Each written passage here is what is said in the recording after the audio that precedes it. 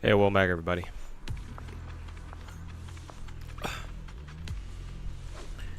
Good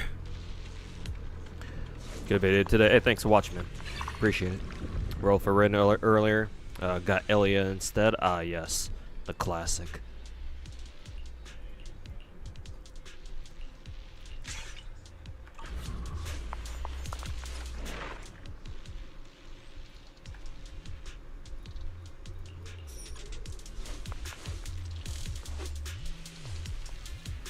Speaking of which...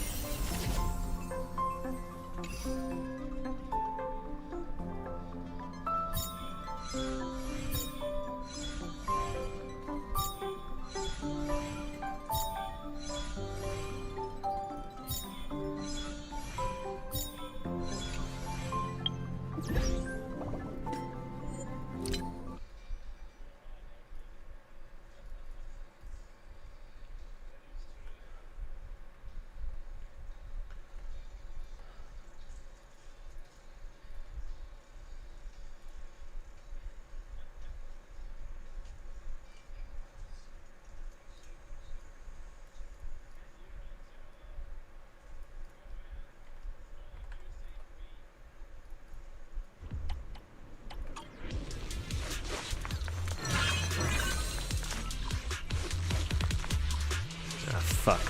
No, no idea the map blindness or whatever it's called.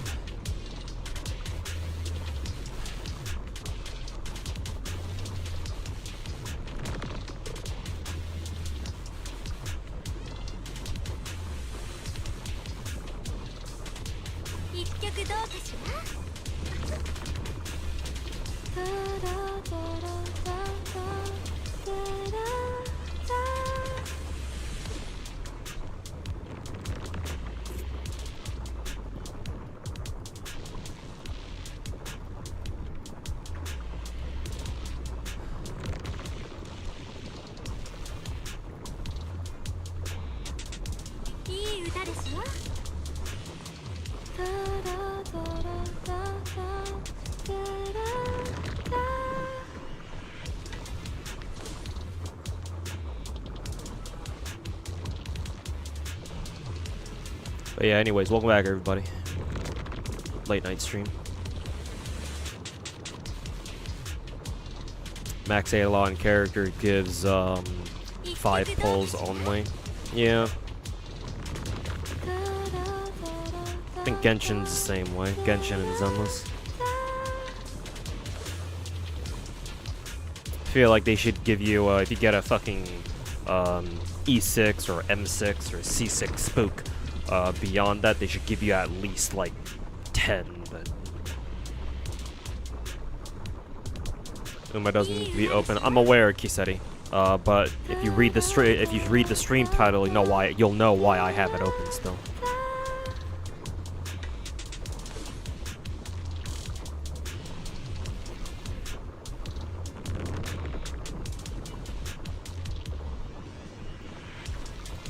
Also, Oshitsune. Oh, I thought that was a resub. It was just a watch streak. Even still, Oshitsune. Thanks for watching. Yeah, Blazing, welcome back, man. Hey, it was Zypher and Chaos over in YouTube chat. How many rage bait accounts on Twitter can you name? None, because I don't bother remembering them. Why would I waste my brain cells remembering what pieces of dog shit they are?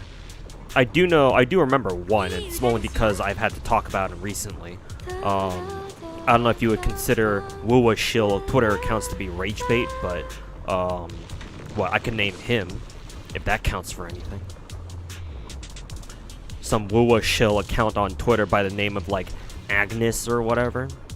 His actual Twitter handle is like at LanXRe or whatever, spelled LANXRE. I can remember that guy, but I don't remember anyone else.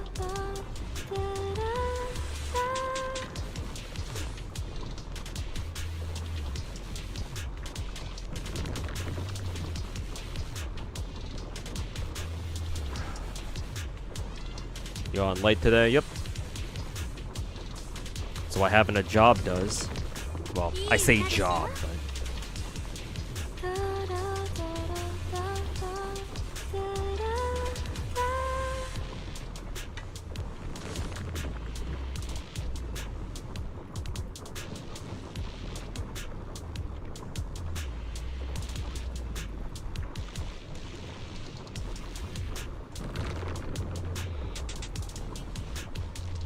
not to mention it's very hot.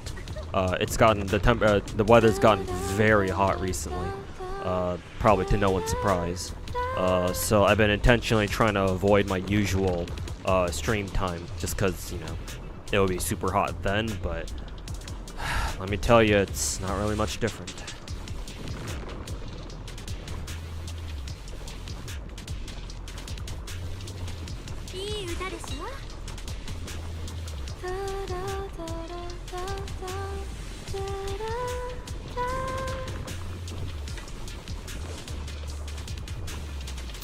You already have OG Smart Falcon. Smart Falcon is, this is an alt? I figure it was just a regular one.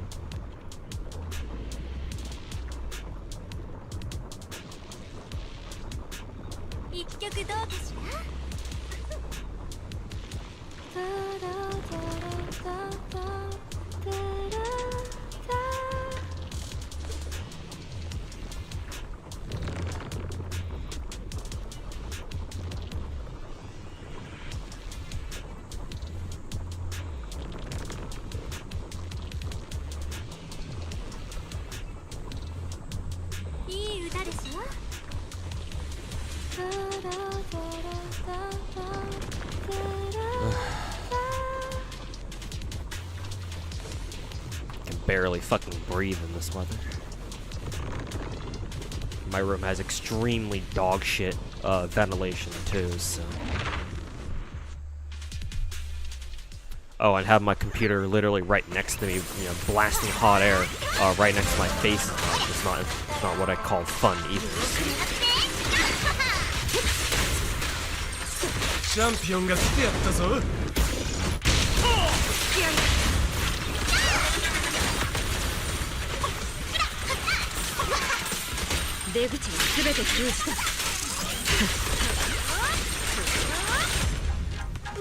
Finally landed a job? No, I fucking wish. At least one that pays pretty well.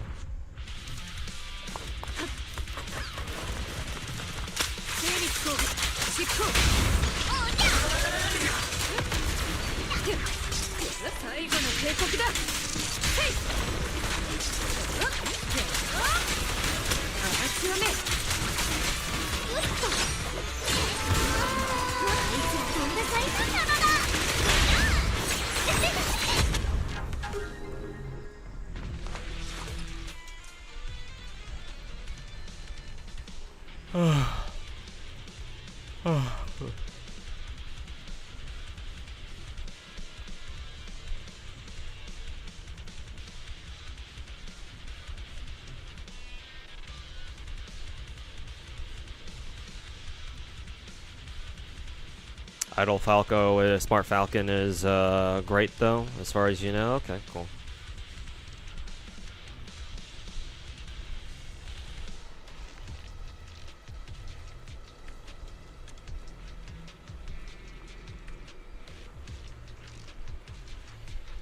Sounds familiar. Since you built your PC, room temp went up by at least 2 to 3 degrees Celsius. Jesus. But yeah, I'm pretty sure my PC has at least something to do with it too, yeah.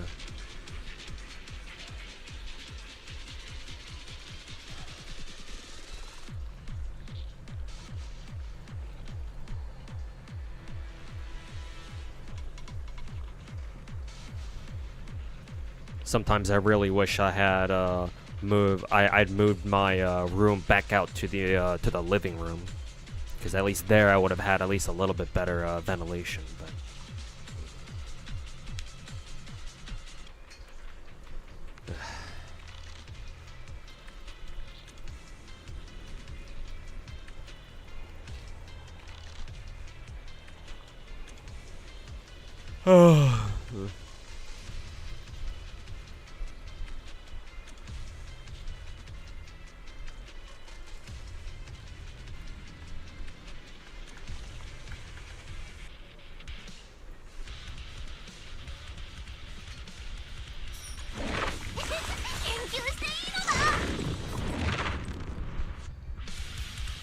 hey, Murph, welcome back. Not sure if you read about what's going on in CZN, but the director resigned. That's news to me. Probably because of the backlash from the community over the announced nerfs that they were going to do the Persona cards from season 3. Well, yeah, I don't know. Well, why the fuck are they nerfing that shit? Again, one of the cardinal sins of gacha games from a developer standpoint is nerfing shit that the community likes. Or just nerfing anything at all, really. The fuck? Well, what did Smilegate fucking expect?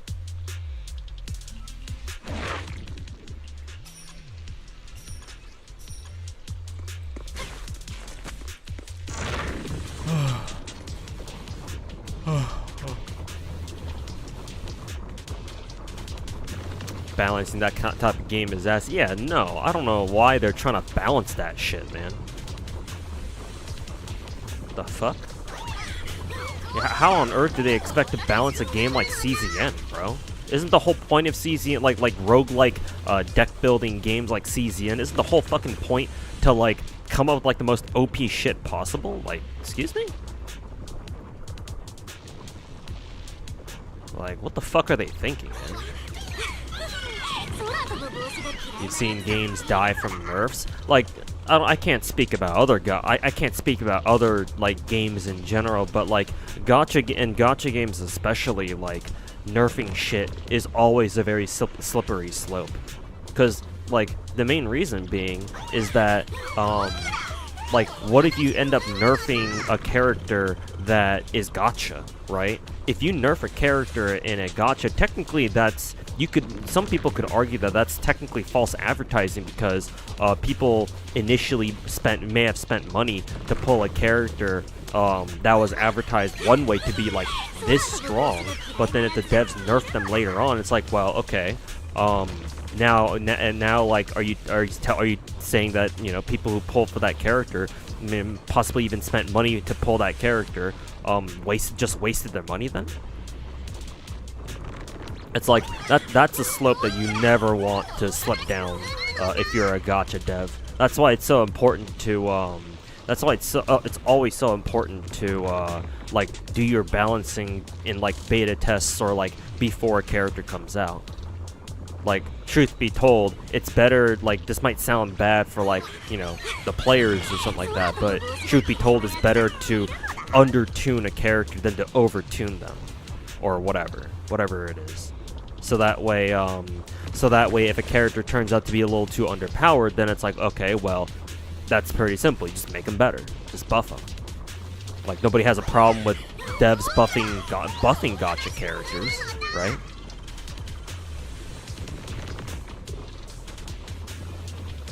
Same about the MMOs. Don't nerf. Always buff. Yeah, I feel. Yeah, That makes sense, because again, I've said before that gacha games and MMOs share quite a few similarities in terms of like gameplay loop and shit like that, so yeah, that makes sense.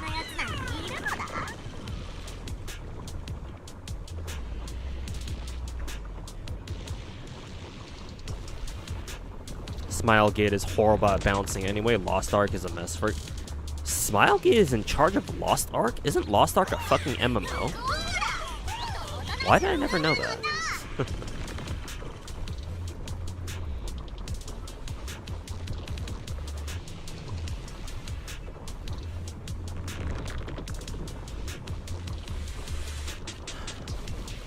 Funnily enough, they're also canceling the nerfs because of the backlash. I mean, yeah, I would expect them to, personally.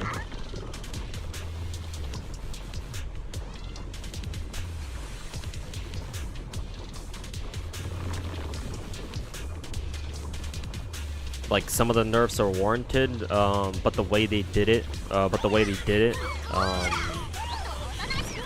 they did it in such a way that the multipliers are just way too low. I mean, I'll never forgive Smilegate for nerfing Tressa, who's my favorite character in that game. They can go fuck themselves.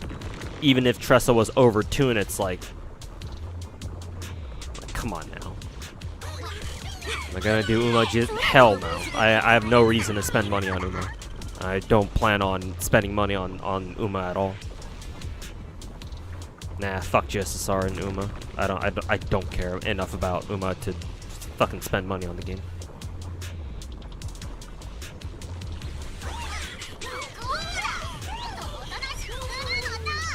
Characters aren't the ones getting nerfed though. It was the Persona cards you get from season 3. No, I know what you're talking about, Tatori. No, trust me, I know. I know what you're talking about. I played this season. I know what the Persona cards are, even if I don't understand fully like how exactly they work.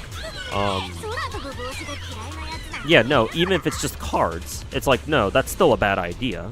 Because guess what? You put cards onto character decks or into character decks. So yeah, sure. Even if yeah, sure. You know, whatever. The characters themselves aren't getting nerfed, but if you nerf the cards indirectly, you also nerf the characters, right? At least the decks that those Persona cards are a part of. So you know, they still get affected.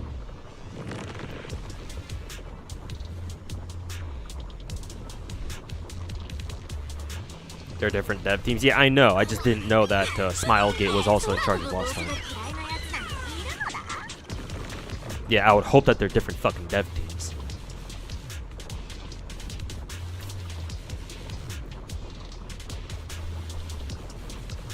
Smilegate is a massive Korean publisher. Really? I didn't realize they were that big. I figured they were just a because I only know them for Gacha, you know, aka Epic 7. I'm aware of Lost Ark, obviously. Like I'm aware that Lost Ark is a pretty big Korean MMO. I just never knew Smilegate was behind it. So yeah, I guess Smilegate must really be a pretty big Korean company. You know?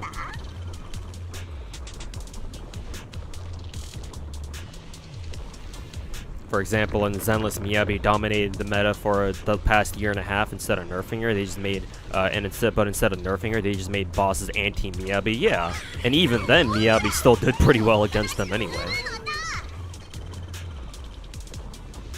Yeah, and just when it seemed like Miyabi was finally starting to get phased out, guess what? They put in Yuzo into the game, so it's like, oh, cool. Hey, guess who Miyabi works pretty well with? Oh yeah, right, Miyabi. Sorry, Yuzo, I meant to say.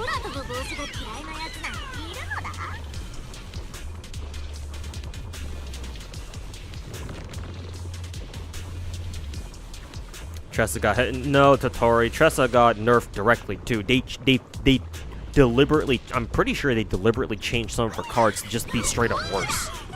Like some of her cards, like 2 of her cards, I think. I forget which ones they are, but I think like 2 of her cards just straight up are just like. I know one of her cards is just straight up useless. Like that one card where it's a 0 cost card, but then all it does is like it activates agony stacks that an enemy has immediately. Like, what the fuck is the point of that, man? And I'm damn sure it did not. It had a different effect before. Like something actually useful instead of just, oh, activate all agony stacks that an enemy has now. It's like, what the fuck? That's so fucking pointless. Tressa also lost their gain shadow daggers on. Yeah, that one. Yeah, that one too.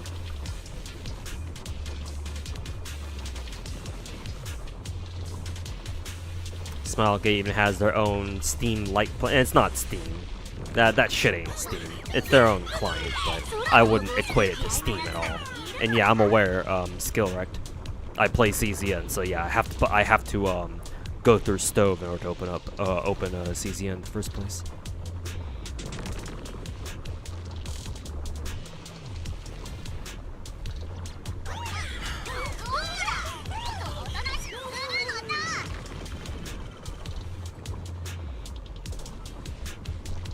Korean indies also published there. Yeah, but comparing it to Steam is like, I don't know. Well, what's a good analogy that I can make here? I don't know. Fucking comparing Stove to something like Steam is like, I don't know. Comparing like your local Asian market, your local Asian supermarket to like, I don't know, Walmart or something. Again, that's not a great analogy to be fair, but like. Not to mention, fucking Smilegate is a Korean company we're talking about here, and as a general rule of thumb, just remember that most Korean companies are fucking dog shit, so. Not sure how else to distill gaming platform. Yeah, no, I get it. And you're right, you do have a point. Because I do see other, like, I've always wondered what those other games I always see on Stove on. I was like, Smilegate isn't making all of these, right? But it makes more sense. It makes more sense if they're like more indie games made by Korean devs. So, I guess you're right. But even still, comparing it to like Steam is kind of like, I don't know if I go that far. Because unlike Stove, Steam is an actually good product. But point taken nonetheless.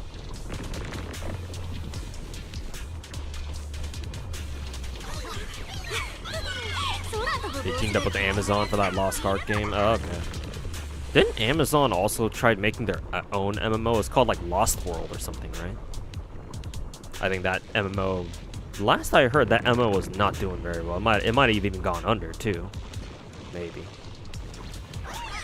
Stardive tried nerfing an OP 4-star and they reversed it. Yeah, something about Korean gachas, man. Korean gachas think they can just get away with nerfing shit. Like, no, fuck you. Hey, yo, Demonic, welcome back, man.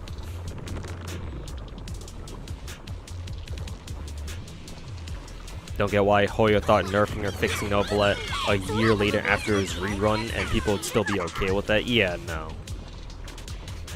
Like, sure, the whole, like, Novelette just doing 360s and getting more DPS out of, getting more DPS out of him that way is kind of stupid. I will give Hoyo that. But, like, at the same time, Hoyo should have seen that coming. Like, it's on them to make sure that a character isn't coming out in such a ridiculous state. So, yeah, that's kind of their problem, man. That's their fucking fault.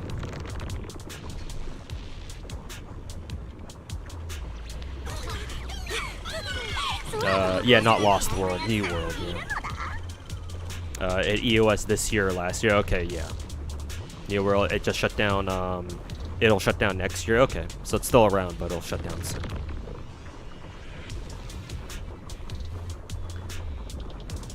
Oh, it's hot. Yeah, Nightmare is a Nexon's decisions all the way back in the MMO days. Oh yeah, man. Yeah. Lawrence, you've heard me about my own problems with Nexon, right? Back, you've heard me tell the story of how I used to play Combat Arms back in the day, right? And all the fuck-ass decisions and how fucking pay-to-win Nexon made that game slowly but surely over the years. I think you've heard me say that. I think you've heard me tell that story. I think. At least I'm pretty sure. You have, yeah. Fuck-ass Nexon.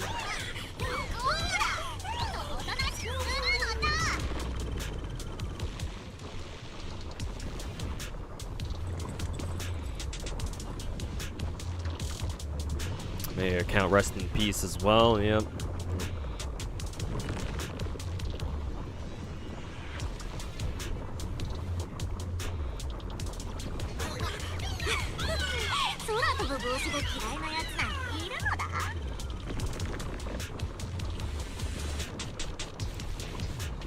It is what it is.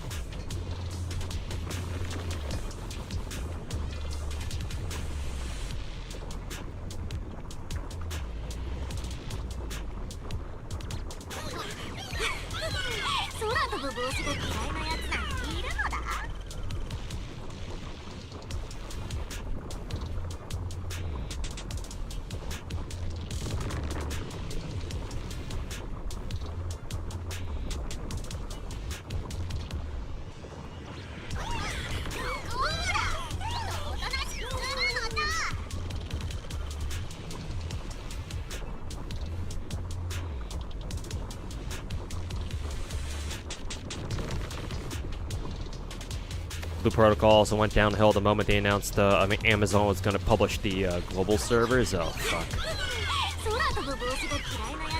Yep. It certainly seems like anything Amazon touches in terms of like entertainment really just does really does just go downhill, doesn't it?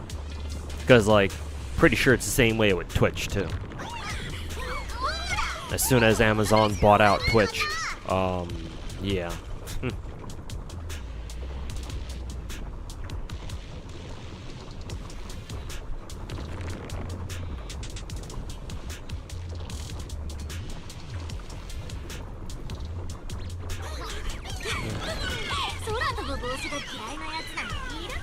Yeah, playing Silver Palace beta is out. I'm aware the beta is out. I've been watching streamers like Sweetly play through the Silver Palace beta just on like a second or third screen.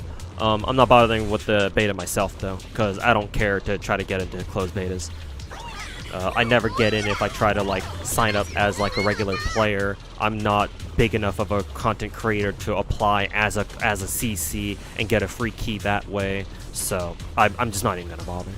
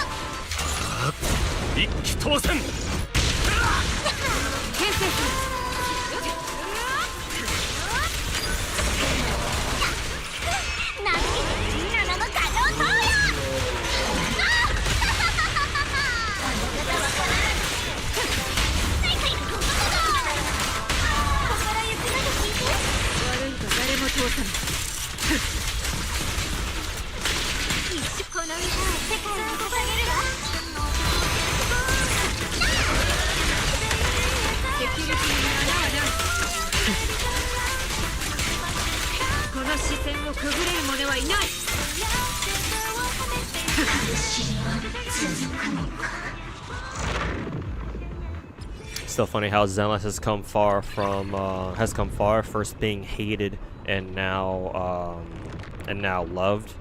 And generally speaking, if you ignore all the fucking Star Rail squatters talking mad shit on Zenless, as long as you ignore those fucking whores.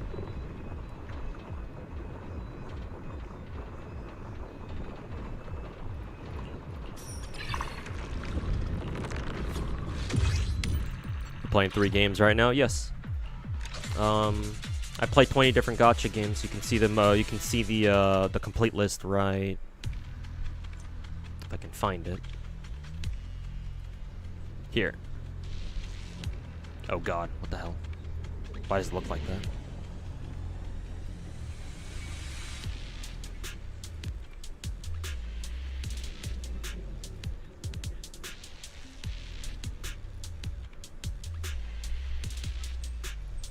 There we go.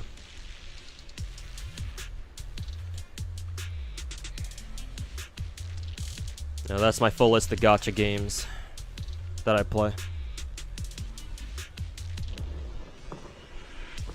Yeah, I don't know why the image was like blown up like that or stretched out like that. Yeah, gotcha, jump scare. But yeah, if you think 3 games is impressive, I play 20. By play I mean main. So I play all 20 of those gacha games every single day. I'm something of a pardon the ego, but I'm something of a gacha god. You won't find another content creator out there who plays as much gacha games as I do. If you do, let me know. I'd love to see who. I'd love to know who they are. But unfortunately, I do say unfortunately, I don't think that's gonna happen. So, I need to use up these things. That's fine. Do it later.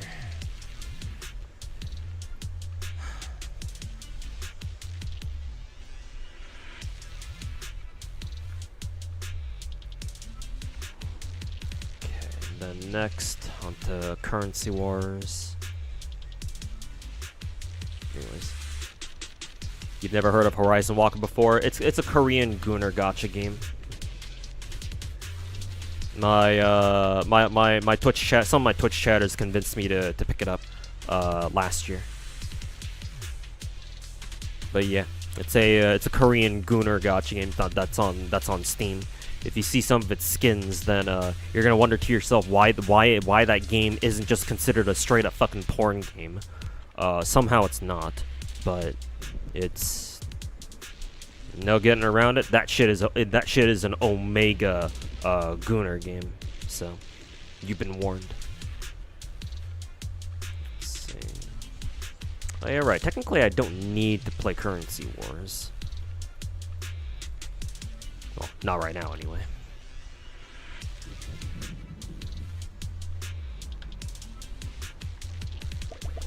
Keep forgetting you don't have to do both Currency Wars and Divergent Universe in the same week. You can just do one or the other. You're a modest person. I'm glad you think that.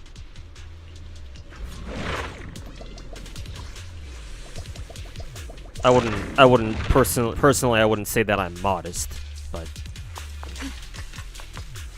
compared to some jackasses out there, I certainly seem a lot more modest than those fuckers.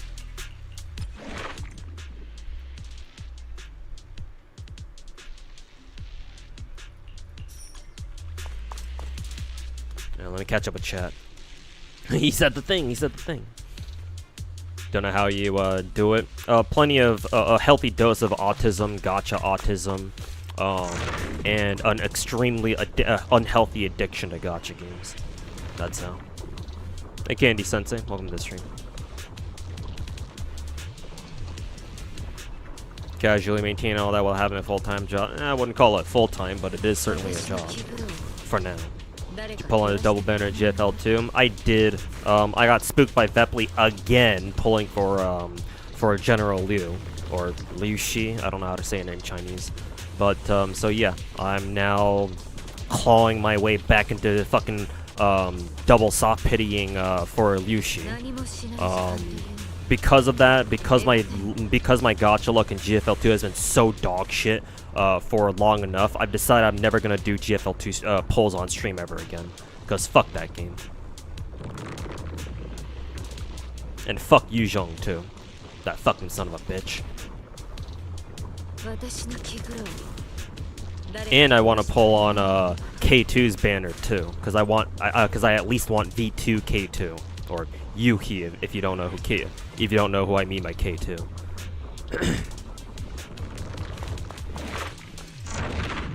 Because K2 is one of my favorite GFL waifus, so especially in GFL 2, because holy fuck, they made it fucking glitter as shit.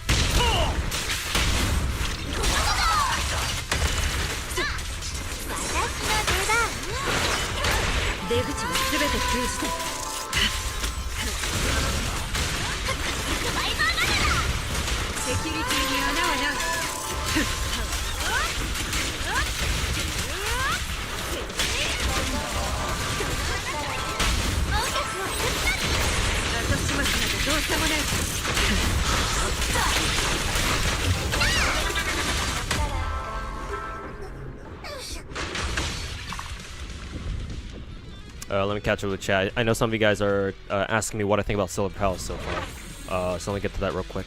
Let's see. Just making sure I'm all caught up with chat right now.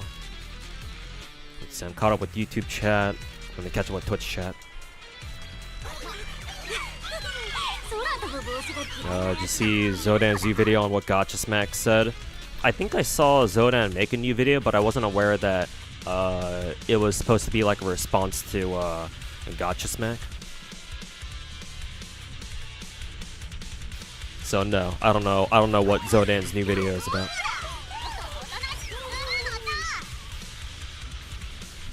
Hey, Haviland. Welcome back. Is your Zenless roster still complete? Yeah. I actually went through story off stream last night just so I can catch up with the event going on. That one Bangbu auto chess event, because I think you need at least like 3 days to complete it, or at least get all the limited time rewards. So I did do Zenless story off stream. So now that I've finally unlocked Pyroi, I think is their name.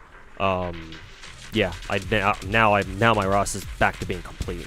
Though of course next week Remiel shows up, so I have to pull for it next week.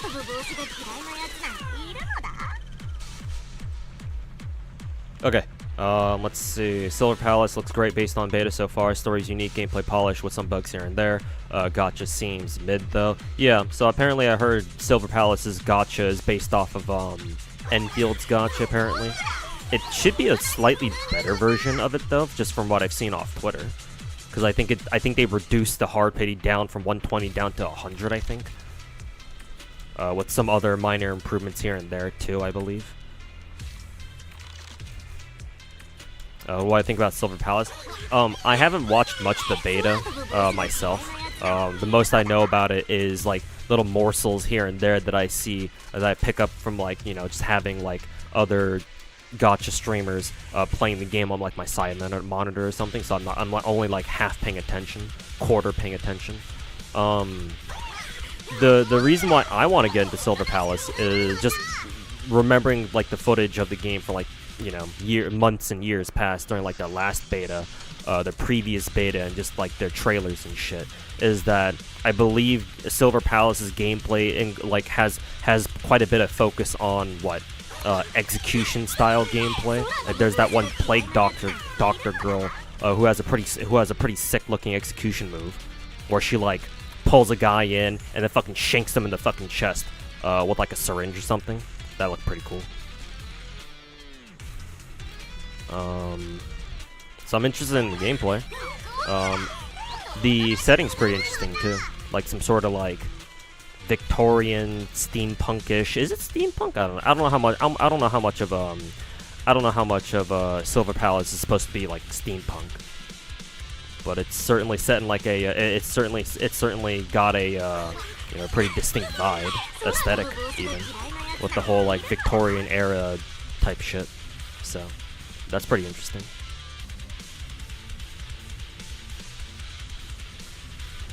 What do I think about Remiel? Remiel is so here's the thing, Katie. I have a type in gacha games. My type is pink hair, fat titties. And I do believe that Remiel also has pink hair and fat titties. You know, 2 + 2 = 4, and yeah, I'm in there.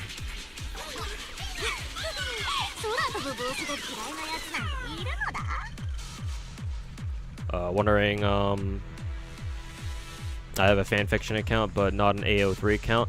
I remember, I actually do have an AO3 account.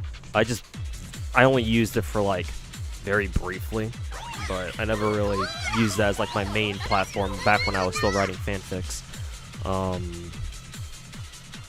Like, I guess if you dig around hard enough, you might be able to find it, but... I wonder if you should play Zenless again. Do you think you should? I mean, if you like it, you should. Or if you feel like you'll enjoy it, then you should. Like, I guess just watch me play through Zenless. If you think that the game looks fun, then definitely give it a shot. Give it a shot again. If not, then you know, we're chilling. Zenless is having their anniversary celebration coming up next week with their 3.1 patch release. So you know that'd be a good time to come back in.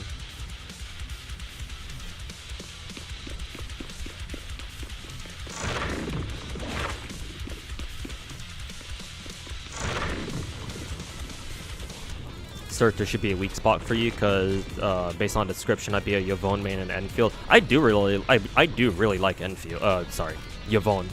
Yeah, she's definitely up there. If Surtur wasn't in the game, but yeah, no, Surtur was my original waifu from Arknights, OG Arknights. So gotta stay loyal. And yeah, there can be exceptions.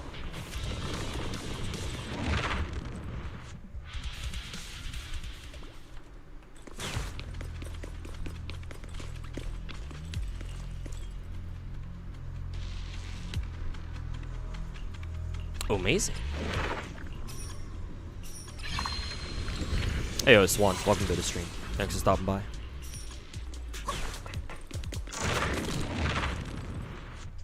But yeah, Surtur does. So I do have a soft spot for Surtur and in Arknights. I mean, if you think about it, red is, you know, the original shade of pink, right?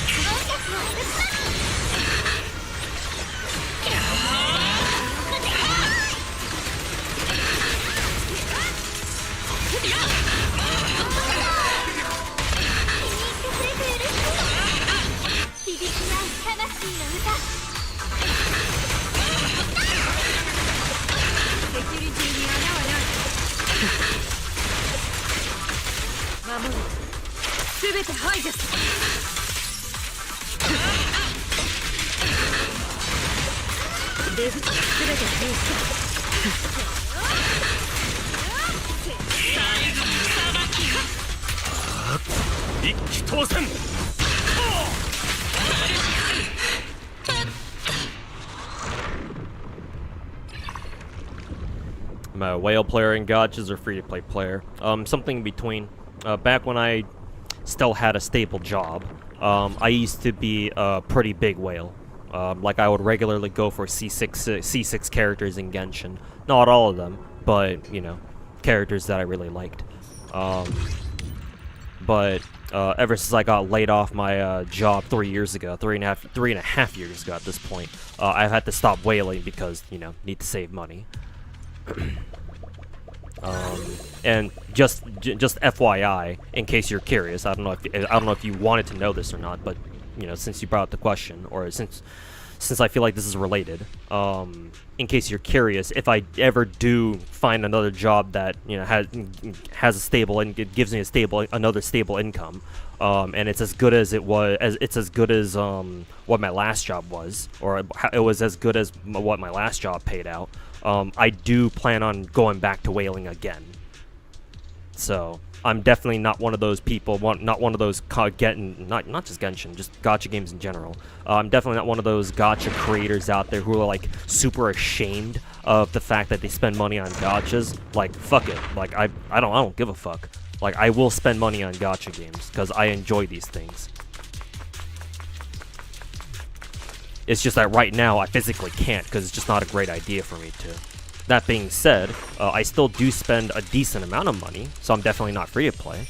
Like, for most gachas that I play, that offer a battle pass, monthly pass, that type of shit, like $5 monthly, $10 battle pass, you probably know those things.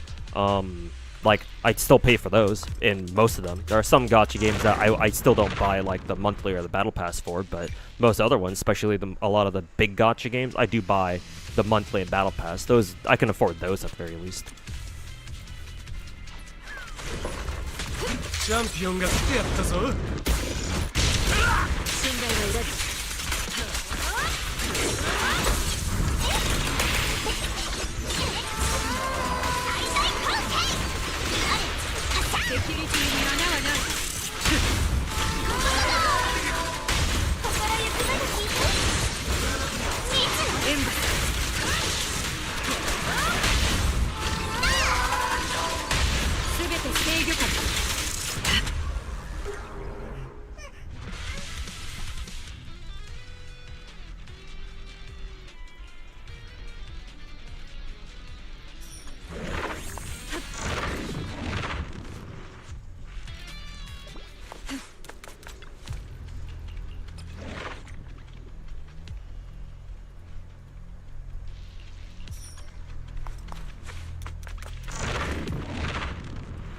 Just waiting for Lapland and Enfield. Going for P5 Arcane at the moment. Jesus Christ. Best of luck, my man.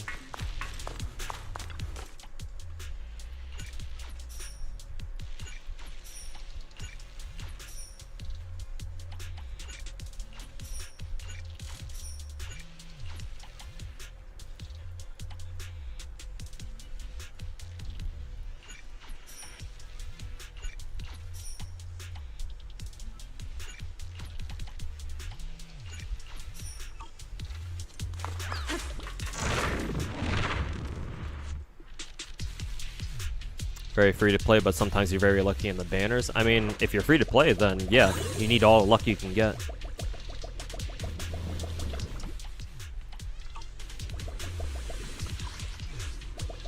There's nothing to be ashamed of if you get super lucky. I mean, if you flex your pulls and say free to play, by the way, that might trigger some people, but you know. Hey man, I say, you know, flex your pulls. That's what Twitter's for.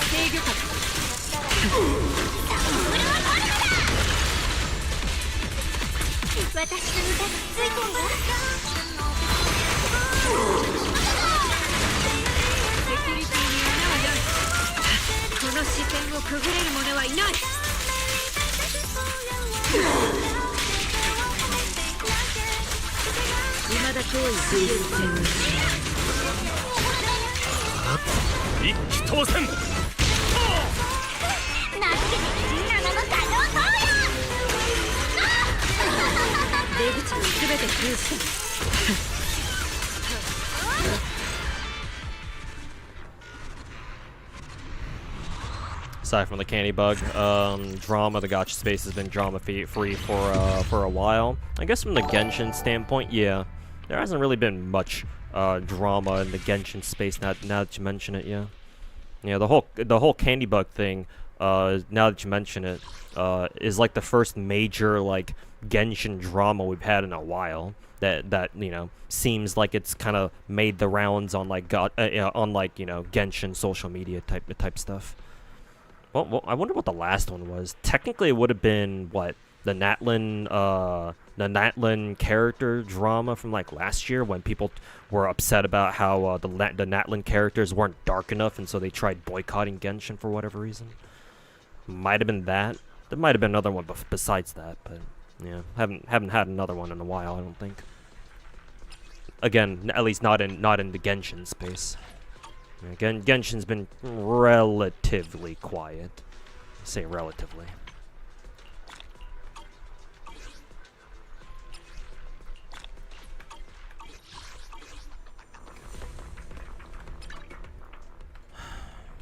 Oh, Satono's done.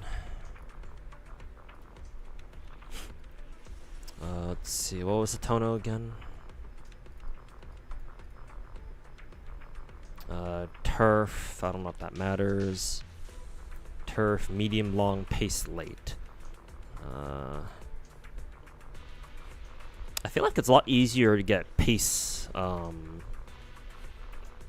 pace skills rather than late skills?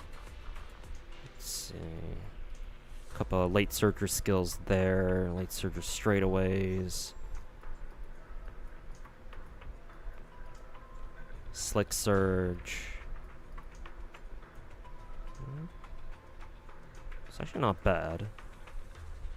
Oh, I've never seen this skill before. Latch on. It applies for both pace and late chase, pace chases and late surgers. What the hell?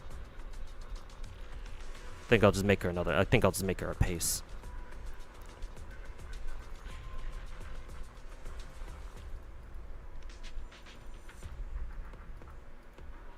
What was she again? Medium long.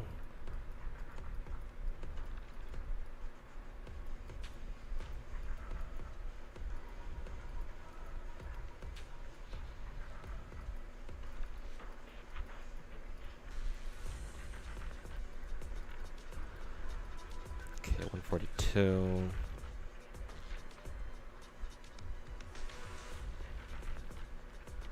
Slick Surge is good on her. Oh, really? Is Diamond better off as a late surger instead of a pace chaser then? Because I have no fucking idea.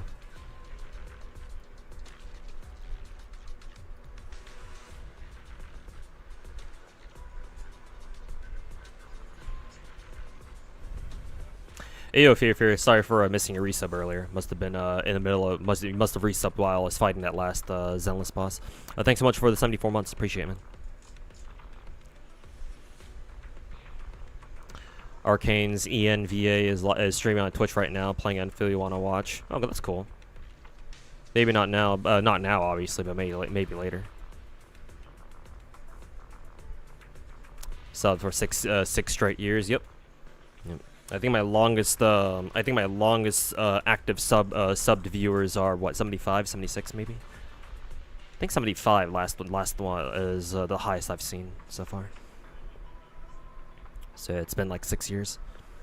Clown doesn't like Zenless Anniversary, making up lies again. Oh yeah, duh. Why would he not? He's a fucking retard. You just get monthly and premium battle pass. Yeah, that's fine. Yeah. Whatever amount of money you want to spend on gacha games, as long as you're comfortable with it, and you know you're not. It's not like it's not bad financial decisions that you're making there. She's okay as a pace. If you have pace chaser acceleration skill, well, what skill is that? Pace chaser acceleration? I don't know what that is.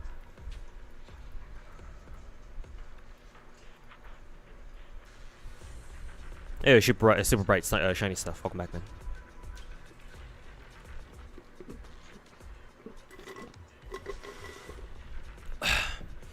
Yeah, Crazy Wolf. Thought you pop in for a second, see the Rin pulls. Yeah, I'm about to pull on Rin pretty soon. I think I just want to clear what reset earlier today or yesterday technically in Zenless. You know, something reset. The Shiyu defense, was it Shiyu? Yeah, Shiyu reset. So after I'm done with Shiyu, I'll do my Star Rail pulls, so hopefully you can stick around until then.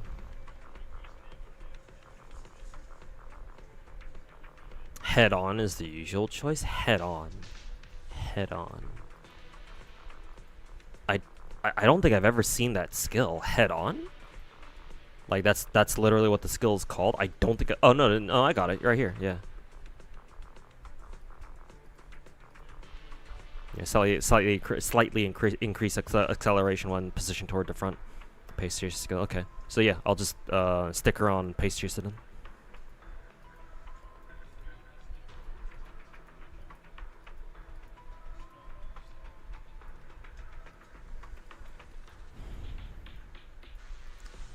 So we're golden. Nice. Excellent.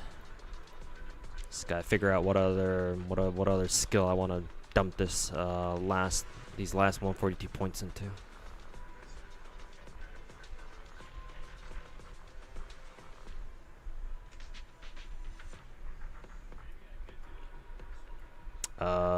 Maybe medium corners, but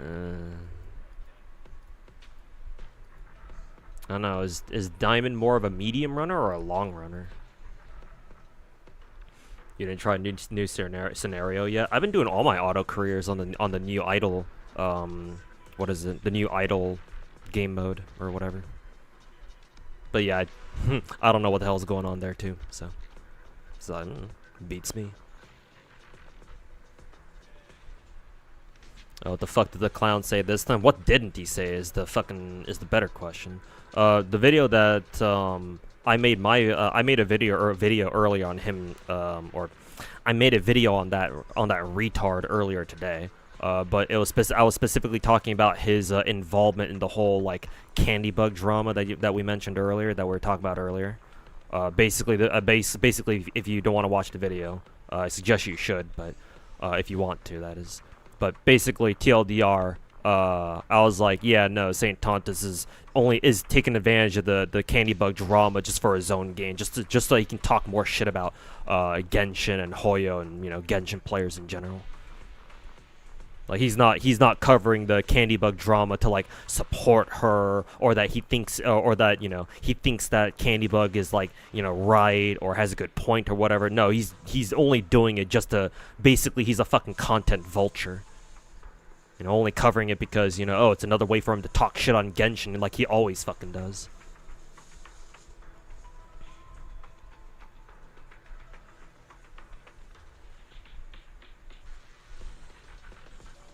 Yeah, Denzel, good luck on your Rin pulls. Yeah, thanks, man.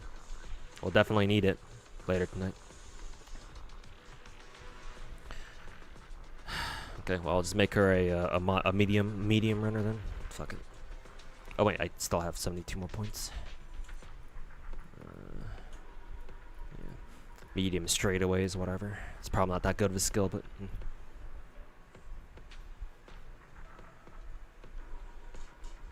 Hey, another S rank, S plus rank. Oh, or not S plus, A plus rank. Wow, this one scored pretty damn high. 12.8K. What's the stat threshold to hit S ranks? Like what, like 15K, 16K?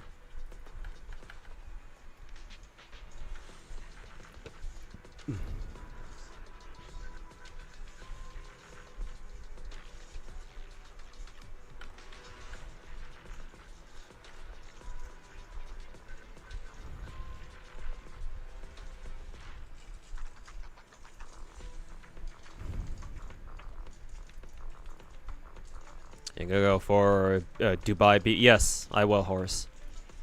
Cause Dubai BB has fucking fat tits. I'll probably get fucked on her gacha like usual, but at least Dubai's titties are Dubai BB's titties are big enough to justify getting fucked by Gacha yet again.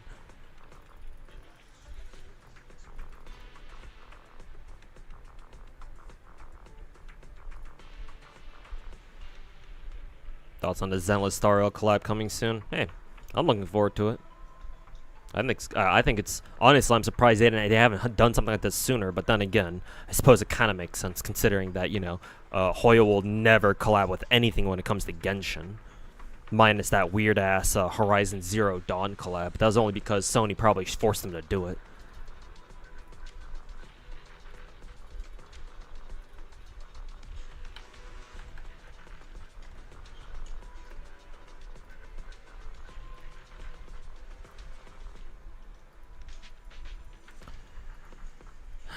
See, who else do I want to? Maybe Biwa.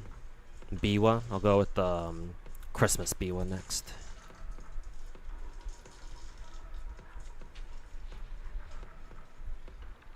Hey Human, welcome to the stream. You heard my Samsung ringtone, bro, is definitely Asian. I wouldn't personally, I wouldn't say that you know, just because you hear a Samsung ringtone that automatically makes me Asian. I mean, in case you couldn't tell just from the webcam. I'm sure there are plenty of not Asian people out there who also use Samsung devices too. What, does my skin tone, is my skin tone not a good enough indicator that, yeah, I might be Asian?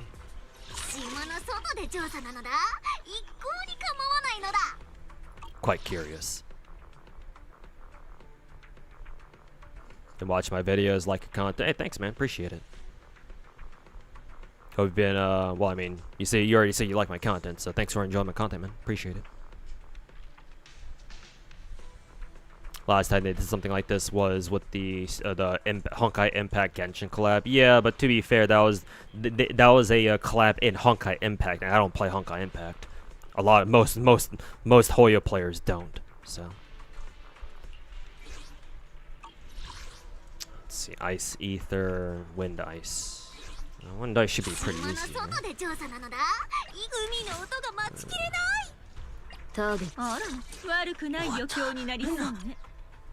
First one was Ether Ice, I believe.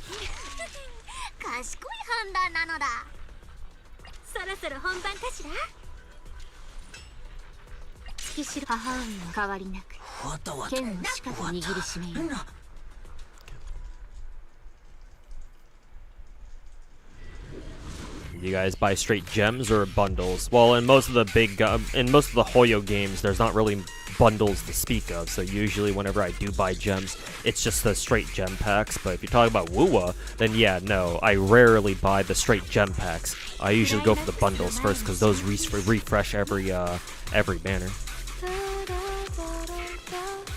Seems like with the more gacha games come out, the more bundles they offer. So. For future gacha games, I think buying the bundles is probably the better play, and then you buy the gem packs whenever you need more. You try to buy the double bonus value or the double bonus packs first.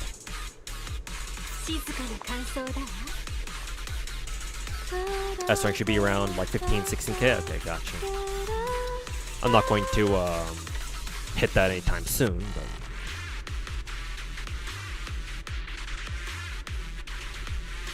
Just use a VPN, saves a lot of money. I guess that too. Can I show you my Yeshin Guang stats? Sure. Might as well do that now because I haven't started fighting yet.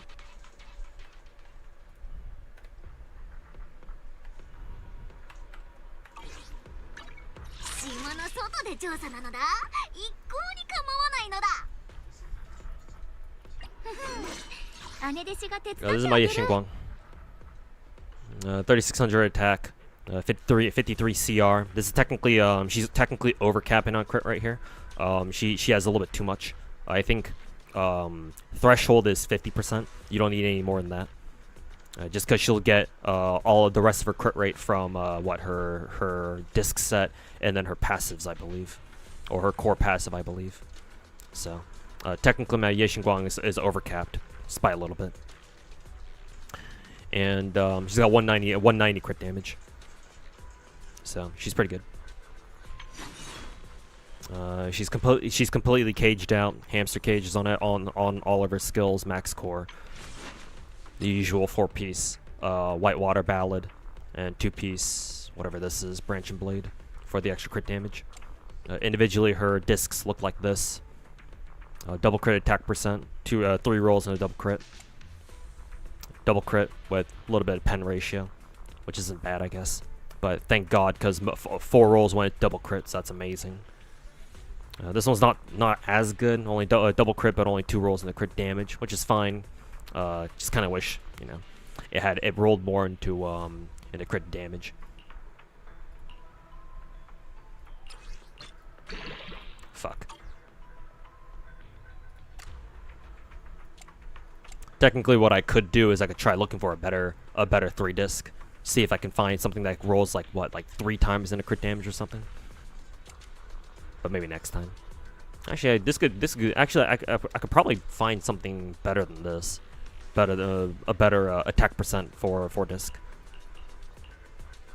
Maybe, assuming I don't get fucked by 3 rolls into fucking flat defense like usual. But definitely potential for improvement.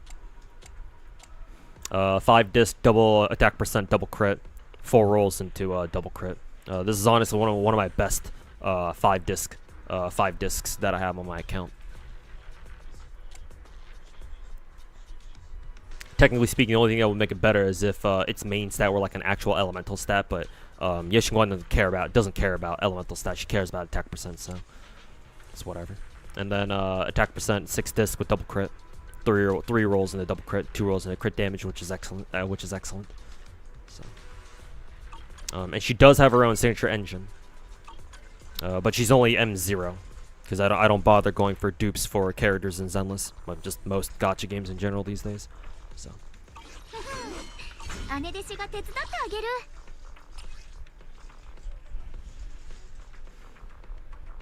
need to find better discs. Let's see.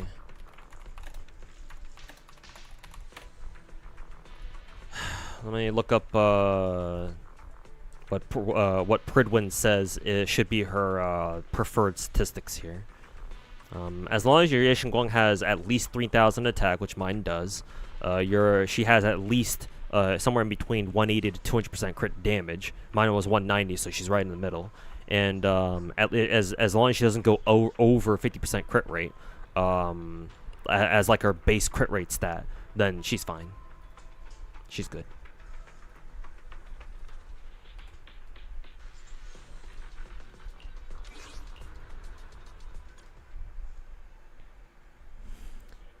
Isn't pen ratio for 2-piece better? From what I've seen, according to Pridwin anyway, you can run pen ratio as like your 5-disc, but it's more or less equal to attack percent. Pen ratio is better than flat attack as a substat if you care about that. But.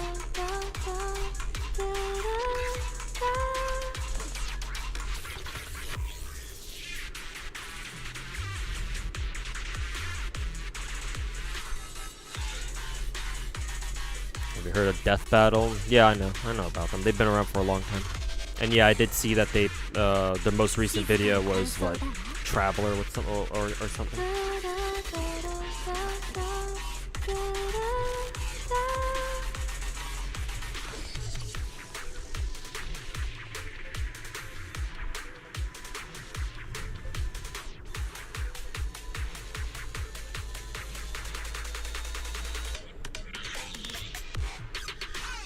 She should have at least 3,400 attack and 200% crit damage. Yeah, ideally I'd like to get her to 200% plus crit damage. I just haven't had the time.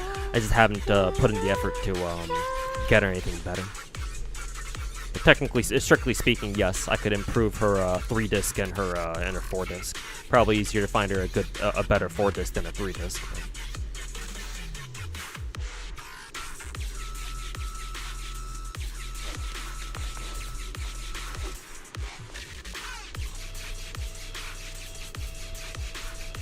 was rewatching my old videos. Hey, yo, Aiden, welcome back.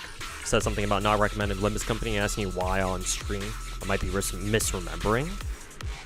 Not recommend. I don't think I've ever not recommended Limbus Company. You may have. You might be misremembering that.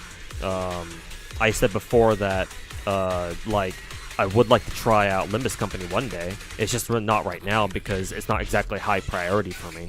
But I wouldn't mind getting into it if I had more time.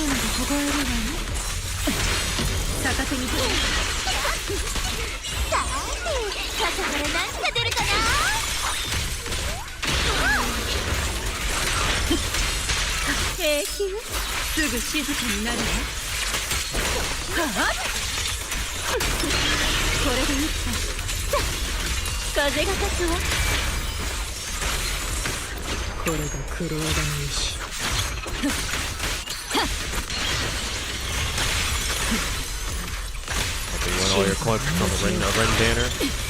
Just one coin flip win is all. But yeah, okay. Let's see.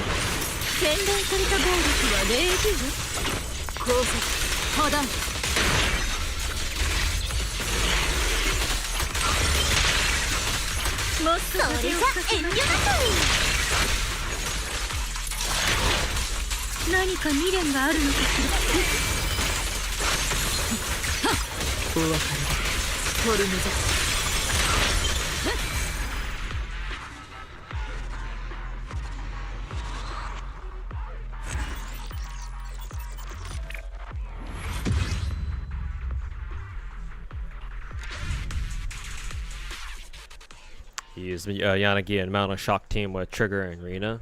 Huh, that's interesting. That sounds like really fun. That sounds like a really fun team, actually. Okay.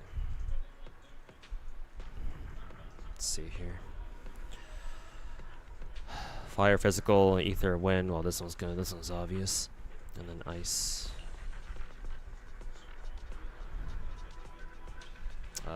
Fire, physical. Who do they want you to use here again? This is the ice ult fight, isn't it? Yeah. Fire, physical, fire. Oh, I'm just use Yexin Guang here. Why am I overthinking this?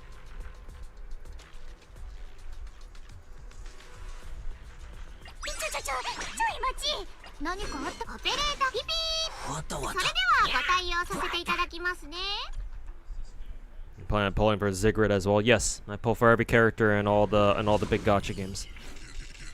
I don't skip characters.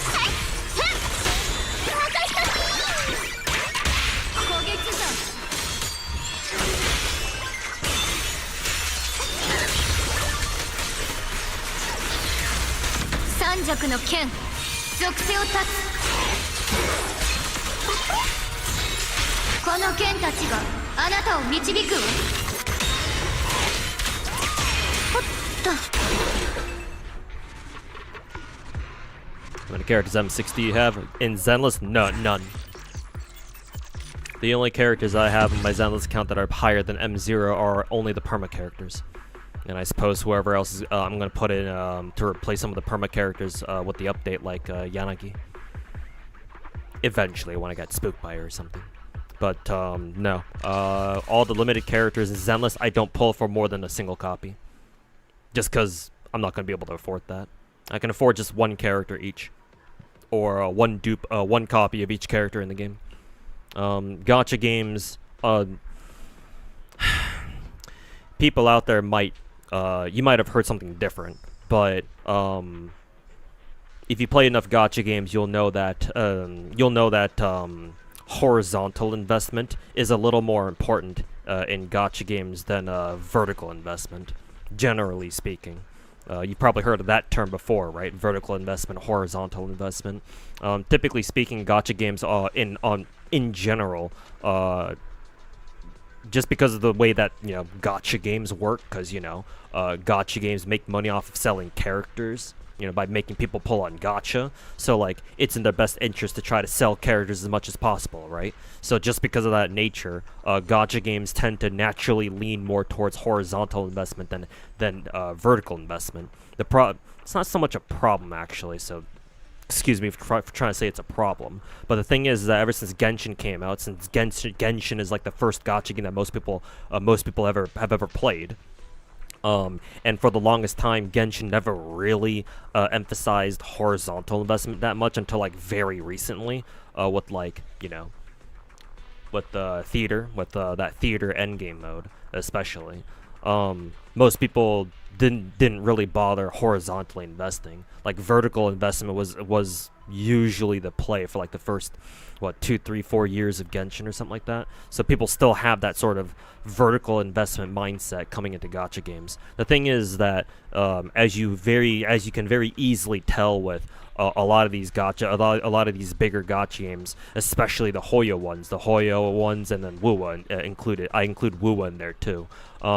No, it's even in these gacha games, it's more about horizontal investment than vertical. Because like, especially when you see all these endgame modes pop up for all the big four gacha games, right? So Genshin, Star Rail, Zenless, and Wuwa. Genshin's got it's got theater and fucking Stygian Onslaught now. And those game modes, especially theater, but even to a certain extent Onslaught, Stygian, you need multiple teams for those. Stygian Onslaught, you need at least 3.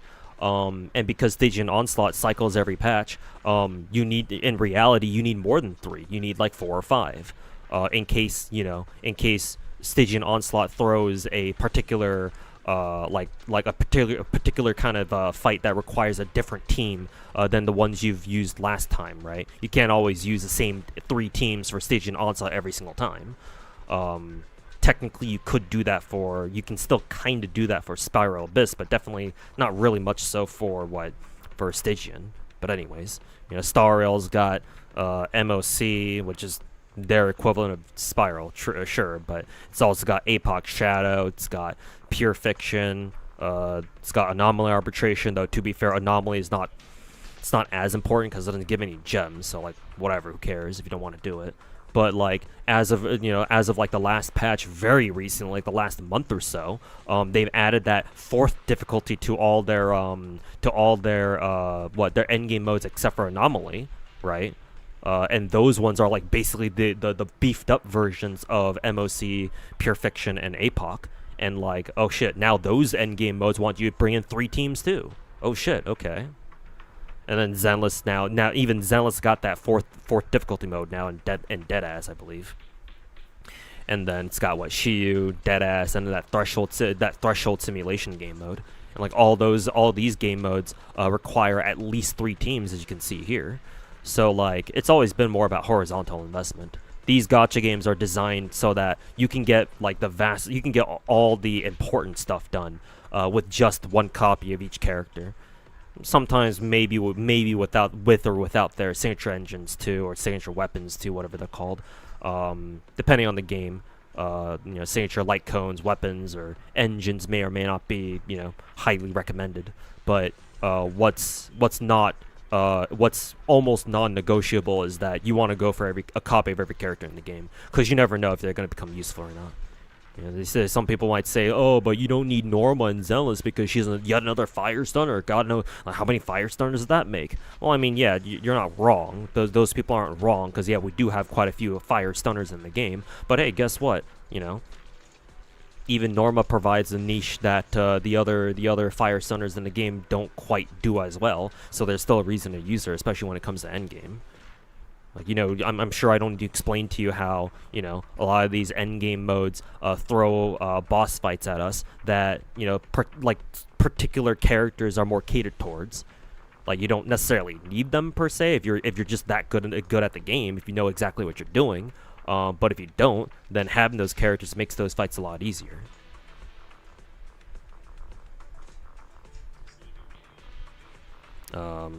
So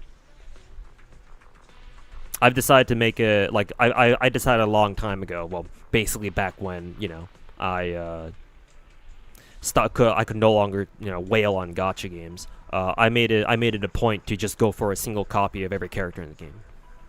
Because having the characters is the most important thing in these kinds of games, in gacha games especially.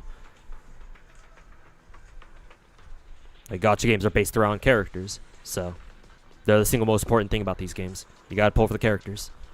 Well, I say you gotta, but you don't have to. But as long as you're very intelligent about, like, you're very smart about who you pull, and you know exactly what your account needs, and you pull for those characters specifically, then you should still be all right.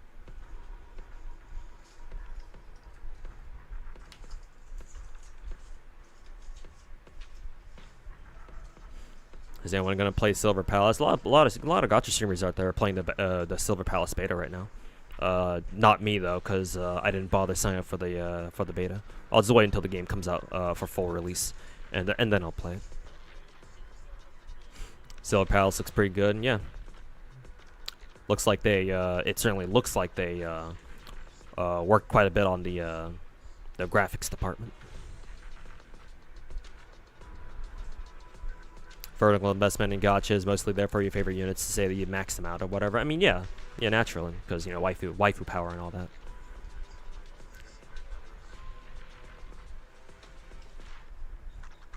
If I could get away with any game or anime to collab with Genshin, what would that be? Arknights, OG Arknights.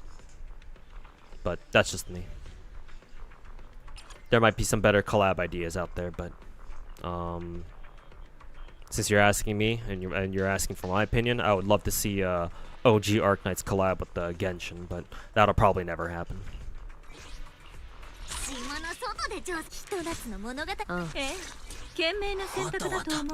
And I do mean specifically OG Arknights, not Enfield, by the way. Though I guess Enfield would be cool too, but preferably OG Arknights.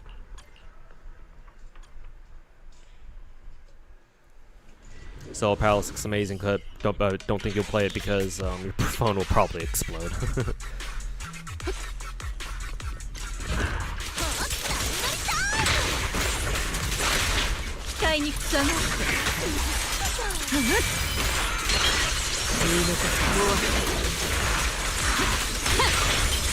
Give the Arknight / Monster Hunter or Warframe. I mean, they're already doing a Monster Hunter collab.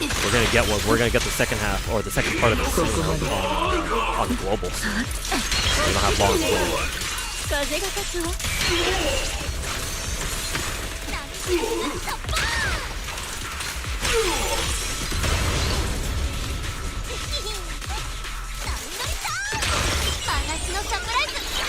but a Warframe collab is pretty cool.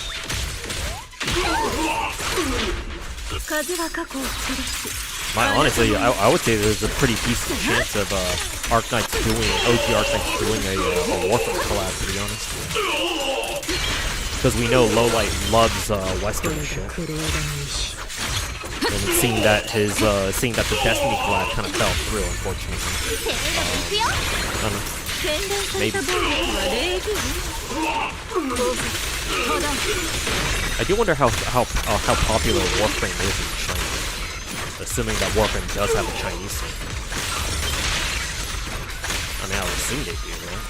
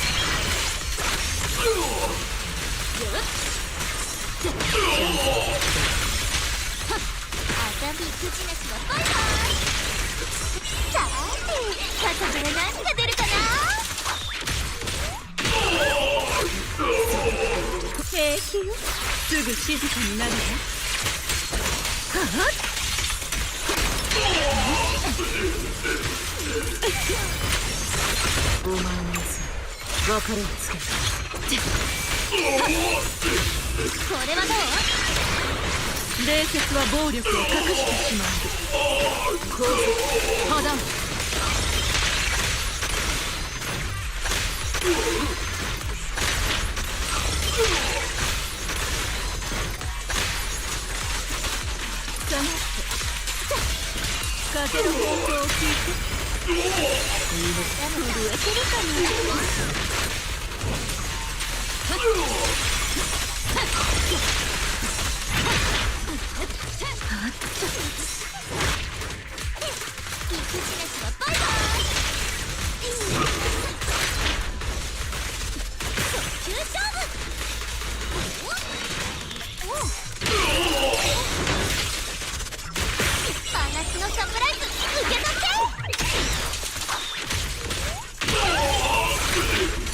境界線を引くのはこの私だけ。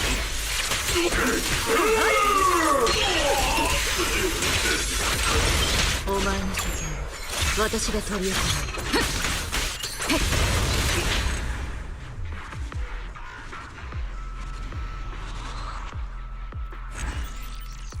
Better start saving. Hey yo, Changlei's pet, welcome back.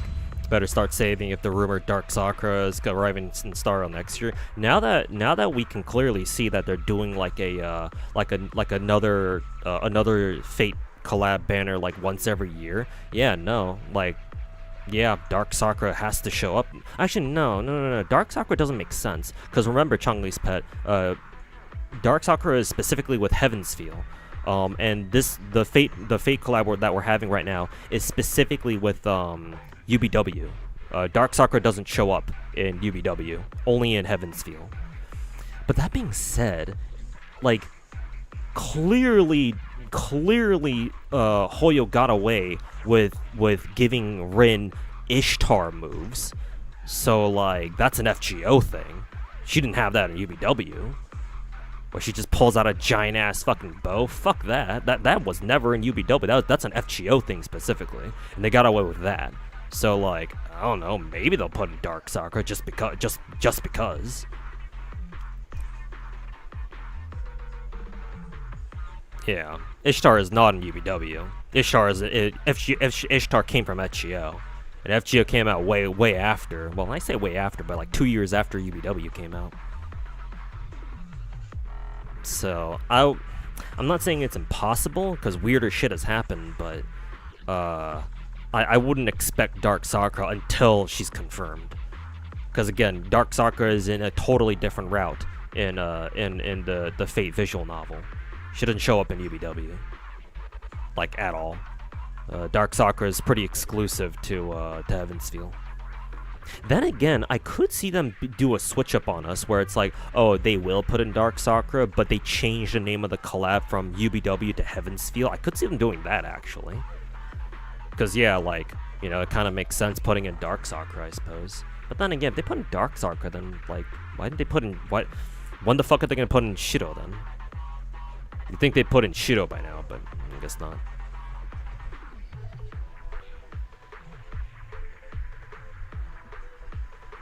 Not all the gacha games you play did any games have EOS offline mode plans?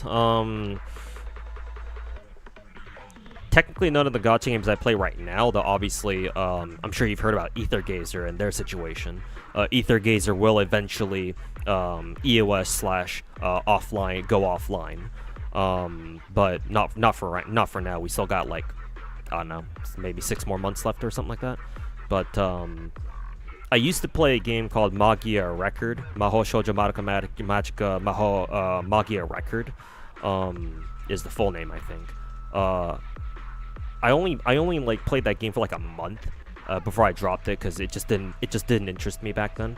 And that game did EOS. However, the reason why EOS was because the devs came back with a sequel gacha that's known as Exedra, and Exedra's been out for like the past year by now.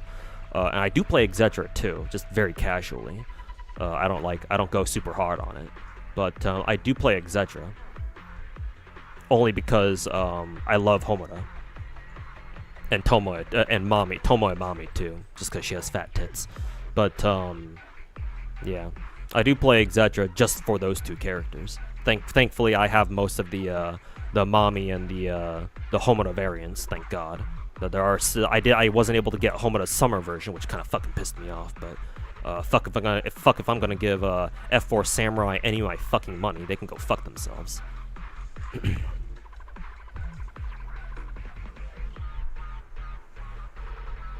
But Mage Records is the only gacha game that I've ever played that did eventually EOS, but technically it kind of resurrected in the form of a sequel gacha, I suppose.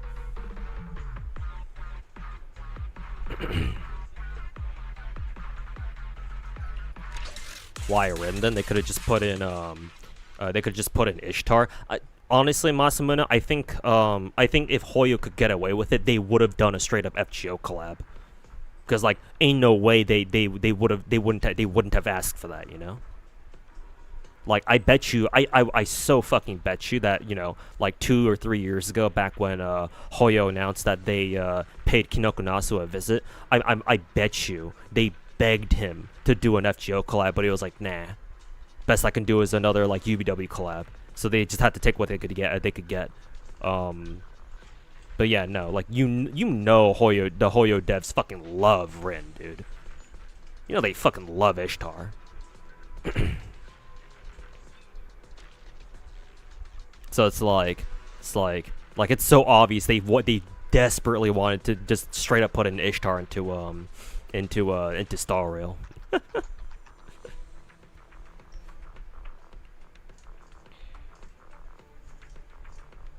Thought Ether Gazer devs were like, we put the game on the shelf and we'll think about it. No, they've decided to take it offline. They'll give the game one last major patch, and then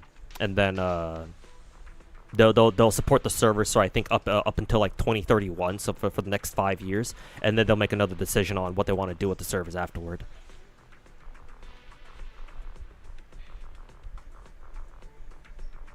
Or the ideal version, offline version of current gacha games look like. I think what Ether Gazer is doing is probably it. Like, you have a download link that is available at all times that allows you to download the client and, you know, download the entire game.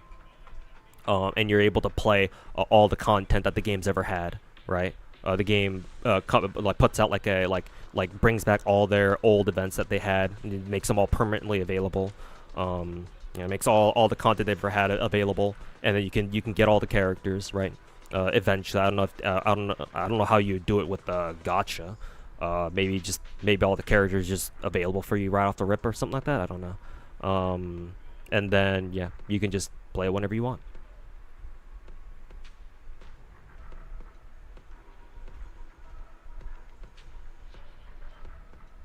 Also, Rin does have the daggers from Heaven's Feel, really. You mean the Zelrich's jeweled sword or whatever? Yeah, from Zelrich. Yeah. Okay, so if she has the swords from fucking Heaven's Field, then okay, yeah. If that's the case, I didn't know that because I haven't pulled Rin yet, obviously. So if she's got the fucking daggers, then shit, man. I guess Darkstalker's on the table then. I should have probably extrapolated that. Just from the fact that, you know, Rin has fucking Ishtar moves for some fucking reason. What is Gilgamesh? Oh, he's from Fate Stay Night. What series does he come from? The Fate Stay Night visual novel. He's one of the OG Fate characters.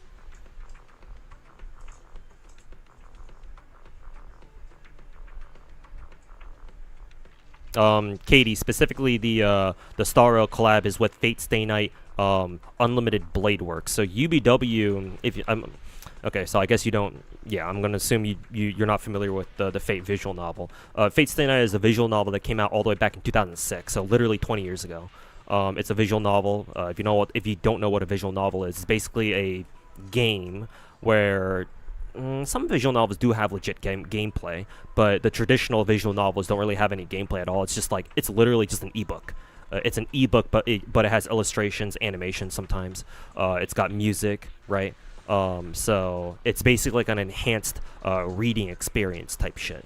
And typically a lot of visual novels out there also have like a lot of like branching paths, so they have multiple endings type shit. So they've got some replay value there.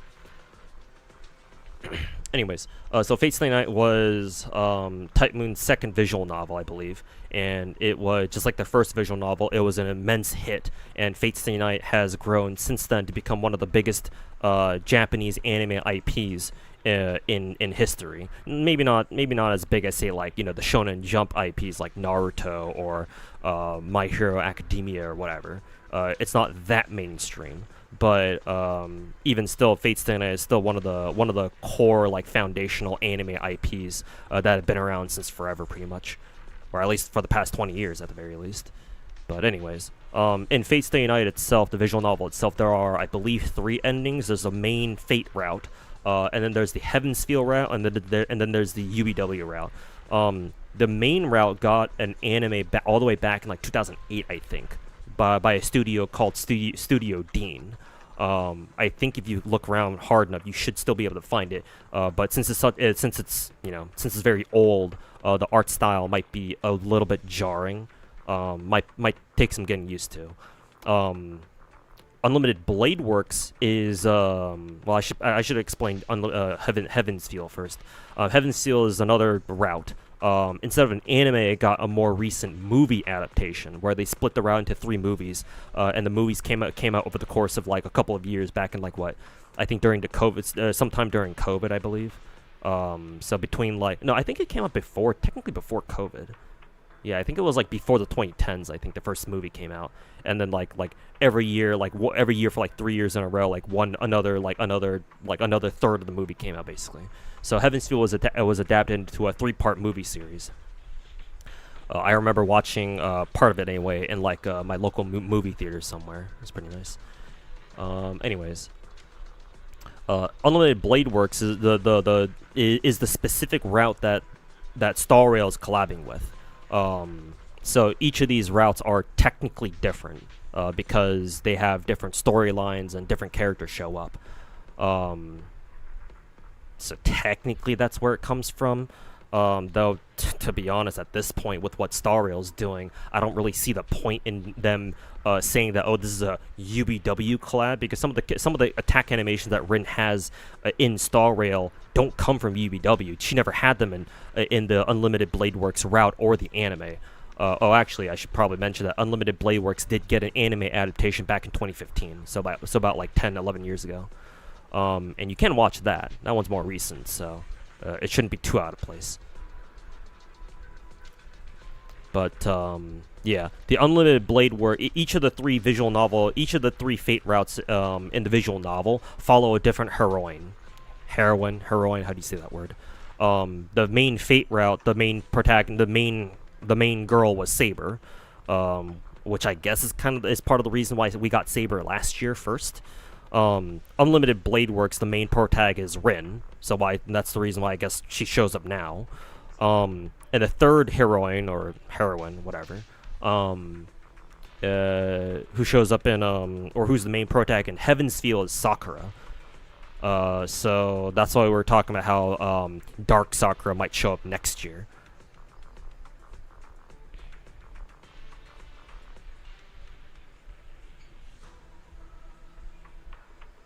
You love Heaven's Feel. Oh, you watched the movies? Okay, that's good. Then yeah, I guess I didn't need to explain all that then. Since you already know.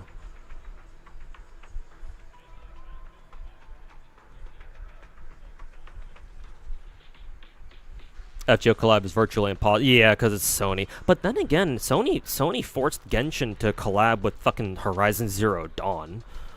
So like there's a chance, but it's so minuscule that I wouldn't personally count on it.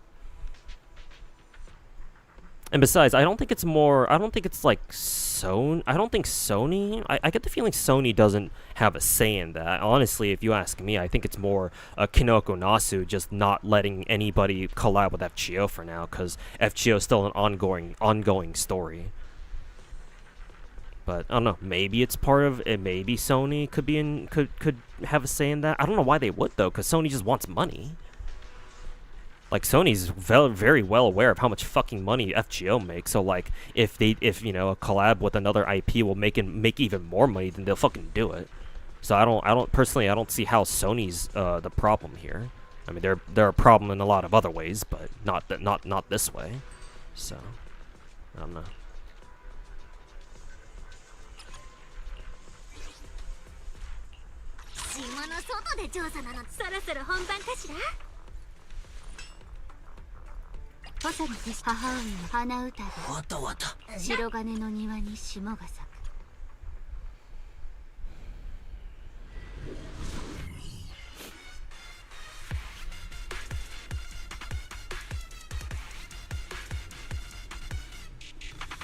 You didn't get an answer? Did I miss your question or something? Oh, I think, okay, now that I read your comment, I think I kind of remember what your original question was. They haven't tried making a Zenless Genshin Honkai clone of FGO, especially considering they have FG arcade models in their hands and how there are noble phantasms. Look in 3D. Oh, okay. Okay. You're saying that you're surprised that they didn't come out with like an FGO 2 that's basically a Genshin clone itself. I like, trust me, Aiden, I want there to be an FGO 2. That's like a, you know, like a 3D gacha, so basically a Genshin clone. The problem is, Sony, like, if that game's gonna have any chance in hell of being good, Sony has to, or Type Moon has to, outsource that to a Chinese studio. It ain't no fucking way they'd give that shit to a Japanese studio and make it be anywhere near as good as any of the modern Chinese gachas out there right now. Like, they have to pull up, in my opinion, they have to pull a P5X, where it's a Japanese IP, but whoever's in charge of it, or whoever owns the IP, basically gives the rights to making like a gacha game to a Chinese studio, which is what P5X does. So if there's going to be an FGO 2, it has to be like that. I don't have trust in any Japanese developer, and I suppose to a lesser extent a Korean dev either, in making an FGO 2 that's actually good.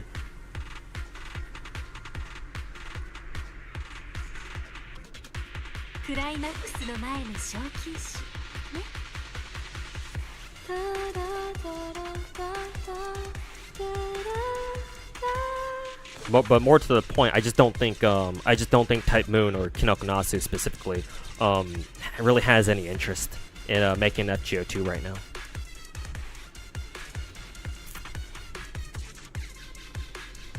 Now this is not going to work on another gacha full time because he wants to make other games. Yeah, I mean, he might say that, and you know, he fucking keeps delaying extra record.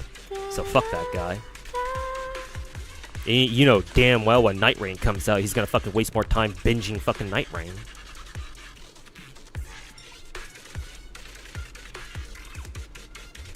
Technically did have the 3D FG arcade, yeah, but it wasn't global. It was just in Japan, so fuck that shit.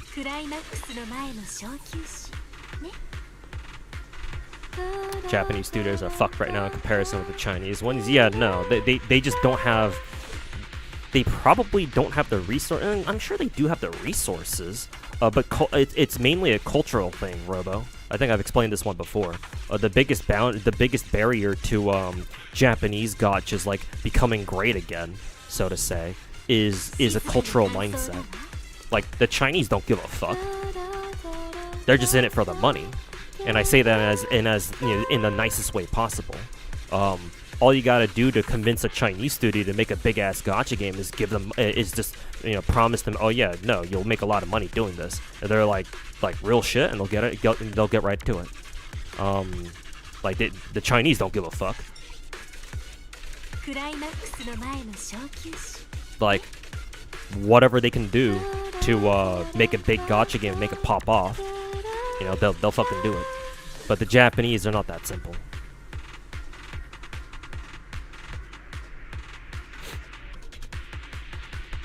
They don't have the manpower. It also doesn't help that they don't pay their programmers and other employees that much either, especially with how weak the fucking yen is these days. So yeah, that's not great news either. You think they didn't trust new Fate gacha development to Hoyo? They could. Clearly, Hoyo and Kinokunasu are tight with each other. If Kinokunasu greenlit let Hoyo collab with Fate, to be fair, Kinokunasu doesn't really care what Fate collabs with these days. Well, has he ever? As long as it's not FGO. But anything related to the original Fate Stay Night IP, he doesn't really give a fuck. Free money for him.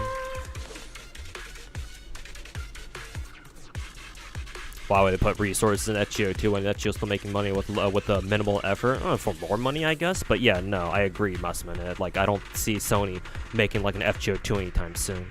Like, they gotta show me something that shows that they've been working on like a possible FGO2 for like a long time. Like, remember back last year, or like during our last anniversary, or like last year when people were speculating, oh my god, FGO's finally gonna die because we're on the last story chapter or whatever, right? And I was like, yeah, nah, like fuck that shit.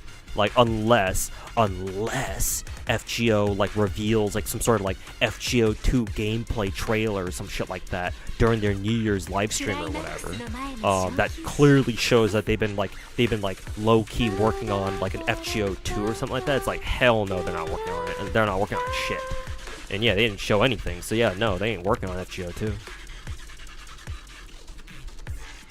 Your dream of a Zenless and Wu collab will remain just that, a dream. Would love to see them melt. Yeah, I'm with you, right? I'm with you there, Robo. Yeah, I would love to see the Wu shills rip their fucking balls off when they see a Wu and Zenless collab. But yeah, no, collabs between two different gacha games is very difficult. So yeah, not exactly likely.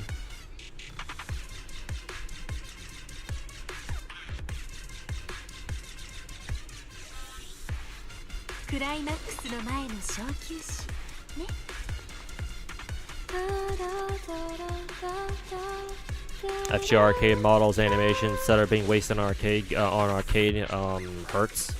Like, you like arcade, but them being locked to just arcade really hurts. I get you, man, but remember, these are Japanese. This is a Japanese company we're talking about. They only like, when I say they only care about their own like home Japanese audience, I'm not kidding. Like, they don't really appealing to foreign audiences. They don't really care.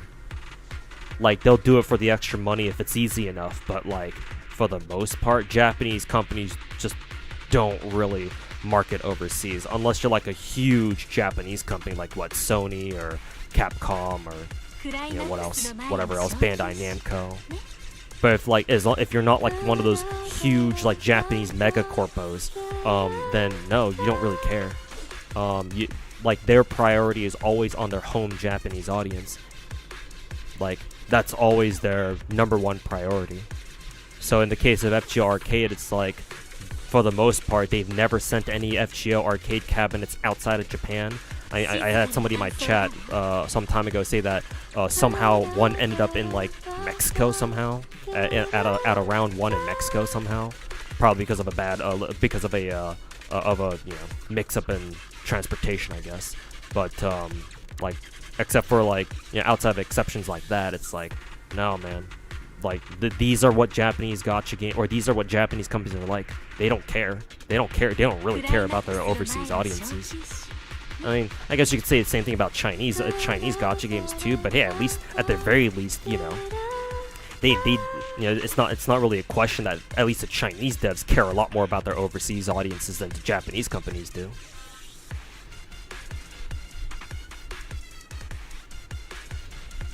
Japanese companies still don't like doing shit for PC. Oh yeah, no. PC, what's that? We only know consoles and phones.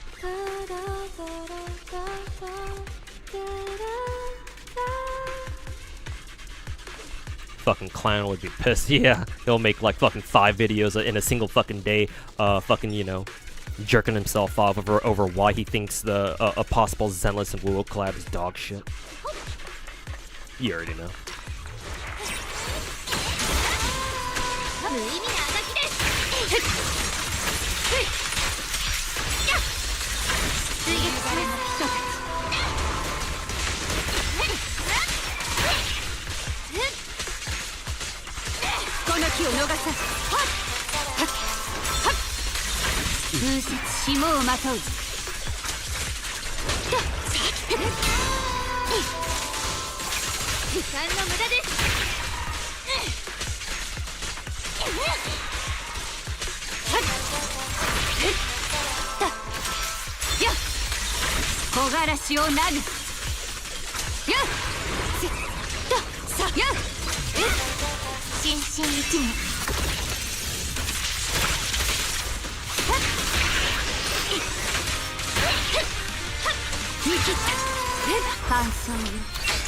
我が刀身に宿る。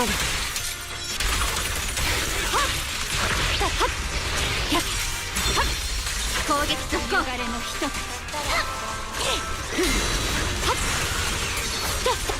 この歌は世界に捧げるわ。弱点はそこです。一刀無縁。風雪霜をまとう。よっ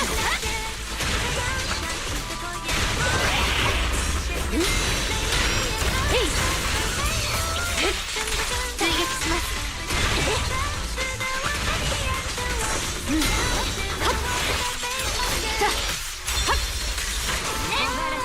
何の無駄です。ベニッツが絶中に落ち。死ね。攻撃続行。どっかに肌なし報いよ。これが音楽の魔法。秩序改正。一撃で制します。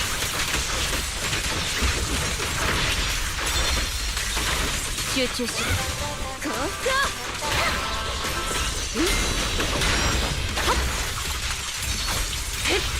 容赦をしない。追撃します。木枯らしを投げ。私の歌がついてるわ。手は緩めません。雪のしず。冬枯れの人たち共に雪降る道を行かぬ。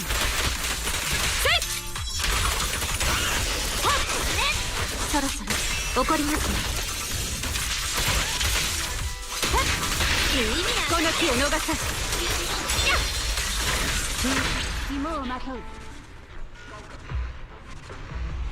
Surprising to you how some devs make PC versions of PC and create global service overseas fans. Meanwhile, some Japanese devs seem too stubborn, despite there being a lot of money on the table. It seems to be changing, albeit slow. Yeah, Aiden. Here's the reason why. I guess you never heard me explain that phenomenon before. Culturally speaking, like I said before, this is a cultural thing for the Japanese. Culturally speaking, the Japanese as a society, as a people, have always done things their own way. Generally speaking, when they find something that they're comfortable with doing, right? If they're used to doing something like a certain way, they don't change it for anything, even if it means that, even in the face of, like, you know, the outside world doing things better than they do it. As long as they're fine with doing it, and people within Japan itself, like the actual Japanese people themselves, don't mind how things are done currently, they're not gonna change shit.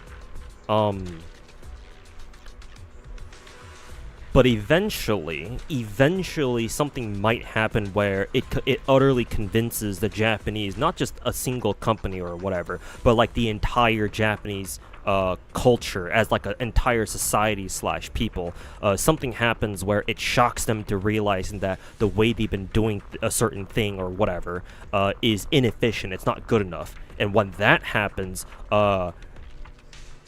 they become super militant about finding a better way to do that one thing, or doing certain things. And when they find, until the point where, you know, until they get to a point where, oh, they're comfortable with doing that new thing, they're comfortable with, like, they found a new way to do things, and they ride on that for the rest, for like another fucking 200 years or something. You know, I graduated with a degree in history, so I kind of know a thing or two about Japanese history. Especially modern history, though I've forgotten a lot of it, to be fair. This is back in college, but anyways. You can see this in modern, especially just throughout general Japanese Japanese history.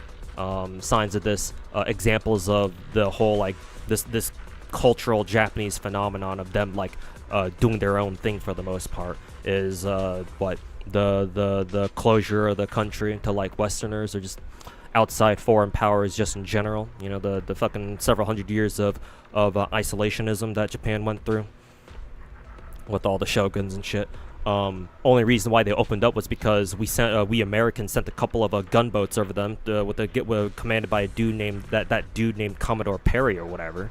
And then we were like, hey, we really like to trade with you. And the Japanese like, no, fuck off. And we were like, you sure about that? And we pointed our guns at them. And the Japanese were like, oh shit, okay, well come on in then.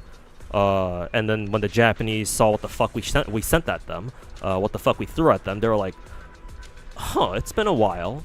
Maybe the world's changed. And so Japan sent an international delegation out to basically travel around the world and learn as much as they could about the outside world and what the hell's been going on while they were, while they had their borders closed for like the last 200-300 years.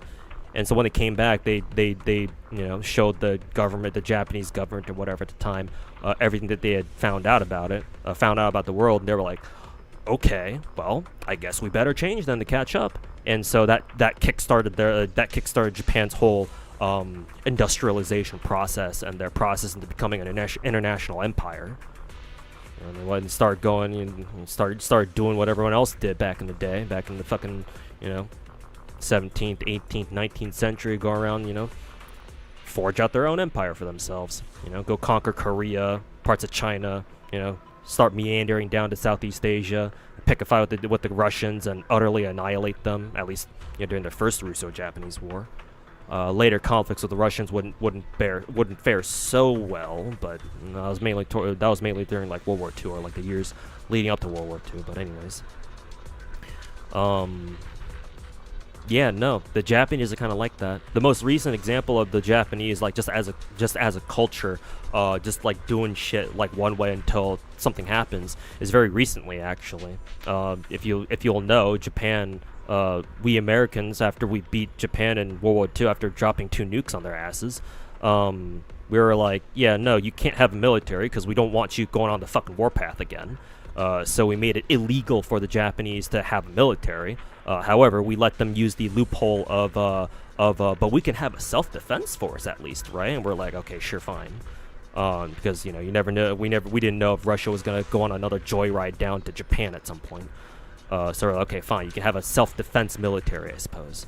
So strictly speaking, Japan doesn't have a military; they have a self-defense force. So that's what they've been riding out for like the past 80 years, ever since the end of the war. But in recent times, these days, the Japanese are slowly starting to militarize again, and they've even modified their own constitution to allow for them to just straight up have a military now, because of China's geopolitical ambitions and whatever fuck-ass things they're doing in the fucking South China Sea.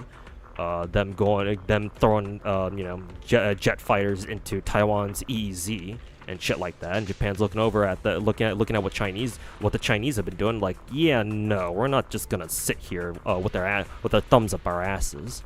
So even Japan's like, for the longest time, the Japanese have been completely content with just having a self-defense military. But thanks to what China's been doing for the past like fucking 5, 10, 20 years, them, at least politically speaking, nowadays Japanese are like, yeah, no, we're not cool with that. And so yeah, no, these days the Japanese are more and more open to having an actual military now, which was unthinkable back like 20-30 years ago. So that's just what the Japanese are like. And how that's relevant to gacha games is that Japanese companies, right, especially when it comes to gacha games, they don't really care they've always produced their games, they've always produced their products for a home Japanese audience. They have most Japanese devs have no interest in like catering to a foreign audience, even if it means that they're leaving a lot of money on the table. They just don't care. It's not really because they're being malicious about it. They're not like looking at foreigners and they're going like, ew, filthy gaijin or whatever. Like, that's not necessarily their attitude. It's just they just don't feel like it. Straight up, like, the vibes aren't there.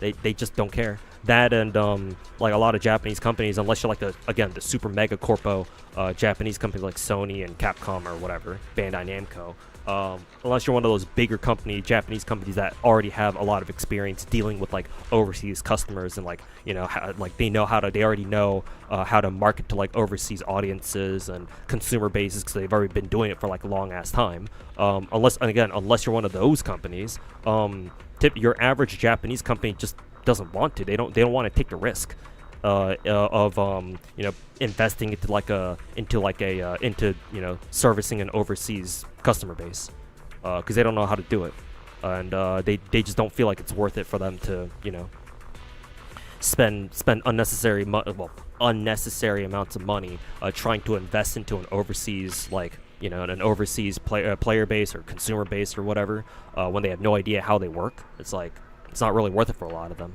Or at least they feel like it's not really worth it for a lot of them. Just a lot of the time the Japanese just have, at least from a foreigner point of view, they just tend to do things very backwards, like, I guess. They do a lot of things that we foreigners, or at least people outside of Japan, would look at and be like, why the hell do you guys do things this way? But that's just how they are. You got to convince them. You got to convince them that you should change. Like this is the way you should do things. And even then, it's like it's kind of crapshoot on whether you can actually convince them that they should change how they do things or not. Money is not everything to them. It is for the Chinese, but to the Japanese, no, not really. Japanese are a little bit different.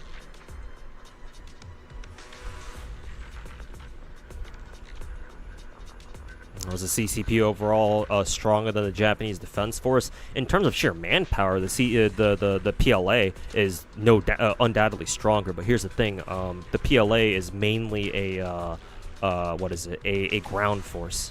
They've got a lot of troop. They've got a really high troop count. They've got a very high active soldier count, active personnel count, and like millions of reservists. But here's the thing: Japan's an island. They have to. If China wants to, I don't know why they would do this, but if China wanted to invade Japan, guess what? They got to cross an ocean. Yeah, no, that's a little bit different. And unfortunately for the Chinese, Japan has the second strongest navy in the world, only after us Americans. So yeah, no, that's not gonna fly. Like China does have a really, well, at least on paper, they've got a very high missile count. So if they really wanted to, I'm sure they could try to bombard Japan with a lot of long-range missiles, because a lot of their medium-range missiles should be able to reach Japan. At least I'm pretty sure.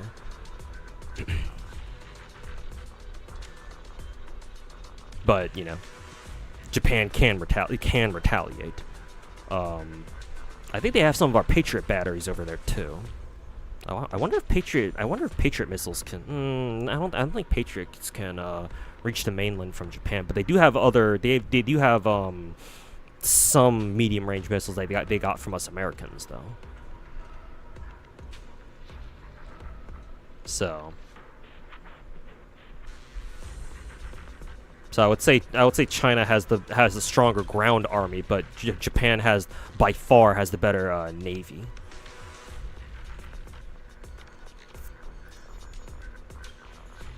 Japan was pro-trade at some point. Yeah, they were, and then they closed the borders because some shit happened. I would assume the shogun or whatever was like fuck foreigners or whatever, and they closed the borders. Maybe the yen falling slowly to around 200 per yen per USD would also change things. Maybe, but we're not there yet.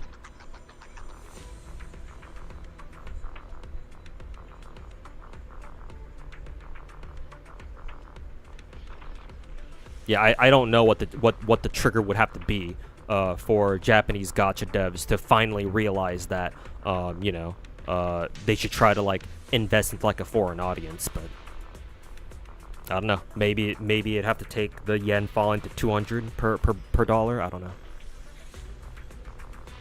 Power of anime will strengthen Japan. I mean, the Japanese do give some of their fighter jets legit anime decals. So It's kind of funny you say that.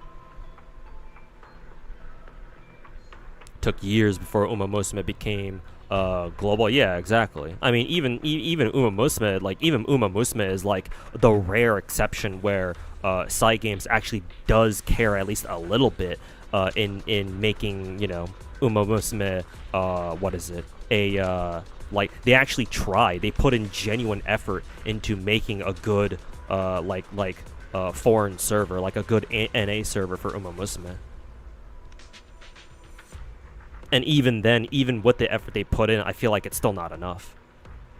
Like Cygame, I don't know if you watched this video of mine, Candy Sensei, but last year, like a month or so after Uma Musume's global server came out, I made a video called Uma Musume will not become more popular than this, and it was like an hour. It's like an hour-long video where I explained why Uma Musume, like Cygames, could do so much more for that game here, like in the West, but they're not going to because they've already decided to put in like this much effort into advertising and like supporting the global server, but they're not going to go and they're not going to do anything more than that.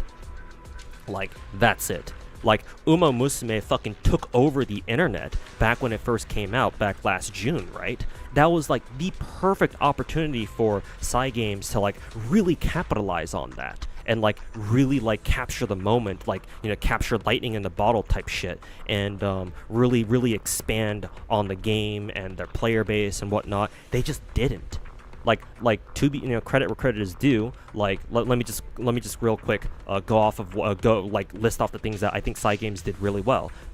They gave Uma Musume a fucking PC port right off the rip, and even better, they did it through Steam. So it's like, oh, people can play Uma Musume on Steam. Holy fuck, that's a great idea, right? Because a lot of people play, you know, a lot of PC gamers out here, you know, they use Steam for a lot of their games, right? And so Uma Musume being on Steam makes it accessible to a lot of PC gamers out there, not just phone gamers, right? So I think that was a genius move, and like Cygames didn't have to do that. They didn't have to launch, or they didn't have to make the global server go through Steam, because remember, Steam takes like a 30% cut on all their sales, right? So it's like, Cygames really does, you know, care about the global server. Like that's some real commitment they didn't have to do, but they did it anyway. So okay, that's cool. That's good. You know, so far I think they even made an official Uma Musume Discord server, I'm pretty sure, to go with the server launch, right? Compare that to the FGO-NA official Discord server that just came out like within the last month. And remember, FGO-NA has already been out for 9 years, and they just now released a fucking official Discord server. What the fuck?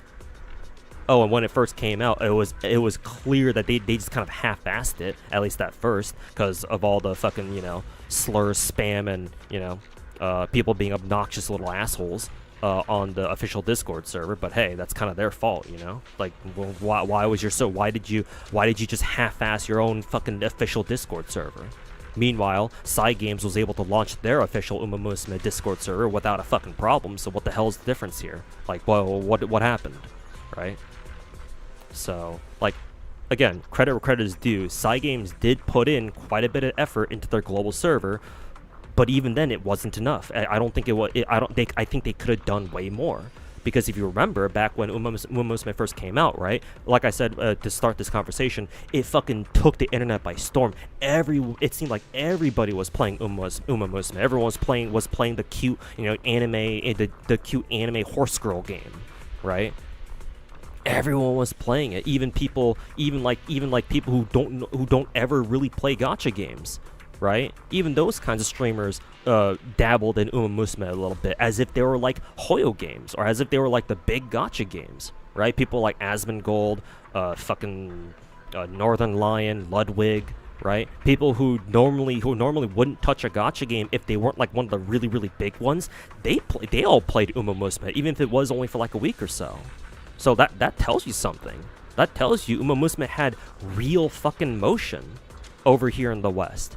Cygames should have fucking taken advantage of that, but I knew they weren't going to because they're a Japanese company, and you know they have a plan for what their game, like how they want to support the game. They're gonna fucking stick to it. They can't improvise. They don't want to. When I think they should have.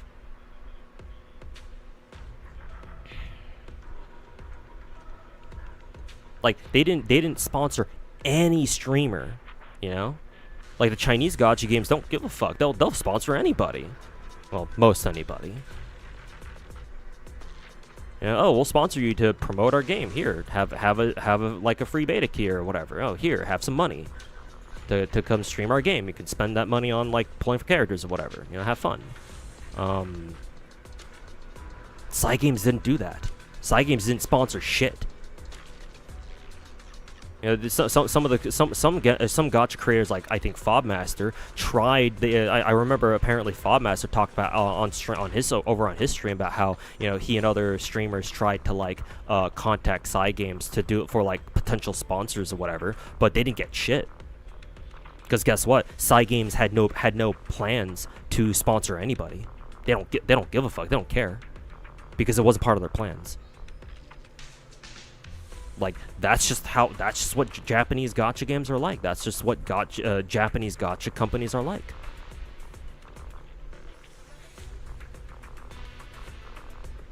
Yeah, Aiden, I already acknowledged that. Yeah, I acknowledged that earlier when I said that Cygames like had the decency to put it not just make a PC client, put it on Steam too, because they could have just made their own client, you know, in order to like, you know, keep all their profits, but they put it through Steam of all places.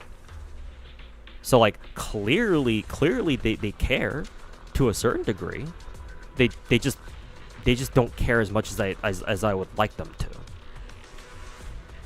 Because like, bro, imagine if back when Uma Musume first came out and it was like taking over the internet by storm, bro. Imagine if Cygames like struck a deal with like the NBA or whatever, and they sponsored Nikola Jokic to go play Uma Musume. Because if you guys don't follow like sports ball or whatever, in the American in professional American basketball in the NBA, there's a player named Nikola Jokic who plays for the Denver Nuggets, and it's a very popular meme among his fans that he doesn't really care about basketball. He cares more about his horse races. So it's like Nikola Jokic really cares about his like he's a big fan of horse races. So it's like, bro, like maybe they could have worked something out to where, you know, they had Nikola Jokic promote Uma Musume, which would have been really funny. But like, you know, imagine if they had done that. Like, I know some people be like, no, I don't want Uma Musume to go mainstream, but it's like, bro, you had people like Asmongold and Ludwig fucking play Uma Musume for a bit. It's like, bro, if you don't want Uma Musume to go mainstream, it's like it's kind of too late for that, don't you think? But anyways, maybe Capcom can show that you make a lot of money putting games on Steam and Geos. I mean, yeah, but like convincing other Japanese companies to do the same thing is a little bit different. If you know, I think I've already explained that like many times at this point. Hey, Iris, welcome to the stream, man. I'm doing all right.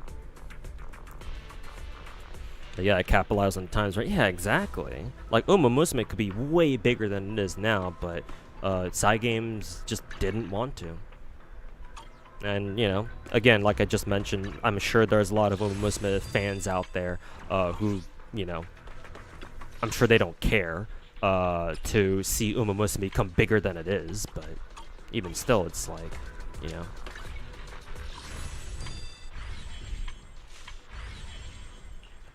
Oh, excuse me. I don't know. I do think that was kind of a missed opportunity. For what it's worth. Notorious Hunt. I don't think we can farm for, pretty sure we can't farm for Remy's weekly materials right now, so I'm going to have to go farm for something else. Well,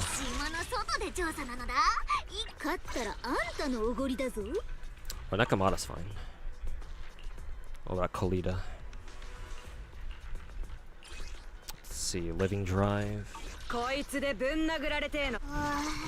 I was trying to work on Pipers. Yeah, Living Drive. I think characters need 9 each, so 3, yeah. Farm some of these. They don't care enough to go further with the IP for the overseas players. Yeah, that's kind of the thing with Japanese gacha games, yeah.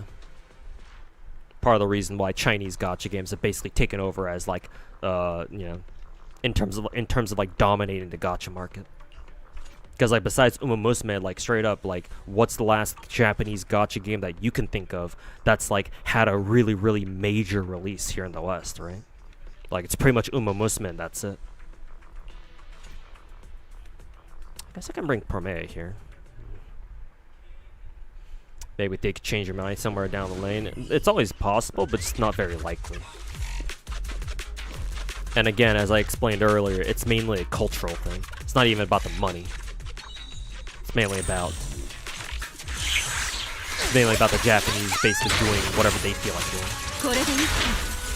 Not necessarily.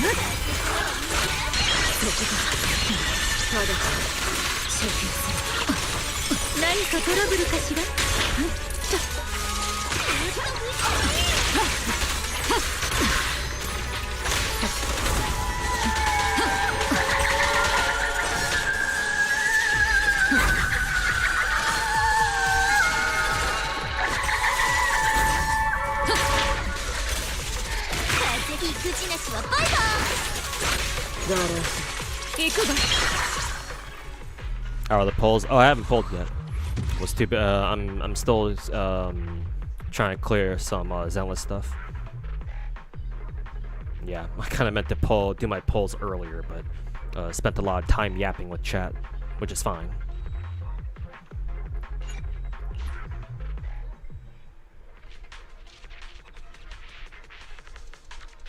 Are you able to farm for every character? Do you have an efficient routine? Well, what you mean by efficient is get all the content done, then I guess there you go.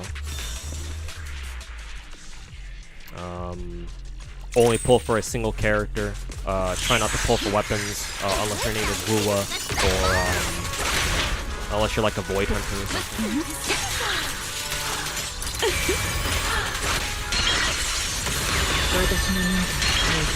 Try to get lucky with your pulls.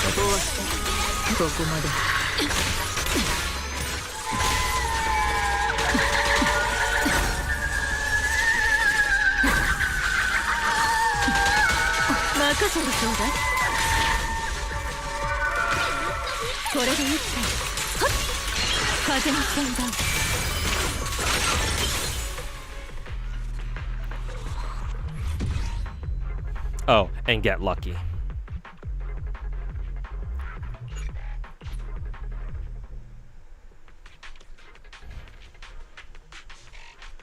And if that's not enough, credit card time. Got Ren's Lycone and Himiko's Lycone, a total of 60? Well, you lucky motherfucker.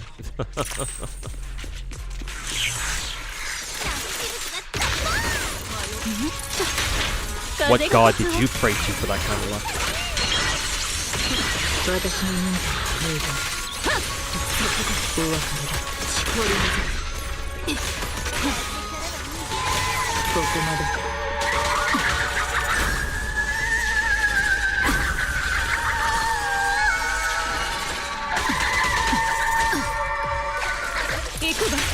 Paying taxes in Zenless, don't worry. Well, I hope that doesn't happen, but still.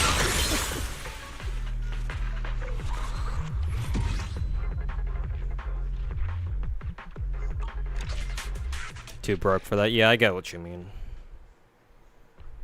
You don't have to go for every character, but it'd be nice to.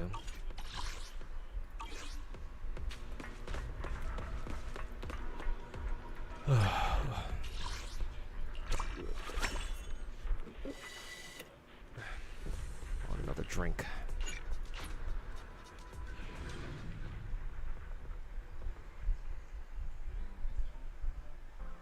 Okay, let me just do this one last thing in Zenless, and then start with my polls.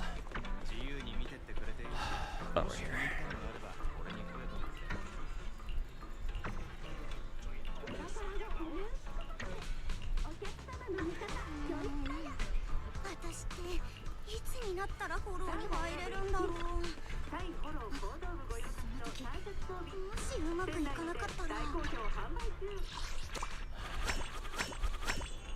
Weekly bingo done. And last buff for Haramasa achieved.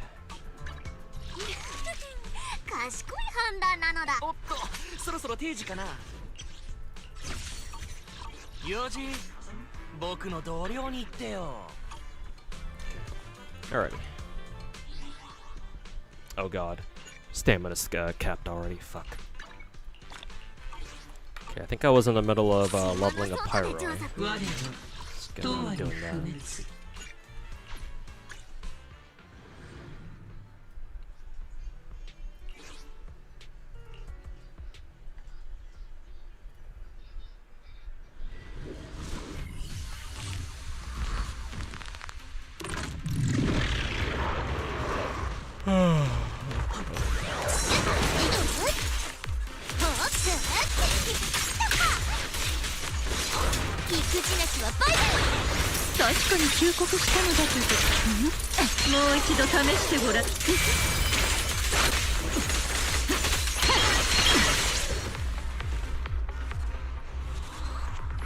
What was Christmas Biwa again? Pace Chaser, medium long. Okay.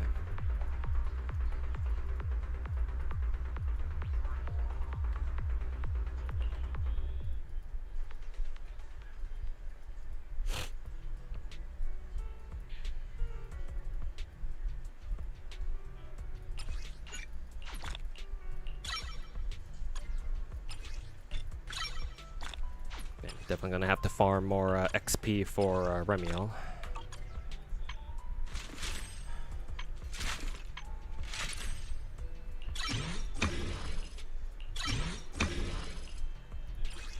Pyra also needs time-worn husks. Okay. Should probably farm these instead of the living drives, but whatever, don't care.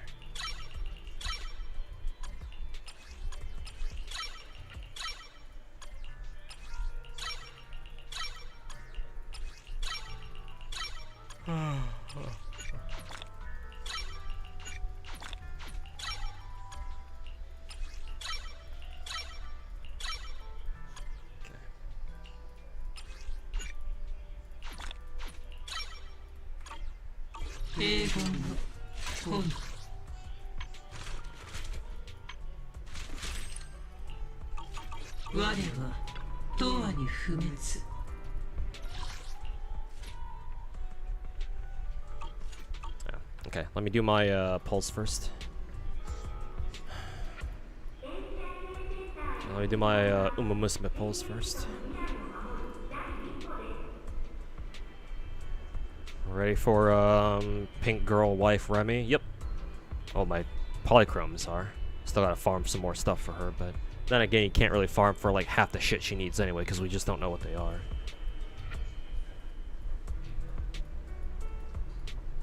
But polychrome wise, yes, I'm ready. Or at least I think I am.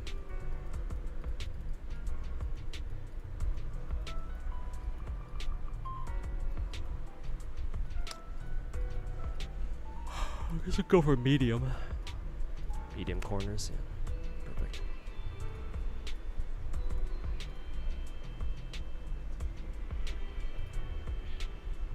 Nice. A+.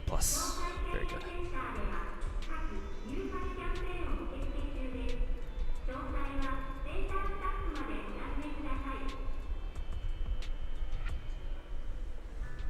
Are we playing for Remiel's engine too? Yes, because she's a Void Hunter. The Void Hunter characters or the Void Hunter adjacent characters like Yishuan, I always go for their engines. And normally only really them. The one exception, or the two exceptions are, let's see.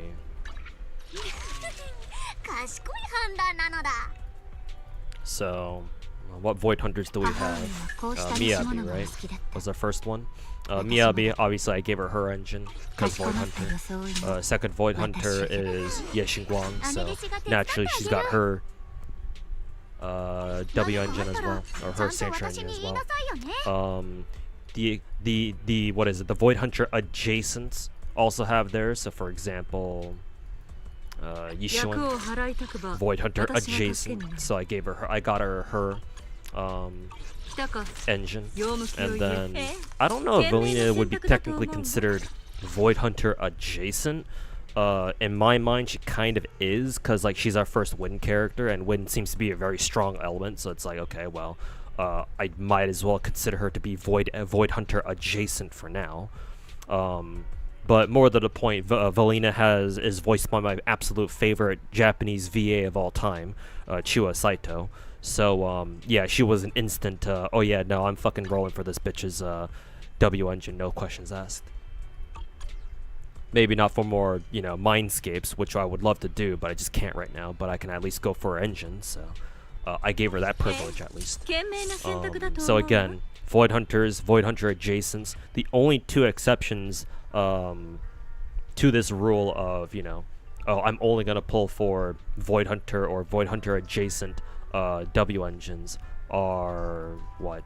Bernice and fucking Bernice and Trigger, I'm pretty sure. So Trigger has her engine, even though she's not Void Hunter / Void Hunter adjacent, mainly because building her is kind of a bitch. Because without her signature engine, her engine is the only stunner engine in the game, I think, unless we've got actually no, maybe Sariel's engine also has crit rate main stat. But at least back when Trigger first came out, her signature engine was the only one that had crit rate main stat, and Trigger's core passive scales off how much crit rate she's got. So up to like what, 80% or something. So ideally you want to give Trigger as much crit rate as possible, up to like a threshold of like 80% or something. Actually, I think ideally 100%. I'm pretty sure, something like that. Anyways. So I was like, well, fuck that. I'm trying to build Trigger without her engine. So I was like, you know what? I got an excess of polychromes. Excess, yeah. Imagine saying that. I got a lot of polychromes. Like, I'm willing to fucking let it ride. You know, fucking gambler ass. Let it ride, baby. And pull for her engine. You know, I might lose the 75-25. We'll see. But thankfully, I won it. So I was like, all right, cool. It was worth it. So. I got Trigger her engine because I didn't want to bother building her ass. I mean, she's got a good ass, that's for sure. But you know, I didn't want to build her without her engine, so I pulled for that one. And then Bernice is the other one. Down. What the fuck is she? There she is. Bernice also has her engine, but that's only because I think I had to select it from the anniversary selector last year. I think it was either that or I just happened to get it. No, I'm pretty sure I got both a copy of Bernice and like her M1 copy and her signature engine from like the free 5-star and the free engine from last year. I'm pretty sure. So I'm pretty sure that's where I got those from. But other than that, I don't go for anybody else's signature. Every other S rank that I got, nobody's got their own. Nobody's got their signature engine. Norma's working with Steam Oven. Sariel's got Hellfire Gears, so it is an S rank engine, but it's just not her signature. Arya's got Lip Gloss. It is S5 though, but you know, not a 5-star. Shinatsu's got Kaboom Cannon, I think. Yeah. Actually, have I gotten another copy of it? No, not yet. Promea's got Weeping Gemini. Zhao has whatever the fuck this is. Original Transmorpher. Banyua's got fucking Puzzle Sphere, which is dog shit, but so it's literally the only option I got. Dialin has Hellfire Gears, spare copy. Yidhari's using the Cauldron 4-star engine that we got from an event earlier this year. I think either earlier this year or last year at some point. Lucia is using Game Ball, which is the Battle Pass support engine. Alice, Weeping Gemini, obviously. Yuzula is using another Kaboom Cannon. Monato's also using Puzzle Sphere, even though it's dog shit. Jufufu is also using Hellfire Gears. Panda's using whatever the fuck this is. Tremor Trigram Vessel, I guess. I think this is actually, technically it's his signature engine, so it's 4-star. Higo's using whatever the fuck this is. Gilded Blossom, I think that's also an engine. Vivian's using Weeping Gemini as well, so on and so forth. You get the picture.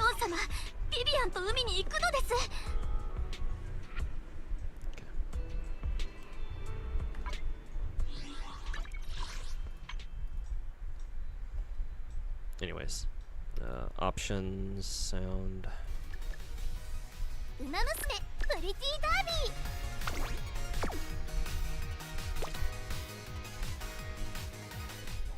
ー夏のさ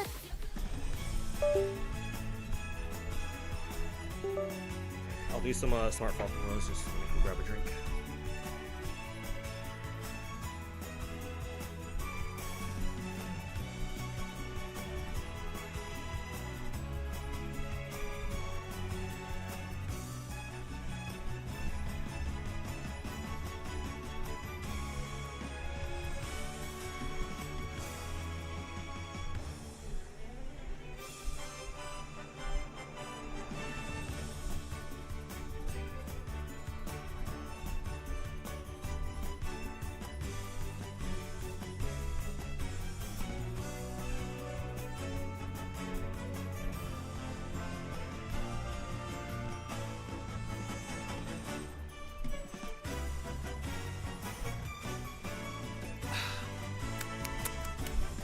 Hey, Elise here. Welcome back, man.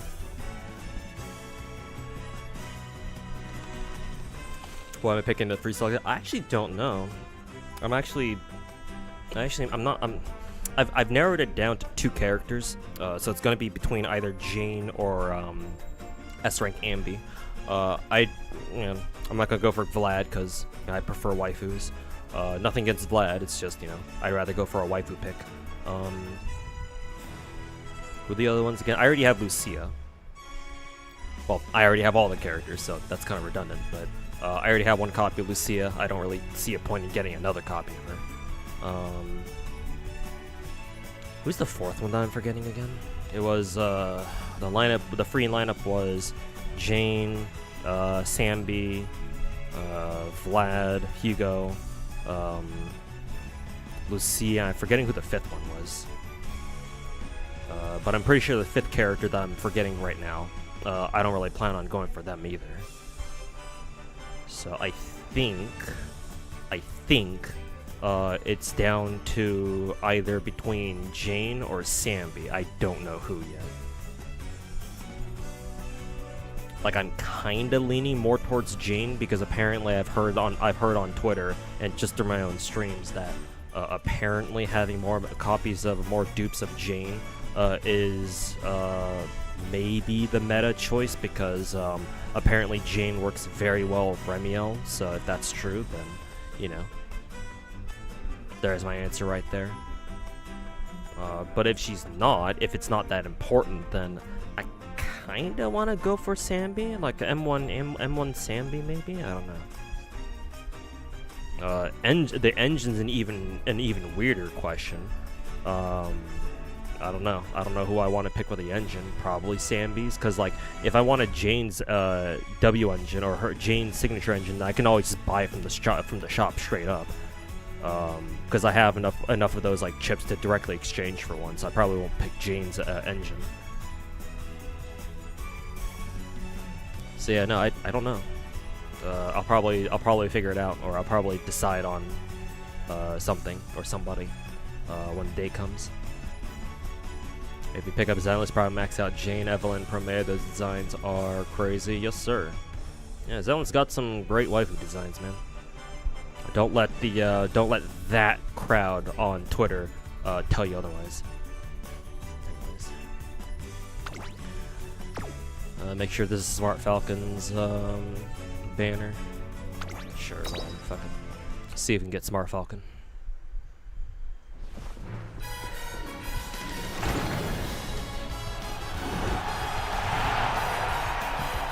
Jane M2 is good. Unfortunately, my own Jane's only M0 still, so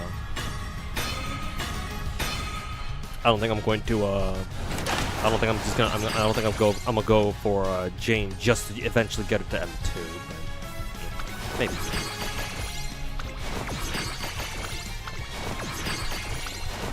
Sammy's the only character you don't have. Oh, then that should be a pretty easy choice then. If you care, that is. If you care to have like every character in the game type thing, but you don't have to, of course. Just that collector instinct in me be like, oh, you're only missing this one character, then yeah.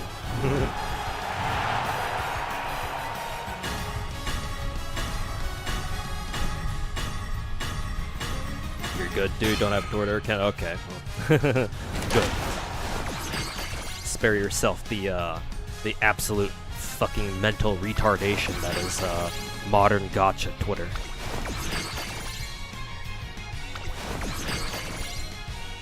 Jane's engine is crap. I mean, it was. Her buffs may make it better, unless that's not actually how it works.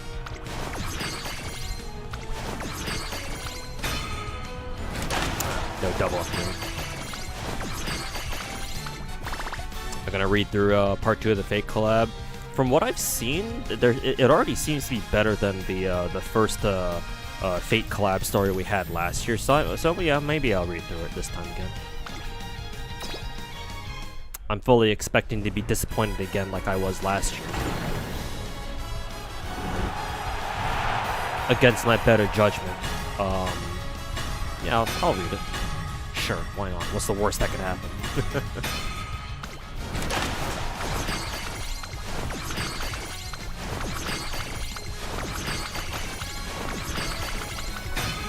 Double upgrade? Fuck.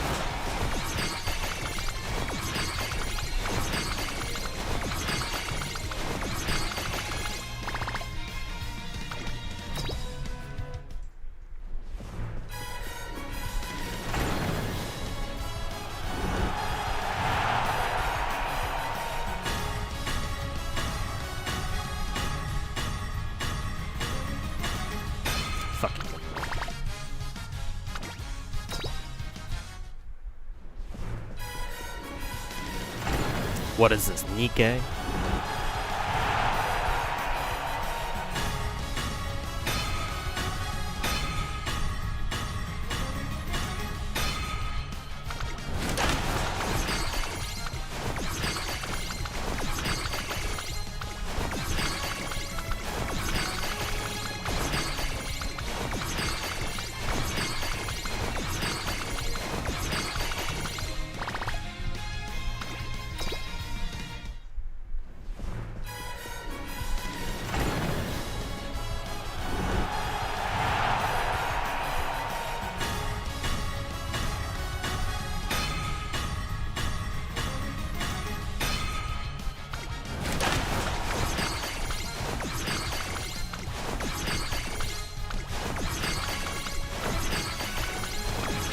A lot more enjoyable. Castorus was cute and funny in it. Too bad she ain't Castor though. Would have been funny if she were, because you know, she literally has Castor in her name. I think she's like Ryder though, right? Yeah, that would make it, and yeah, that does make more sense because she summons a big ass fucking dragon. So. Which is funny, because I don't think I've ever seen Castorus actually ride on her own dragon. Maybe she does.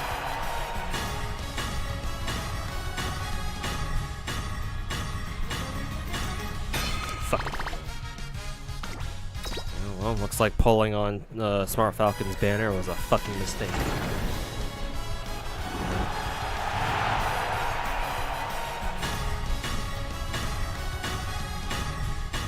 Maybe I can cope by saying that I'm getting rid of my bad luck here to prepare for Star Rail tournaments.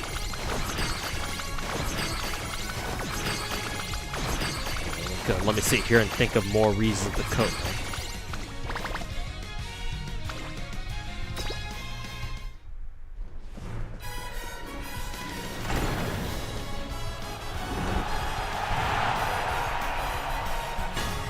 Too much cope, yeah.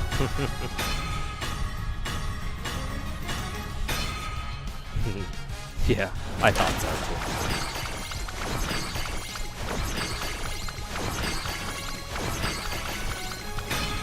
Double upgrade. She did back when she sent Trailblazer back to the living world. I see. Okay. So she actually does ride the dragon. Good enough for me.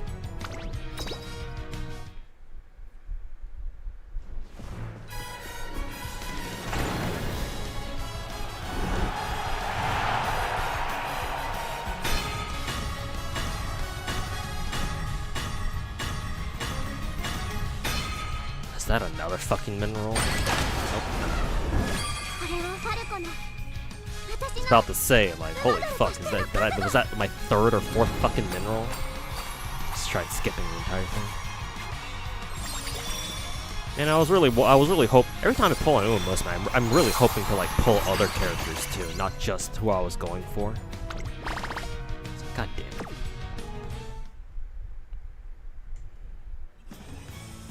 Considering how many characters I'm missing.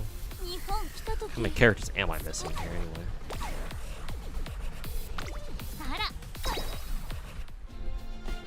It's not this one.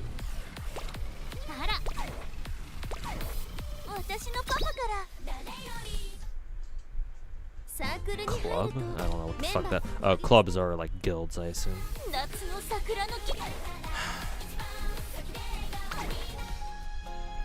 Extra? No. Where do I go to like look at like all like the total list, trainee list, I guess? Yeah, it must be this one. Yeah, so considering I'm like still missing like half the fucking roster. So gee, it would have been real nice to get literally anyone else here. Like even if they're just spooks, it's like I wouldn't mind them. I really should have fucking pulled on Kawakami Princess's banner. Still kicking myself over that. So I figured I didn't pull on her banner back when she first came out, because I was like, you know, oh, maybe there's something better coming up. Maybe there's somebody else I really wanted as well coming out right after Kawakami Princess, but nope, nobody showed up. So fuck, I didn't pull for her. I didn't pull for her. God. Oh my god, you kind of washed them. Yeah, because I ain't. Yeah, I know. You right. I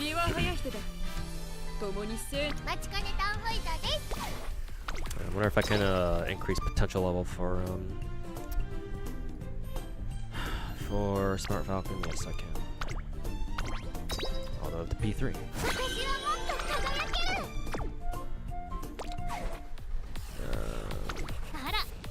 Star unlock. Oh, Mambo, Haru. Yeah, just these two. Okay.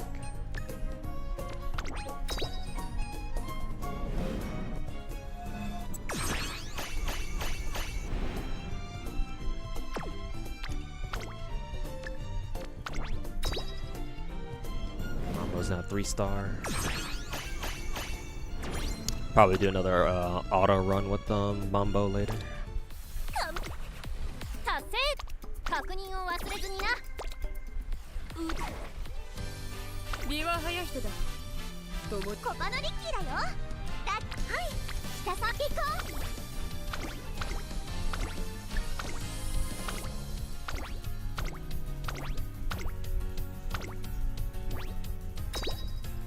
Yay. Okay.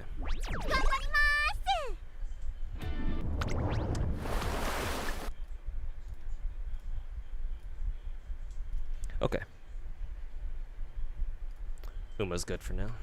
I'll log on later when Smart Falcon's done with her auto career.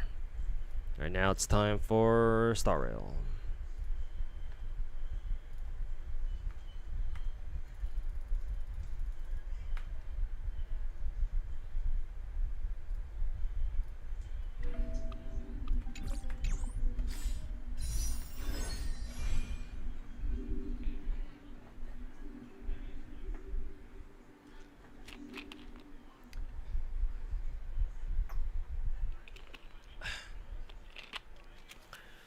Alrighty. Well, we pull for Rin first.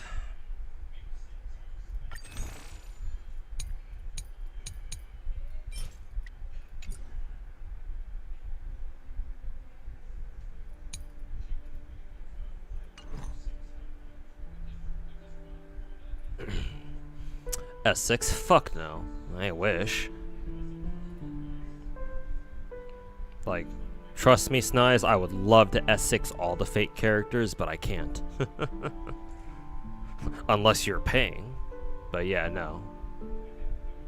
Outside of someone like dropping a fucking grand on my ass immediately, no. One copy is good enough.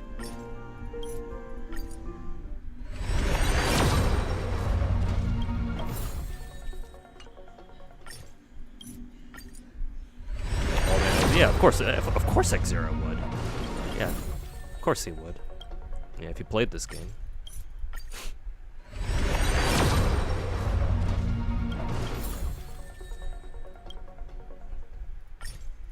One healthy E6 copy. Don't delay, roll today.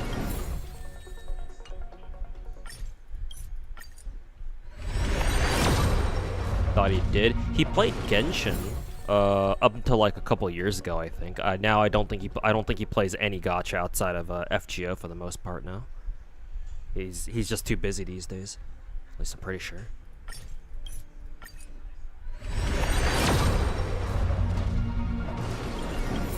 Hey, welcome back. What'd you miss? You missed me pulling Idol's Smart Falcon and Uma Musume, but that's about it. Working my way to soft pity towards Rin.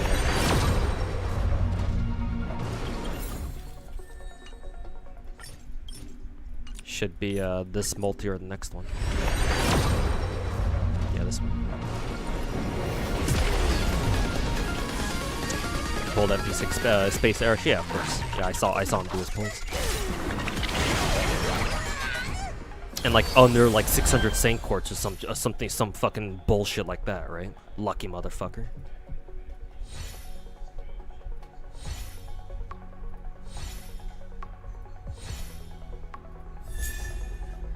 Playing Infinity Nikki, peak gacha. If you like, if you enjoy the whole like dress up thing, then yeah, I suppose. Or at least that's what I hear. Yeah, is that her? Oh, it is actually. I didn't even check what Rin's class was. Alright. Very well. Yay.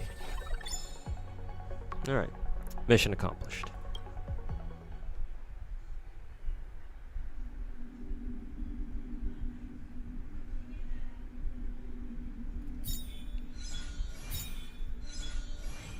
Still gotta do 5 more multis though for Gil's light cone, but I do want to go for Rin's light cone as well, so may as well.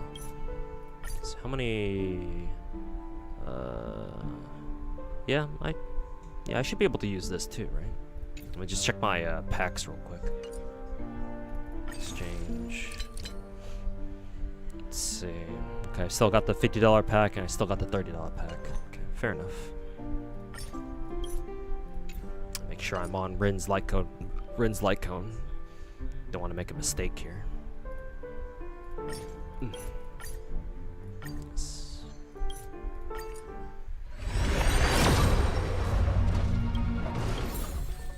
Come to think of it, Nazi probably doesn't want to write FGO story his whole life and work on other projects too. Yeah, well, I think we talked about that earlier, right? Yeah. Yeah, the last I don't think he's written any Ordeal Call story. I'm pretty sure the last story he's written was like what, either Lost Belt 6 or 7. And it's been a couple years. At least like 2 years, I think. But yeah, I don't think he wrote any Ordeal Call story. Yeah. What the fuck is that bastard even up to anyway?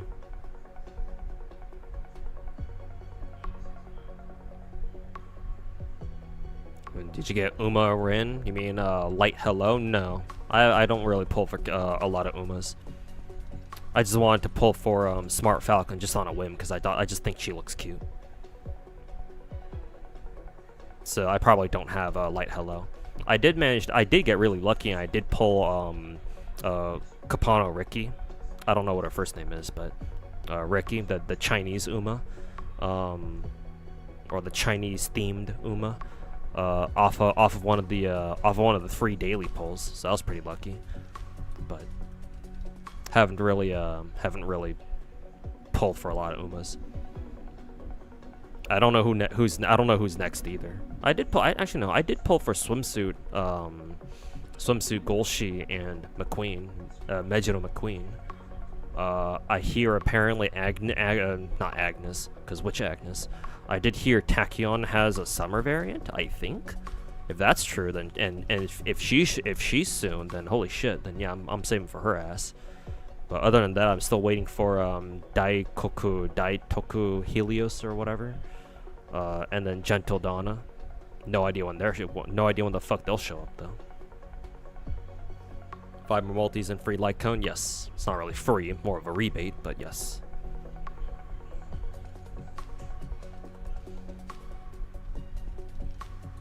He did Tsuki remake and FSR.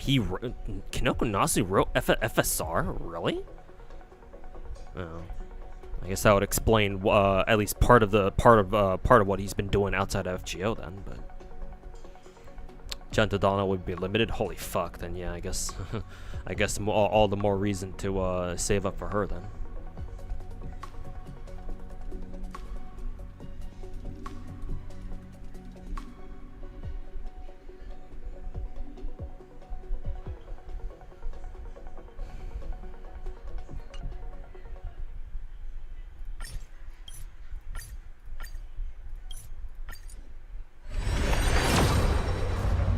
Ooh, nice, unlucky one. Now, do I win the 75-25 though is the question.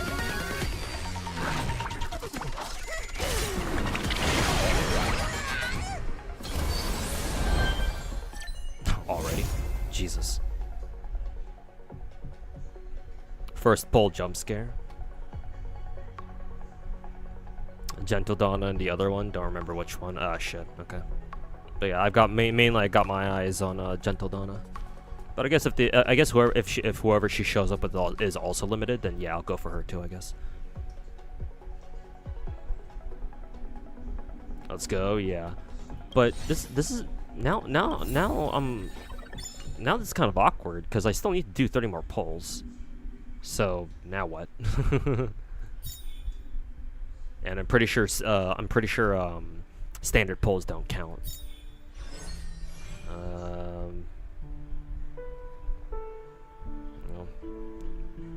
Who the fuck do I pull for now? What the fuck do I pull for now? You know, I think somebody, I think some of my chat told me that if I want Shield Daniel to work with my M Blade, then he needs to have a signature light cone, because I think this light cone allows Shield Daniel to start healing too, and without it he can't heal. So maybe I'll go for this one actually, I don't know. Maybe I should go for Sparksy's light cone instead. I don't know.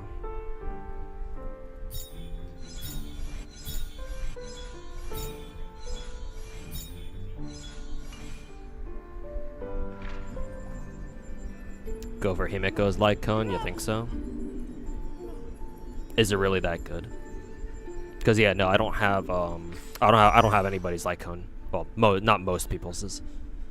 So yeah, my Himiko's still using the old ass, the old Himiko light cone, the old ass one.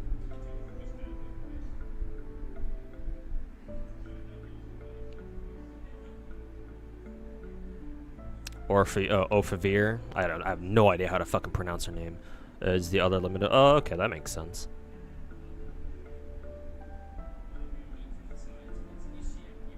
It's pretty damn good, yeah. Interesting.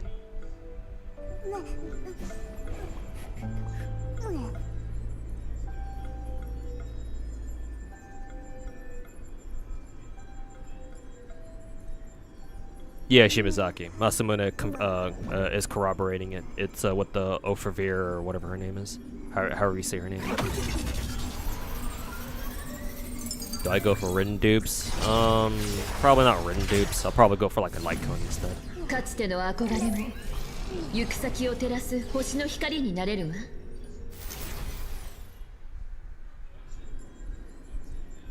If I were gonna go for dupes, I'd rather go for Saber Dupes. But I think a light cone, a signature light cone is probably a better idea. For now, at least.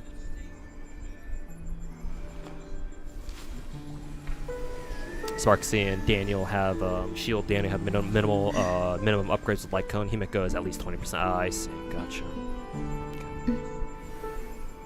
So yeah, I was considering maybe going for Shield Daniel's light cone, because apparently that's what he needs, that in order to make his synergy with M Blade work. Because M Blade apparently he works just like his destruction version, where he needs to have his HP constantly fluctuating, so he wants a healer, not a shielder.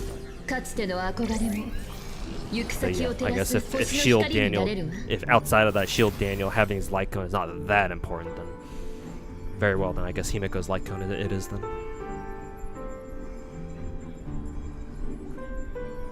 Gil is also at pretty much 99% with the Fall of Aeon. Really? I'm pretty sure someone else is already using Fall of Aeon. Yeah, my Kevin is, so that's awkward. Because if I give Fall of an Aeon to Gil instead of Kevin, then actually no, I plan on getting Gil's fucking light cone anyway, so no, Kevin gets to keep Fall of an Aeon. Rin kind of needs her signature. Why am I not surprised? Have you seen any of Silver Palace content? What do you think about it? Like I've been watching Silver Palace, the Silver Palace beta, like as like second or like third screen content. So I've only been like glancing over at it like every now and then. But yeah, it looks good so far. I can't tell you like any specifics other than like yeah, it looks good. Like it looks cool, I guess. I'll play it when it comes out with full release. What I can say is, yeah, I am a little bit disappointed that Silver Palace decided to go with Enfield's gacha model or their gacha style.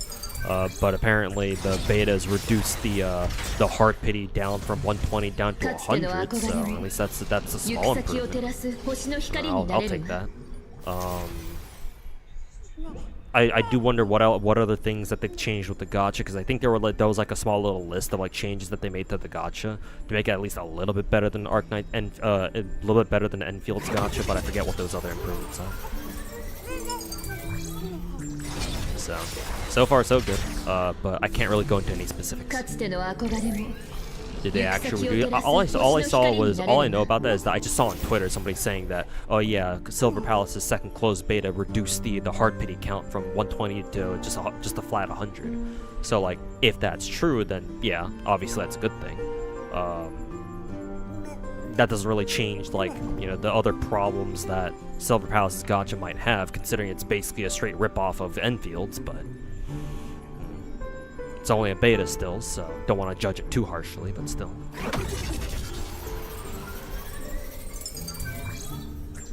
They didn't fully disclose the gacha system.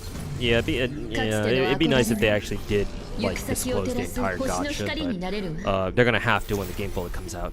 Like, remember, this is still just a beta. Like, things can definitely change between now and full release. So, remember that. Don't do what some rats out there do, where you immediately judge a gacha game based off its beta. But I'm assuming I don't need to tell you that. But yeah, like, hopefully it's better on full release, and hopefully we have, you know, more clear details on that. When's the game coming out? No idea. Game is only in second beta. It'll probably come out soon, but I would say personally, I would guess an early 2027 release.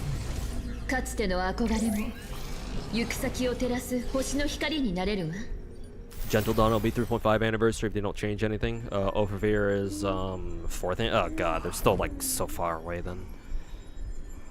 I mean, they'll show up sooner for us because, you know, global acceleration, but still at least like 2 years, I want to say.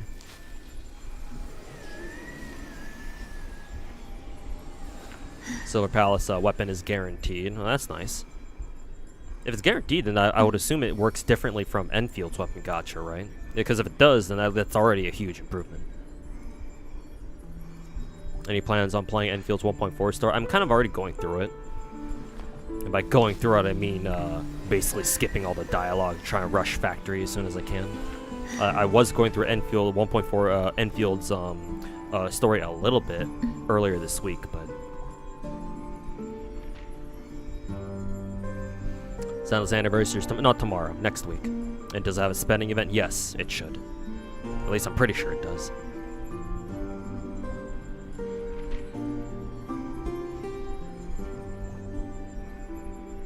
After NT's gacha mechanics, everything else feels kind of sad. Yeah, NTE kind of spoiled us. NT is not a combat game with it as its main aspect. Not for now. Maybe they'll expand upon its gameplay later. And for now, that's fine.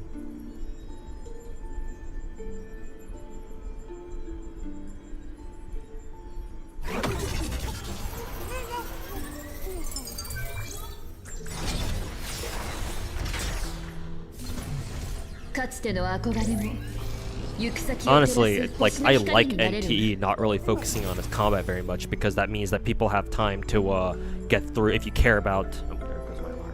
If you care about like clearing BTR, then yeah, the game gives you plenty of time to do that.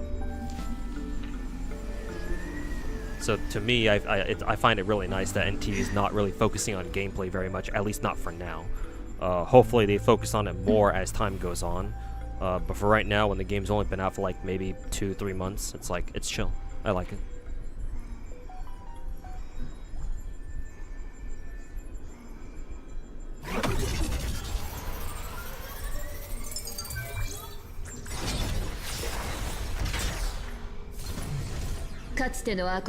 Guaranteed weapon gacha. Oh no, won't that take away the hype of gacha? I know, right? Jesus Christ, that guy was fucking delusional.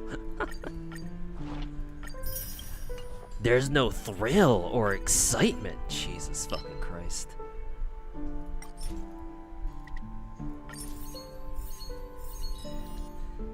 How do I feel about Enfield now? I mean, it's, my opinion about Enfield hasn't changed.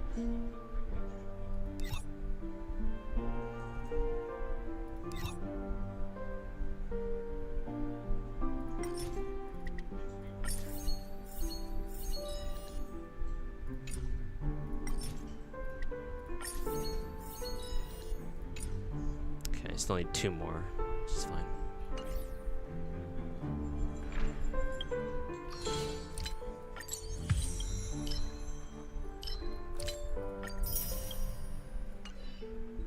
Like, I still really enjoy Enfield. I still love that game. I still think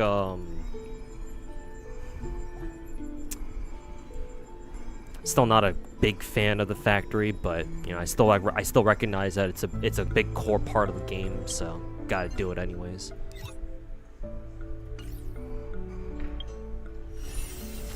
But to be fair, with given how efficient Kyosten's base blueprints have been so far, now I understand that, you know, as long as you keep up with the game within, you know, a reasonable amount of time, and you make sure to, you know, you're diligent, you're on top of all your factory stuff.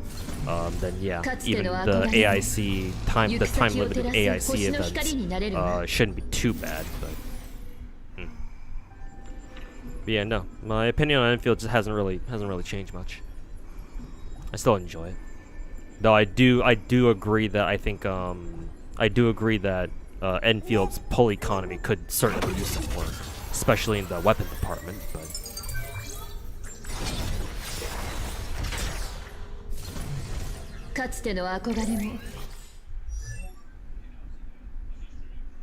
seems like many people out there think that Enfield is quote unquote safe. Yeah, but that's because, you know, we just had contingency contract. And yeah, no, those people are fucking retarded. Fucking gacha tourists.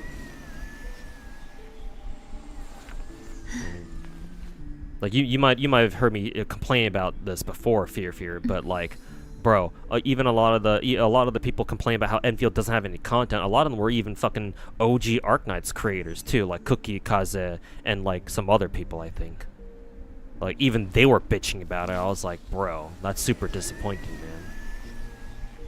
Like, did they not know that OG Arknights was the exact same way back in the day? That OG Arknights was also very light on content for like the first year or so, and it took a couple of years for the game for Hypergriff to like really start pumping out content. It's like, have they fucking forgotten that already? Like, Jesus Christ, man. It's like, no, Enfield was gonna do all right. Like, sure, yeah, it didn't make a lot of money, as much money as maybe some people might expect from like the gacha PvP charts for every month, but still, like, it's not gonna die.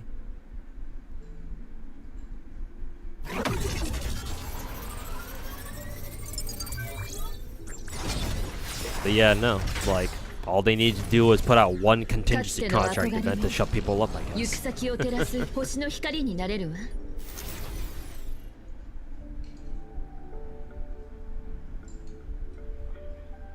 Getting characters feels real bad and Enfield is free to play. Main reason for that, in my opinion, is that Enfield doesn't have a alternating guarantee. I think that's the main reason why pulling in Enfield as a free to play feels like shit, because you don't know when you'll finally get the character or not. Because every single 6-star operator you pull in Enfield is a coin flip, and like I would love to sit here and say that, oh, if you're a Genshin player, if you started with Genshin, then yeah, you're not used to that, but still, no. Even if you're a gacha veteran, it's like, even for me, you know, I've been playing gacha games for 9 years, like, no, that shit sucks too. Like, at that point, it doesn't matter if you're a veteran or not. Like, every single pull being a coin flip is dog shit. So, I would imagine that's the main reason why, but I'm just guessing here. But yeah, no, I know exactly what you mean. Missed pulls because of work, damn. Yeah, I just finished my pulls just like 5-10 minutes ago, Kisetti. You can always go back into the VOD though. But yeah, sorry about that. Sorry I missed them. Silver Palace Gacha is 100 pity. Hard pity, right? Yeah, that's what I heard. Coin for until 100, yeah, so 100 is hard pity. They reduced it down from 120, I believe. Weapon pity is 80 with the 50-50 at 40. Okay, that's technically better than Enfield's. Yeah. You can use same currency to pull on both character and weapon gacha. No sign of free battle pass alternate weapons either. Well, closed beta, so I did, like, obviously they're not gonna put out a battle pass during closed beta. I mean, maybe they could just like as a preview, but but yeah, no, that shouldn't like come as a surprise. Like, why would they offer a battle pass during closed beta? That would seem a little bit weird, at least to me. But that's the biggest thing, Chaos. Being able to use the same currency to pull on both character and weapon gacha. Thank fucking God. Okay, so Silver Palace gets it. Silver Palace devs get it. Because yeah, I've explained before many times that the single biggest problem with Enfield's weapon gacha specifically is that they force you to pull limited character gacha instead of in order to get more arsenal tickets, and that shit is just ass. Like, I fucking hate that.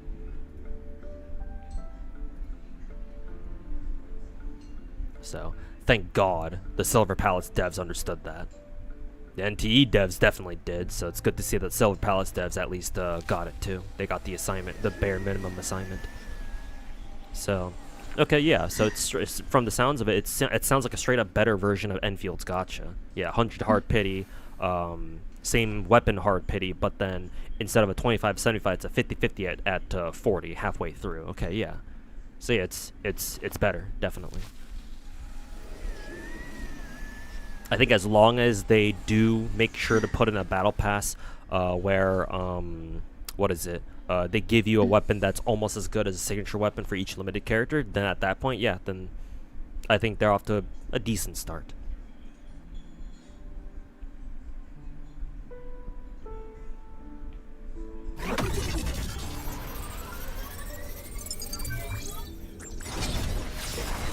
Star Dive, like NT, has no 50-50 over character and weapon banners. Wow, okay. I didn't realize Star Dive had a really good gacha too.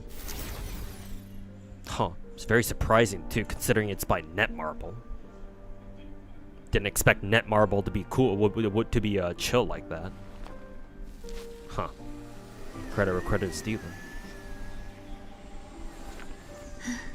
If Enfield fixed the weapon banner problem, you'd almost have no complaints about the game. Yeah. It's either that or like they like something to address the weapon banner bullshit in Enfield. Yeah. Like again, my tinfoil hat conspiracy is that they're saving the whole like weapon arsenal ticket game mode, like weekly game mode, where you like play a game mode every week, and it awards you with like more arsenal tickets every week. It's like I feel like they're saving that for like an anniversary update or something. Like they have to be, right? So like, yeah, they got to do something about their weapon gacha. I feel like Stardive gacha is really good. 5-star pull rate. The 5-star pull chance is really high. Okay, fair enough then. Yeah.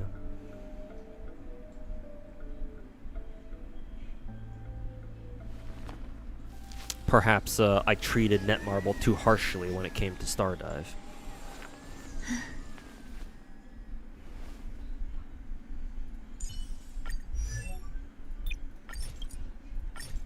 私は嬉しいけど、財布の方はどうかしら。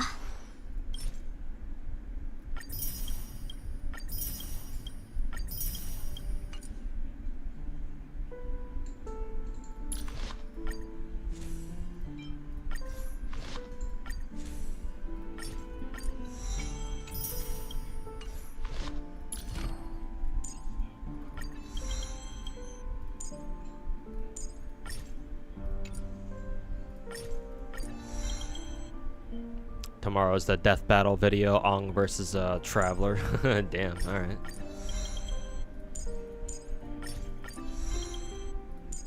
この感覚、また一つ壁を越えたわ。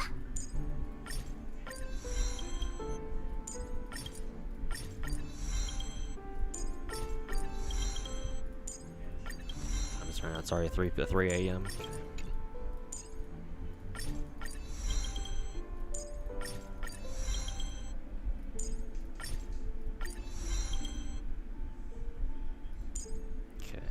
I gotta get written up to level 60 for that. You know what? Do I want to use fuel just because?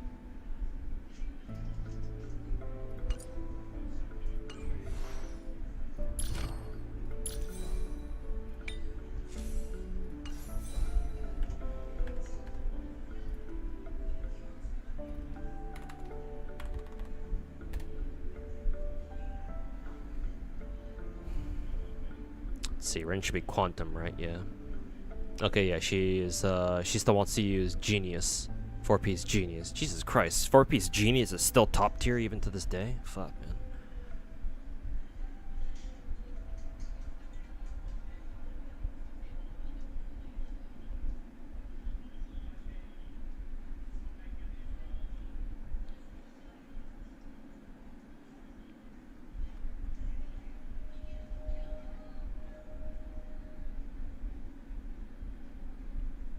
As support or under high investment, getting Rin to high speed would be preferable than keeping her at base speed.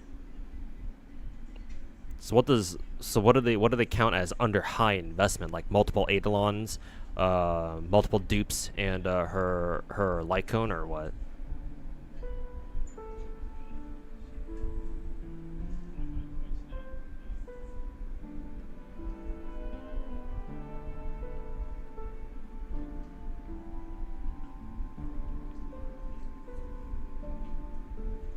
You ideally wanted to be at Hanabi's speed.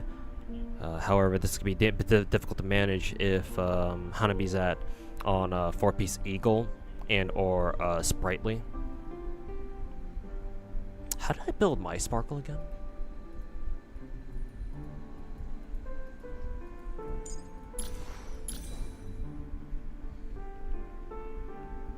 Oh, she's on 4-piece Akurdos. And no Sprightly either.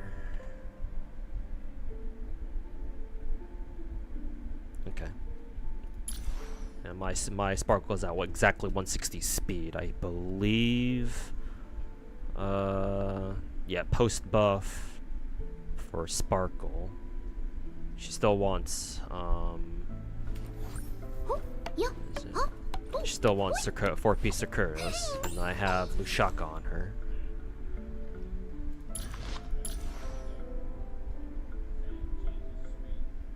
So she wants at least 180 crit damage, she's got that, and at least 160 speed. Yes, she's got 160 speed. Oh, Sparkle wants to be, ideally, she wants to be at 168. Oh no, never mind. That's assuming you're using her with fucking eagle 4-piece eagle set. So never mind. Fuck that shit.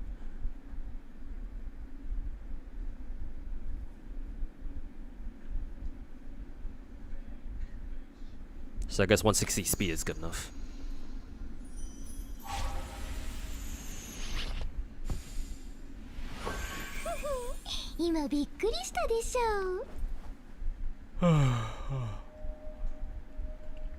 So they advise you to have Rin at around sparkle speed, I guess. Yeah, you ideally want her to be at sparkle speed. So what, like slightly faster than sparkle, I guess. Maybe like E2S1, yeah, perhaps.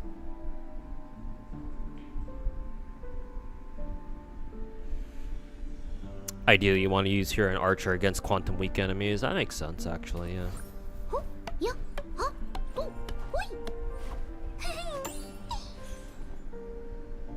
For speed tuning. Damn, that's gonna be rough, though.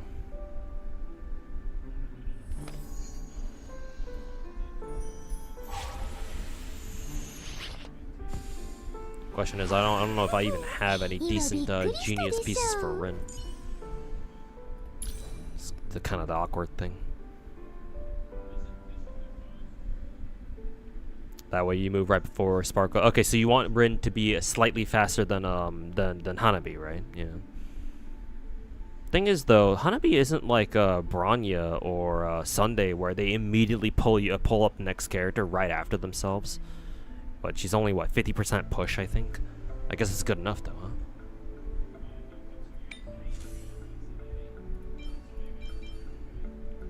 Yeah, but I just haven't been able to. Been able to farm a lot of good pieces here for Rin. That kind of sucks. As long as attack percent, speed, crit damage, could keep that for now.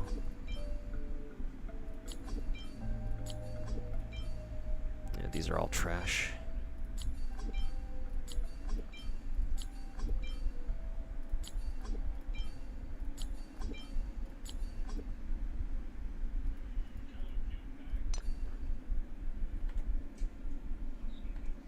Crit rate or crit damage? What does she get? This is crit damage, right? Yeah, crit damage. Okay, no, only crit damage, not crit rate. What about the Lycan? What does this give her? It does give her 18% free crit rate. That's good. Okay, so she does get free crit rate.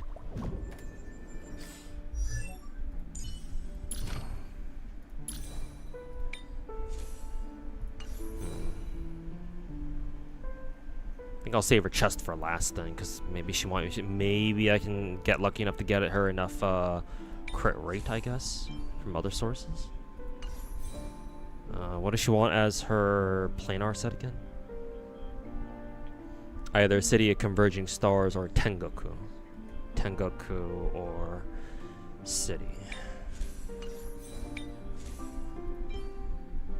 Let's see. Tengoku is more crit damage, okay.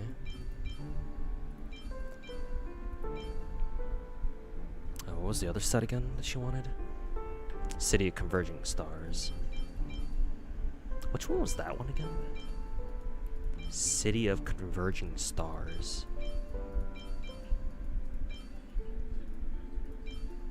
What the hell is City of Converging Stars again?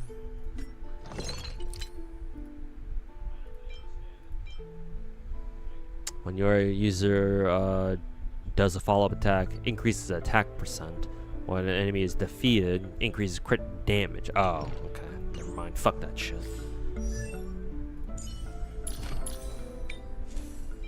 Tengoku it is then. Okay, so if Tengoku increases crit damage, then I think I'll go for crit rate. A crit rate chest then. This is a rope. Both of them are dog shit. Either ER or attack percent. Probably attack percent because I want to run Rin as a DPS. Probably.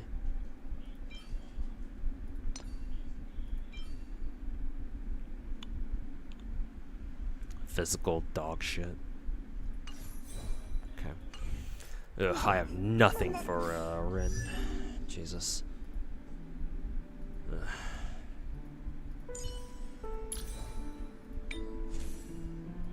Oh hell no! I ain't got shit for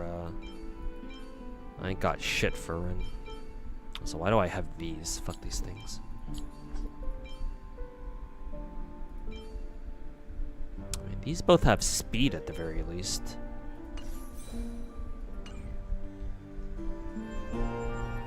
And 0 cycle 50% is good enough. Oh, that's good.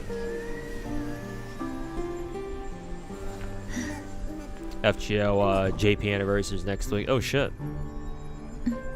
Actually, now that you mention it, Shimazaki, let me check YouTube, the FGO JP YouTube channel just to see when they're gonna do their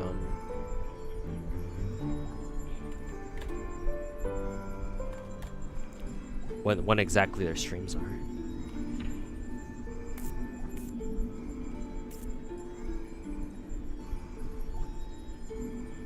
Yeah, they've already set the waiting rooms. Yeah, next week or in about 6 days, July 31st. Oh shit, they got stuff going on for 3 days in a row. So I remember FGO, the FGO like the offline events usually being for only 2 days maximum, but this time they're gonna do it for 3 days. That's pretty cool. Cool, I guess. JP anniversary reaction stream. Should I do a react stream? This is what, 31st, 1st and 2nd. So yeah, over the weekend. Over the weekend. What time? What time were they again? Actually, no, I'm not going to react all 3 days, because we're not going to get news all 3 days. If y'all can figure out, like, which day that they're going to have the actual, like, game news on, then do let me know. So that way, if I do decide to react to it, I know exactly which day it's going to be on. I'm going to have to plan ahead, too, because most of these streams are going to be while I'm working. So unless it's during like a stream, unless it's gonna happen during like midnight or something, or like after I come back home from work, yeah, I'm gonna have to take some time out of the day to react to it.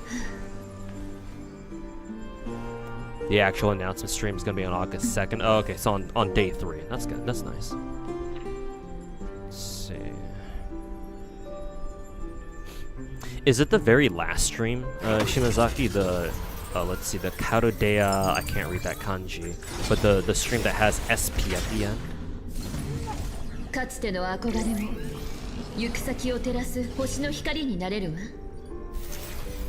Actually, why are there 2 different streams on the exact same time slot? The fuck? Hell's up with that? It's next week, so I can worry about it. I don't have to worry about it until then. But yeah, maybe I'll do a JP react stream.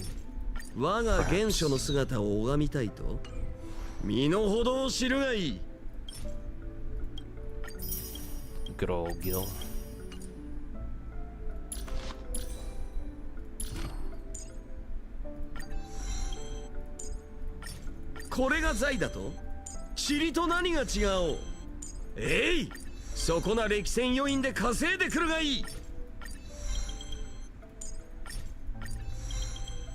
Is it just me, or does Gil sound a little bit more animated here in Star Rail? Like, I'm not saying it's bad or anything. It just kind of sounds like Gil doesn't. Gil's VA didn't. The way Gil is voiced here, it doesn't have the same gravitas as what Gil usually sounds like in like the Fate animes or the movies or whatever. Again, it's not a bad thing. It's just something that I've noted. Getting old? That doesn't really make sense, because the VA actually sounds younger here than he does in his other works for Gil. So it's kind of funny, but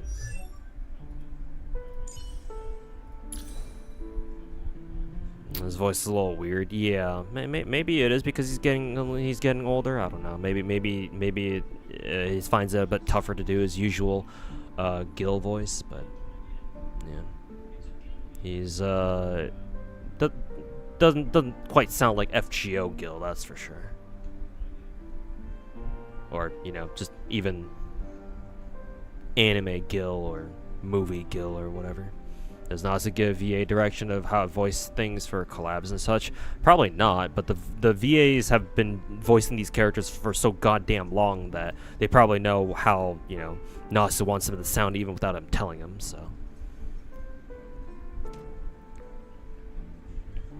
Unk Gil. Gotcha. I know Shimazaki. Yeah, I know that. I know FGO Anniversary is a live event. Not my first time watching FGO Anniversary stream. Okay, what does Gil need? Probably won't be able to build him fully right now, but he's lightning. Oh, that's funny.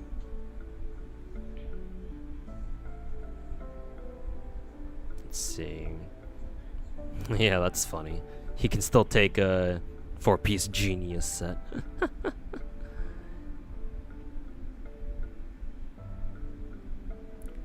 If against quantum weak enemies, or if there's any form of defense shred or pierce outside of Gil's base kit. So what if he's paired with like Ruin Mei or something? That's kind of hilarious, actually. I think I'll just go with the Scholar, maybe. Oh yeah, this fucking abomination of a relic.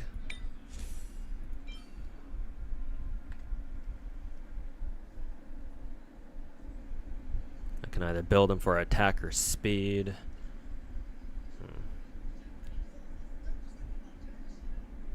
Looks like Gil is pretty standard here.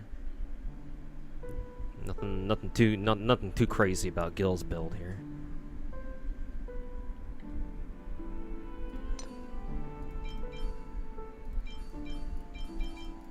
Oh, so he wants the Cosmic Life Ornament set? What the fuck is that?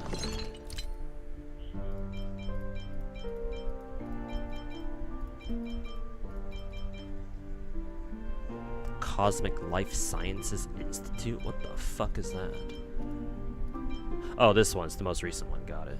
Yeah, figured this one might be for him. When entering combat, if user's max energy is greater than or equal to 200 for every 1 excess point, yeah, increases their damage dealt. Gives them a damage buff. Okay, so Cosmic Life is by far his best one. Okay. Oh, so Deska.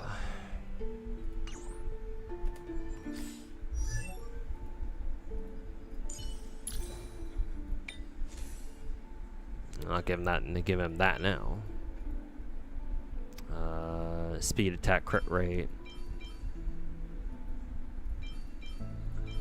Let's see, this one has double attack, double crit attack percent.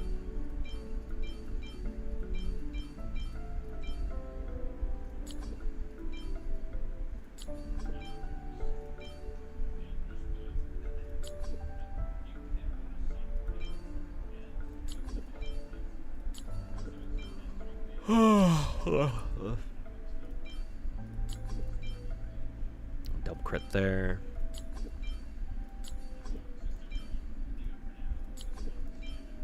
God, so many dog shit relics that I gotta trash.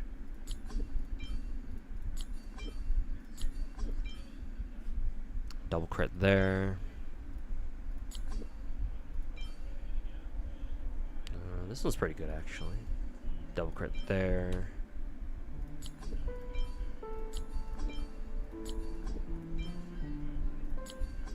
Holy fuck, how many fucking scholar pieces do I have? Holy crap. When did I fucking farm this many? Was it for Herta? I think it was for Herta.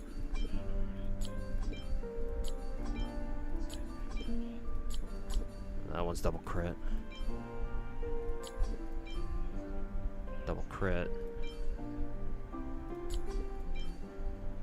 Or double crit.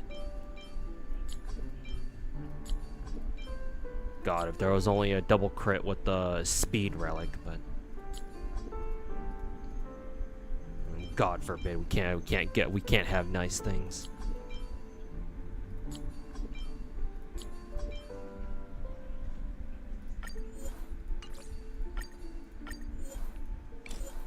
They don't scan with fort stat now. Yeah, no, they add that update and that quality of life update in a while back. Yeah.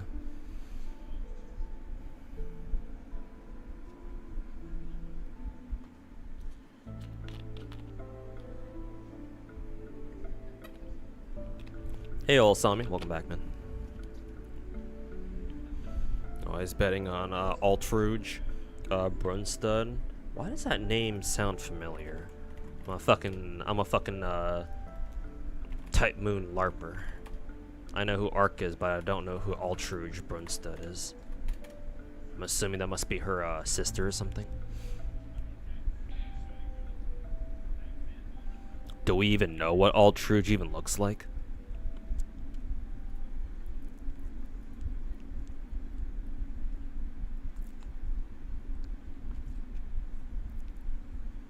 Oh, maybe Altruge isn't Ark's sister or something. Maybe a descendant or something. I don't know. Has Altruge even been mentioned in FGO? Maybe she has. I don't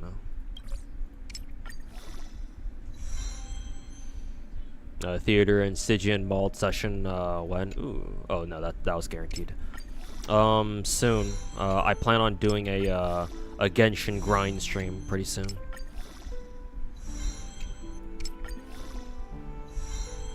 Fuck, that one rolled pretty badly. Excuse me.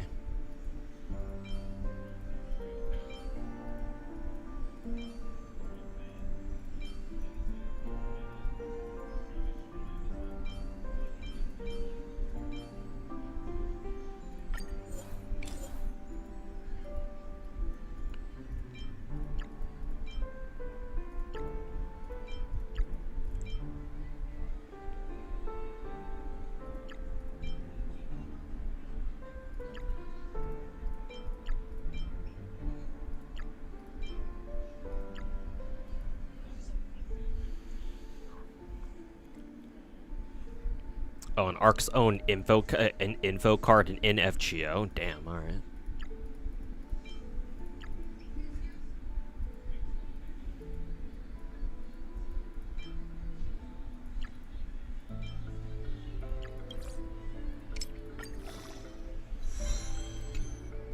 Am I gonna make an FGO review video? No. Considering the game's story kinda ended, did it though?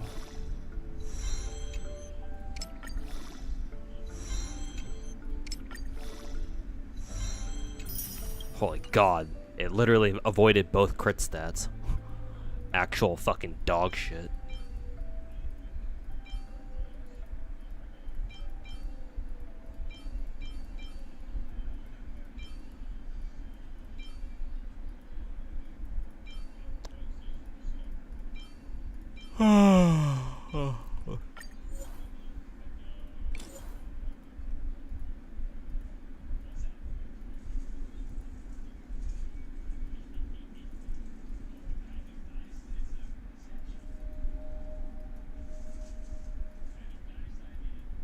Let's see, which relic was that again?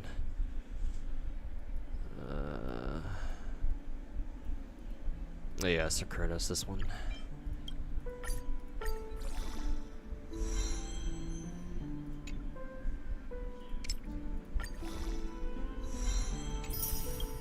That one isn't really that good either.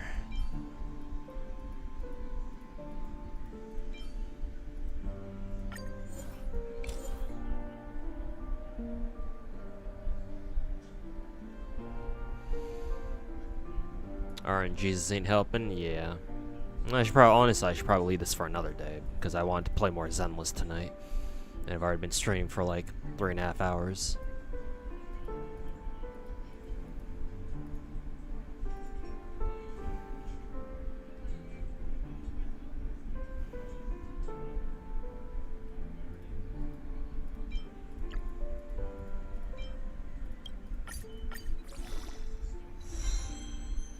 Yeah, that's what I'm talking about.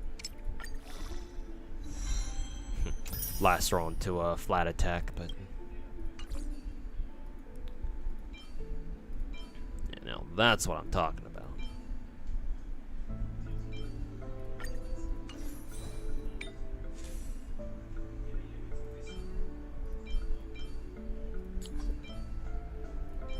Okay, double crit.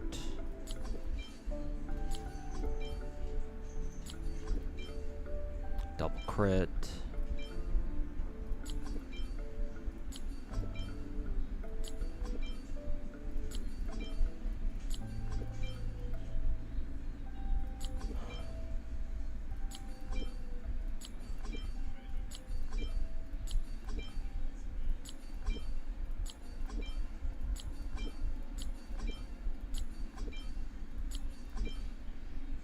So that was also double crit.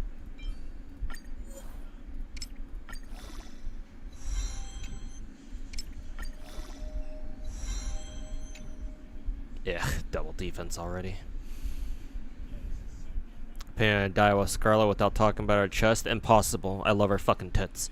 That being said, she's a bit tsundere, and I always have a soft spot for tsunderes, and she kind of Daiwa kind of scratches that itch, so I like her a lot. Triple defense. Am I gonna get quad defense? No, not quite. Would have been funny though.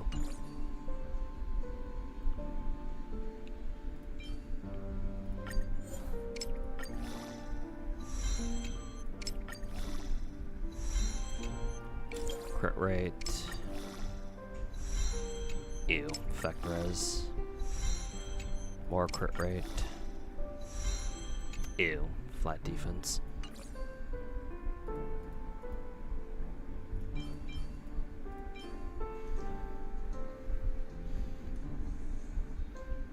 Picked up Zenless a few days ago just for Remiel. Gotta say, combat's quite fun, though you can't parry for shit. Parrying itself is easy. The hard part is knowing which attacks to parry, which I suppose is kind of like Woo-Up, but it's a lot easier to react to parryable attacks in Zenless.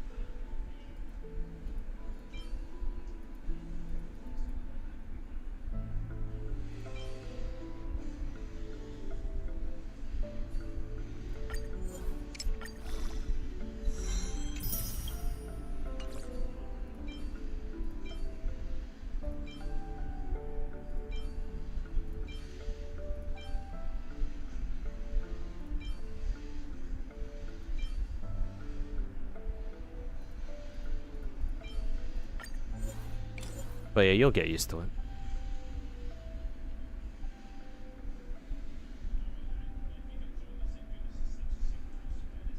Future defense scaling, carry gear, trust. Even then, you only want like one roll at the defense percent max. So crit stats are nothing in this game. Well, that and speed too, I guess.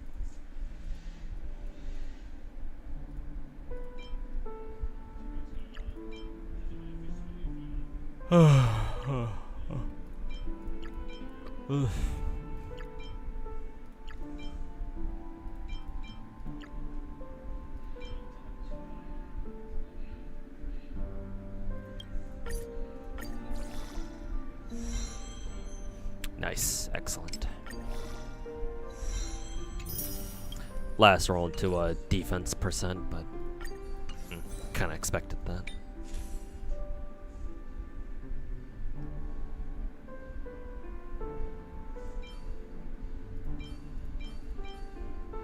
Let's see, crit rate, crit damage.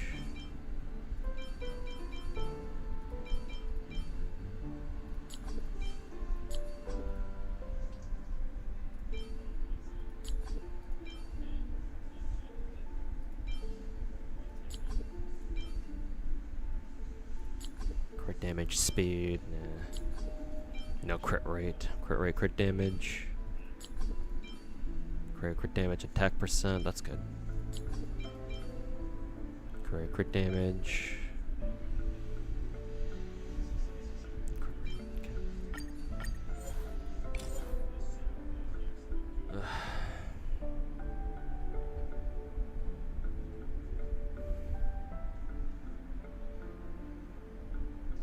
Why don't we have a vampire themed gacha? Yeah, it's what Masamune said. Why limit yourself to just vampires? Like, it's one thing for gachas to be like, oh, all the characters like based off of like real life boats or something, or like based off of like real life umas or something. But like, you can be pretty creative with those in terms of like how you want them to appear. Whereas with vampires, that's a very specific trope. It's a little bit too specific for gacha games. If you're gonna include vampires, then it's like, oh, well, you shouldn't. You'd rather not like, you know, shoehorn yourself into doing just vampire designs, unless you just really want to do that. In which case, you know, go for it. But generally speaking, it's a better idea to like diversify what kinds of like monster people you want to have in a gacha. So, you know, you don't want to just limit yourself to just vampire people.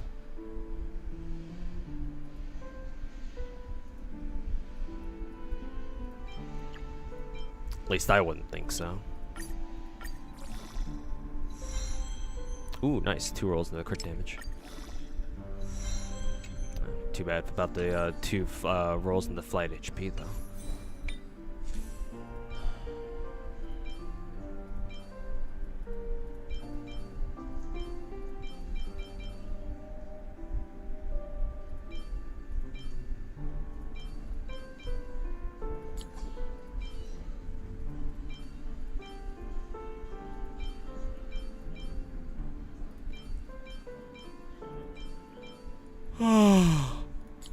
Oh, God.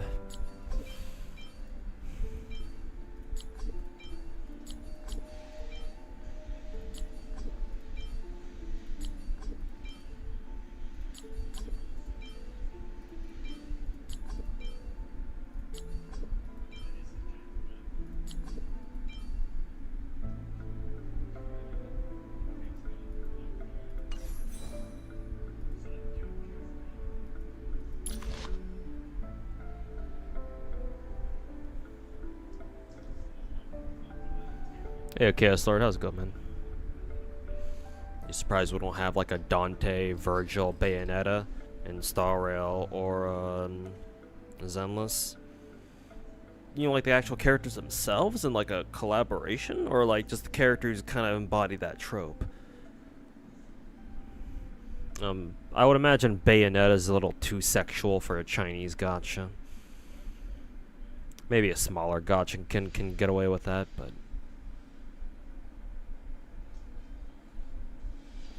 as for like a Dante Virgil, that'd be pretty cool.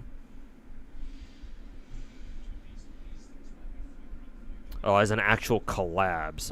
Well, first of all, with Bayonetta, good luck getting Nintendo to fucking collab with you.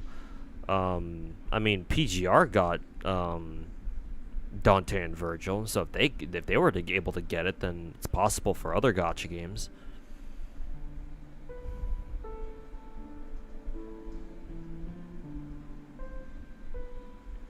How's any collabing? Hey, Madao. I only built Gil, but haven't tested them yet. No idea. I'm still in the middle of building them myself, so I have no clue.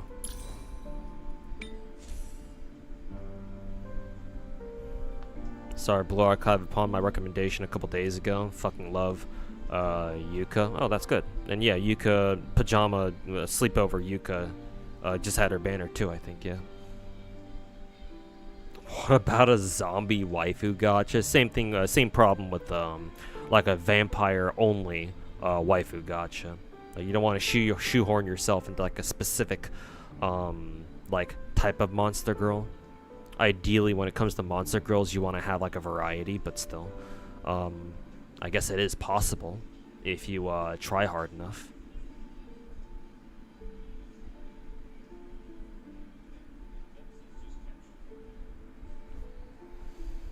Nikkei could do a Bayonetta collab. I mean, it would fit thematically, but would Nintendo allow it? Is the question.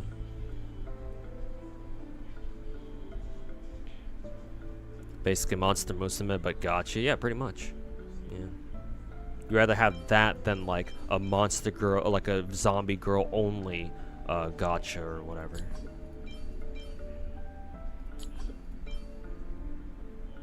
Ideally, anyway.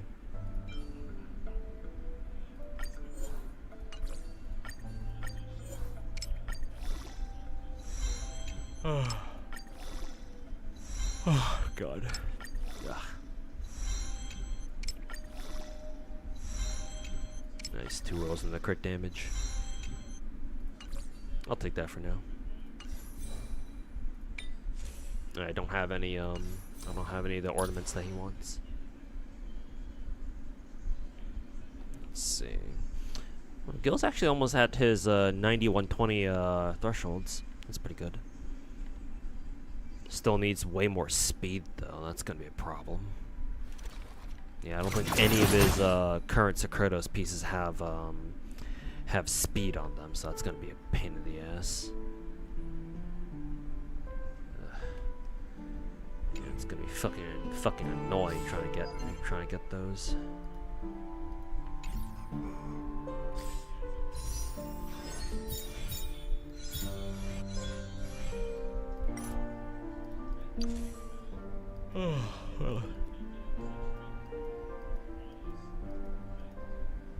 Let's see. You get some more crit damage. Fuck. Not crit rate. So that's gonna be awkward.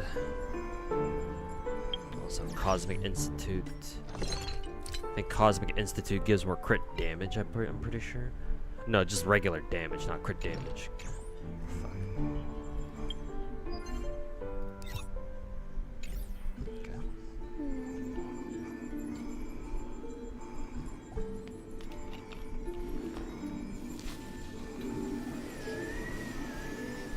You can do a plot where you're a necromancer, you revive some historical people. Isn't that basically the plot of FGO?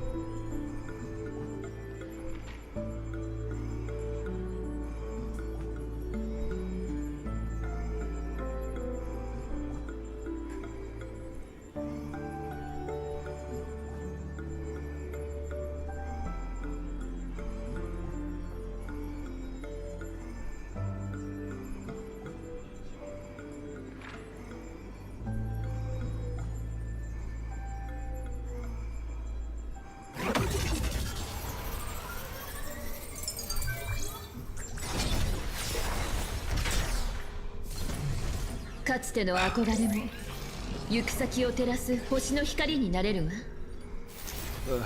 Okay. I'll deal with the star rail later. But hey, mission accomplished for the most part. Just gotta do some more pulls to get Gil's light cone for free. Or as a rebate, rather.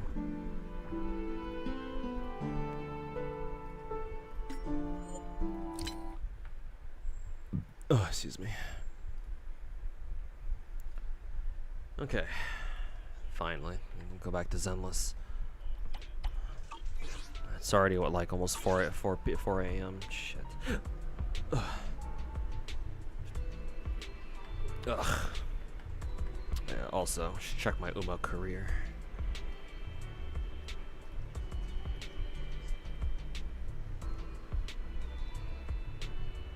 Do I need to clear FGO Summer Story to play OC3? I don't know, actually. That's a good question.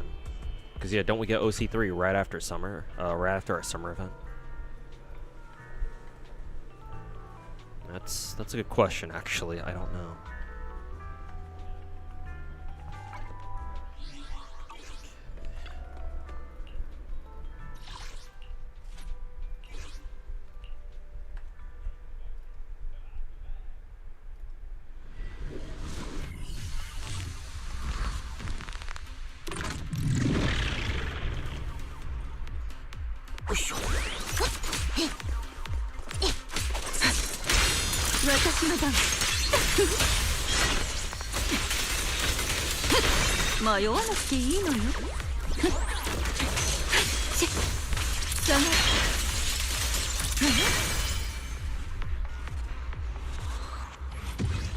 We do? Okay. Then yeah, there you go.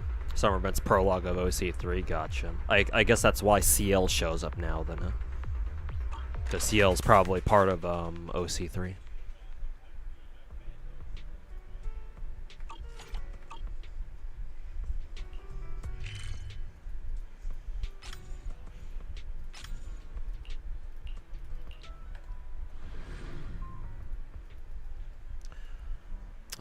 What is Smart Falcon again? Oh, she's S rank and pace. Okay, she's hella pace chaser. Pace, dirt, mile, medium. Okay.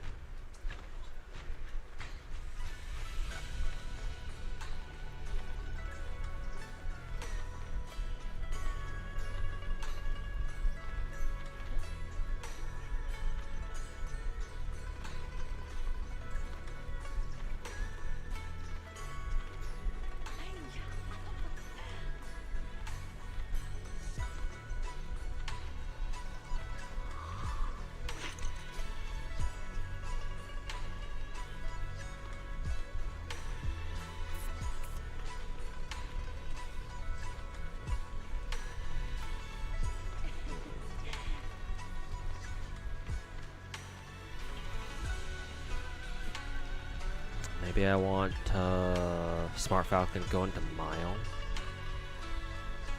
Is that worth it? Or should I just have her stick to medium?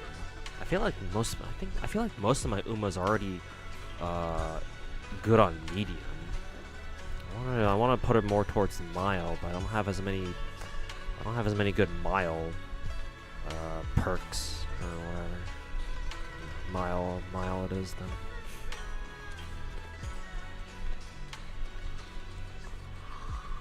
Surely I won't fuck myself over doing this. 105 more points.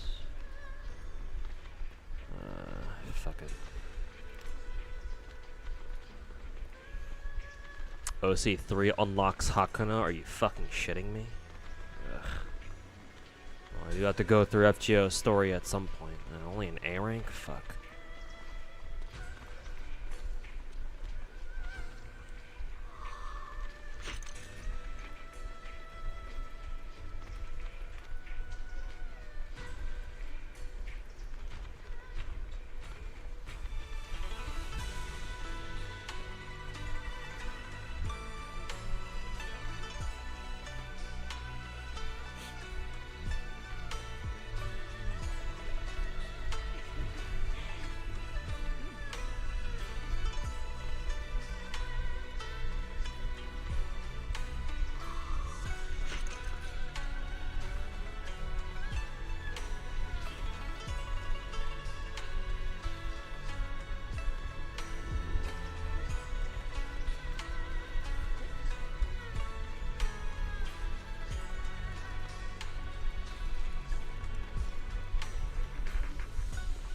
Guess we'll do wedding Maya now.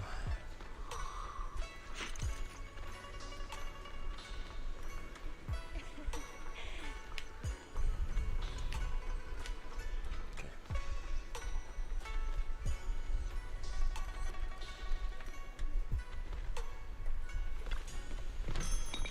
Behind in Zenless and Star Rail. Oh, you should really catch up in Zenless, Masamune. Because I don't know if you've already done this event, the Genius Miracle and Miracle Chip event, but there's this, you have to unlock this event to keep doing this, because there's a part of the game, the part of this event requires you to have this feature unlocked for a little bit. I think it's like this, because it auto farms something, like this thing, whatever the fuck this is.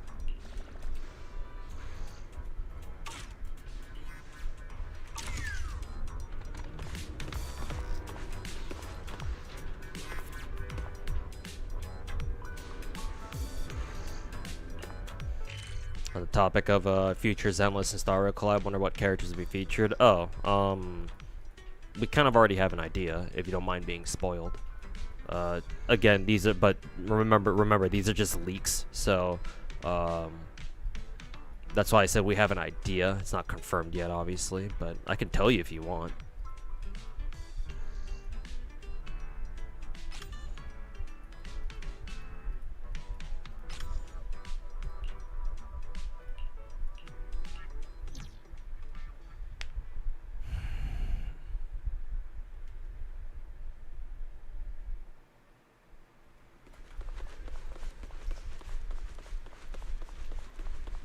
Guess you'll be doing Zenless catch up later today. Yeah, that's kind of why I wanted to play Zenless today. Try to catch up more on the event, but spent a lot of time yapping with chat, so.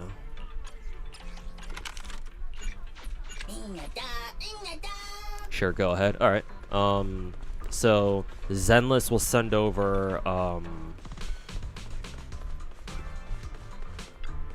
who are they going to send? Oh right, Astra and Ellen. And then Star Rail will send over Robin. Yeah.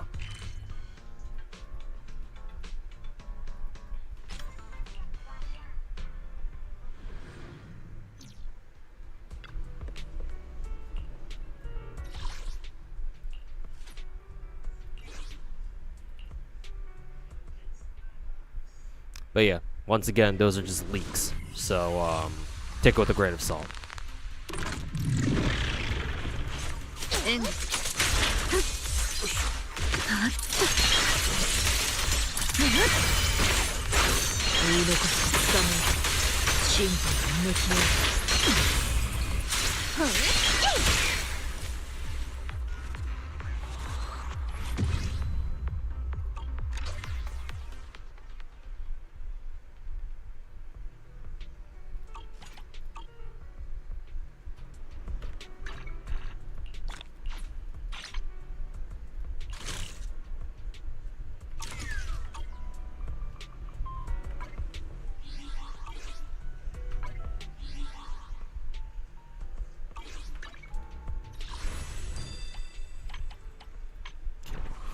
Already got Shu done, weekly done. I still have to do Annihilation Simulacrum. I'm assuming this is permanent. Yeah, still gonna try to get that done. Data bounty is just farming or whatever. This is the map stuff, I think. Yeah, so it's mainly this event that I have to get through at the moment. For now.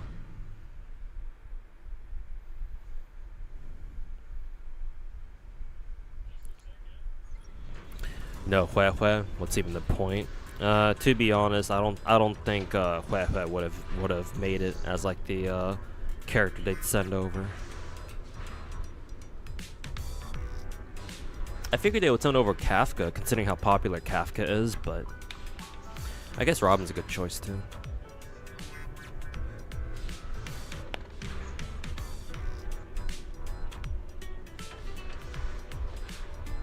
Yeah, Hue is not popular enough, I don't think, yeah.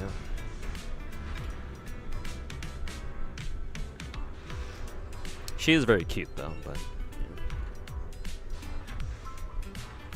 Not sure if she would have been a lot of people's first choice when they thought about that, so. Daily requests reset at what? Update Bang Boom module one time? Oh god. Hopefully I fucking pray to God that's not very important, but well, I guess I'll find out.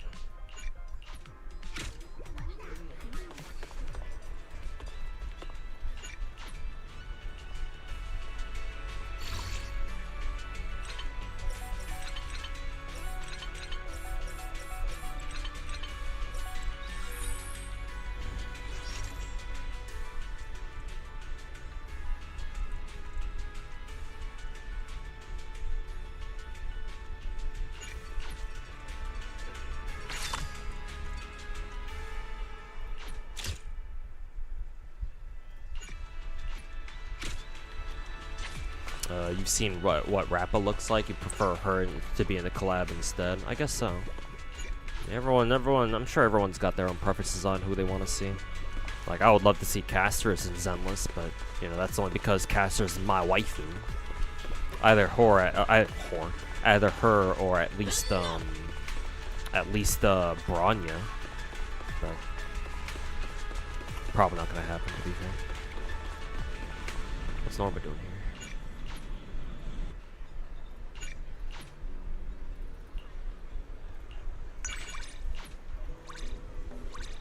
Oh, this is Norma's, what is it? That's her, trust event. Oh, I didn't even realize. Totally forgot about trust events.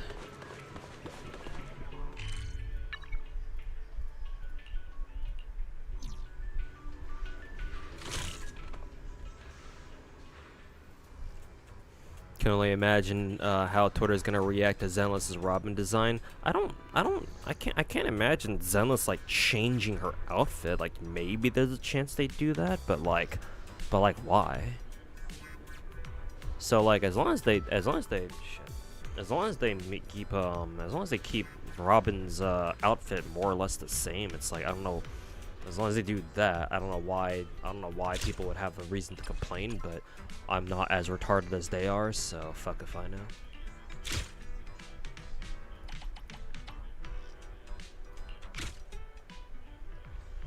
Do I have any dupes in Zenless? The only dupes I've got are for Bernice, I think.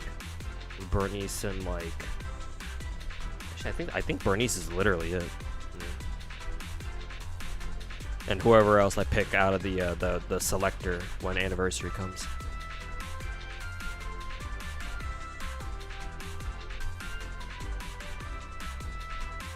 Let's see. These two.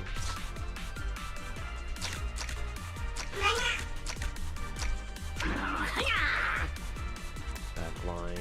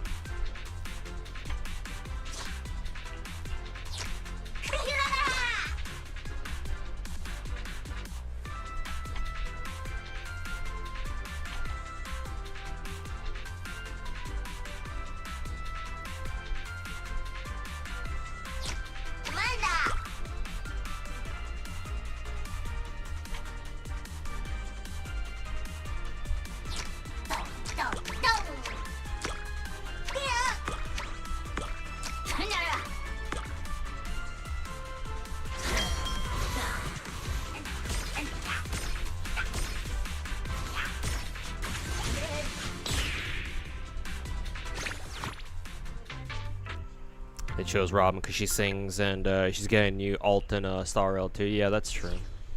Yeah, devs probably fucking love Robin. Probably.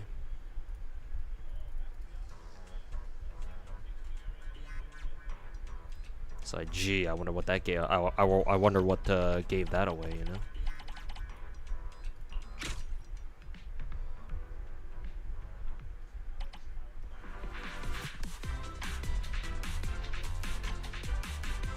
Or is the justice for Akron? Good question.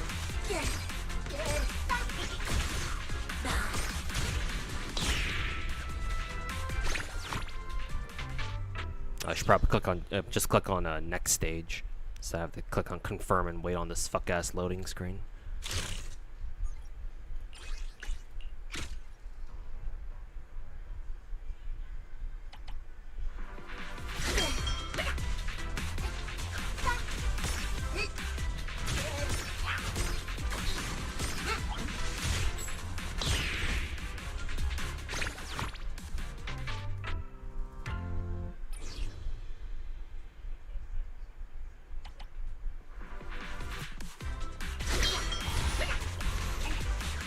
Why does life slumber?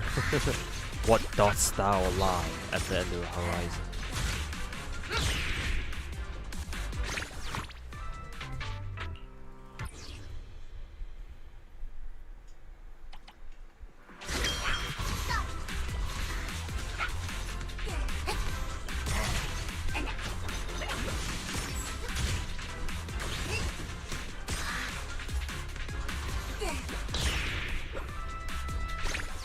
Devs had balls, they'd give us My Day and Zenless. You think so?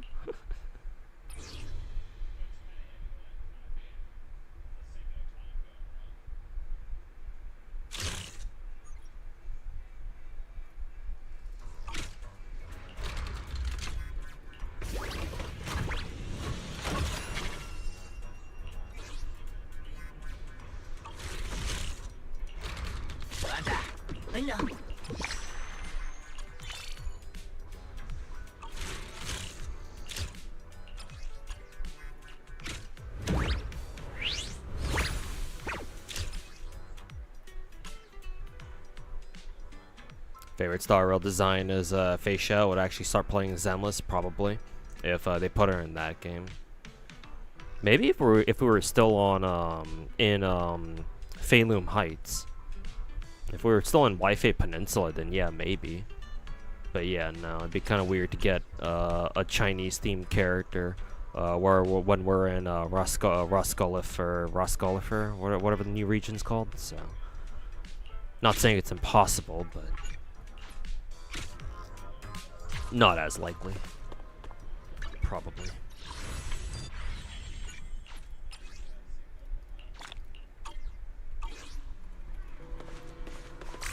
Alright, I need to do this.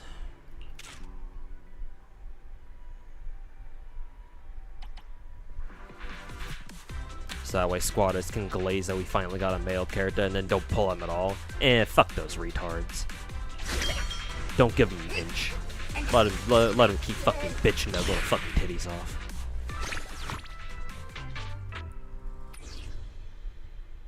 Basically Sky Britain, yeah, pretty much. The superior Britain, if I do say so myself.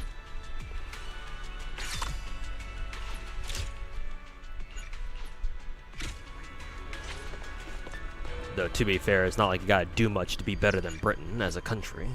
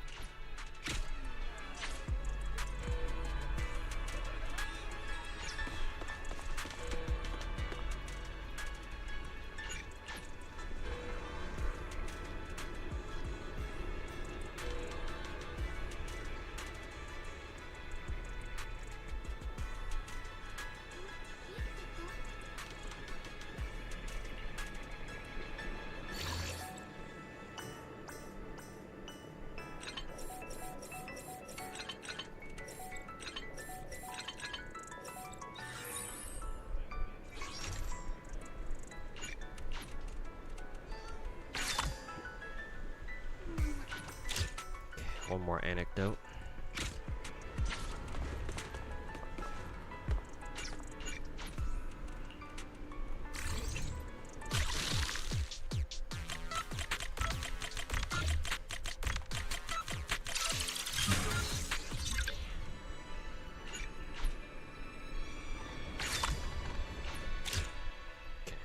All of them should be good for now.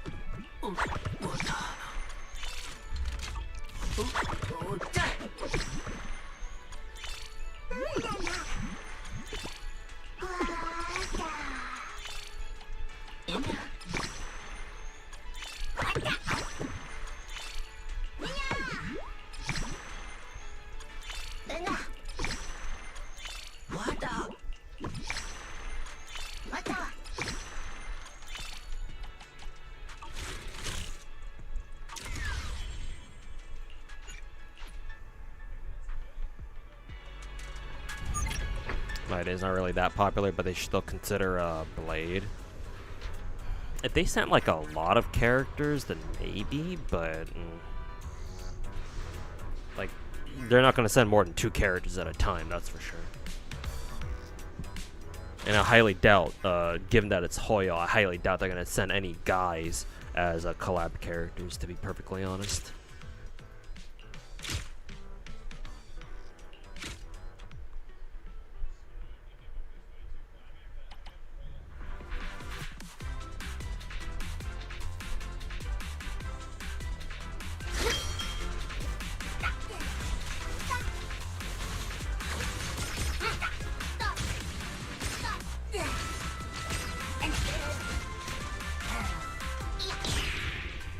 If they don't confront My Day with Gil, you're gonna riot.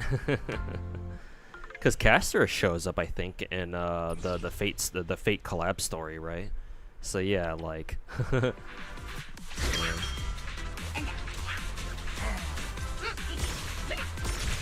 Does Blade in Fortnite count?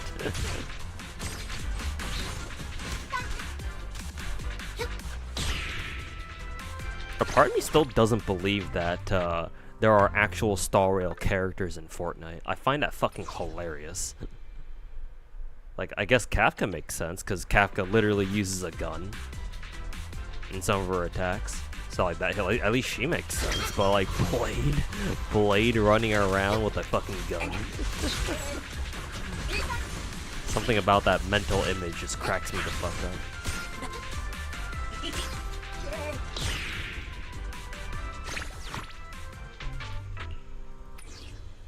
In the trailer, she pulls Gil out of the underworld, and later on, yeah, I think I seen that cutscene on Twitter. Yeah.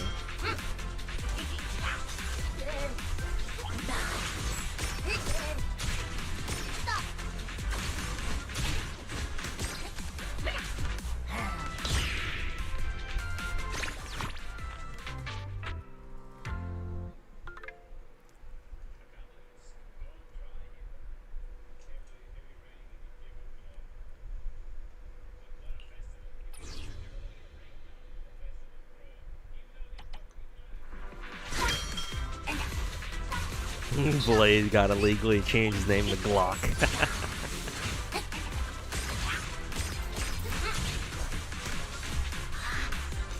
Oh, looks like this fight is a little tougher.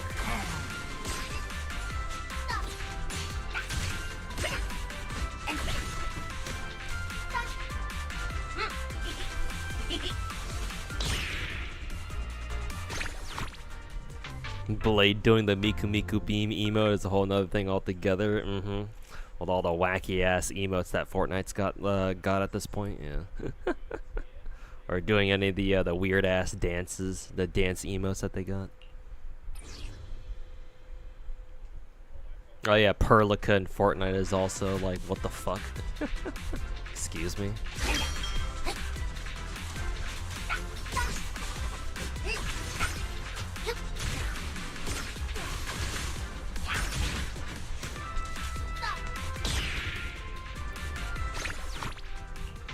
Absolutely fucking hilarious.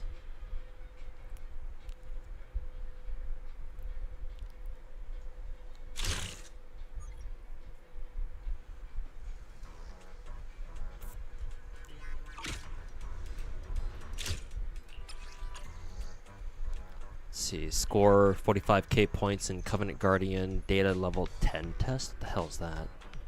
Reach collaborator level 20. Oh god, this shit. Oh fuck. Yeah, I can see why we needed a couple days on this.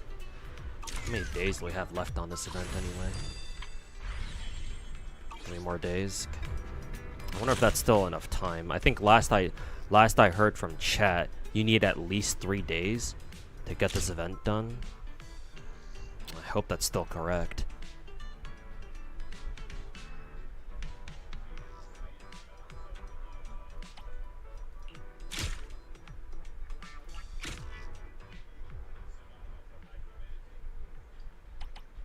Wait, what? You're cooked then? Yeah, no, Musman, that's what I was telling you earlier. That, you're fucked. Yeah, no, that's what I was telling you earlier. There's the reason why I was trying to grind Zenless tonight. It's mainly because of this thing.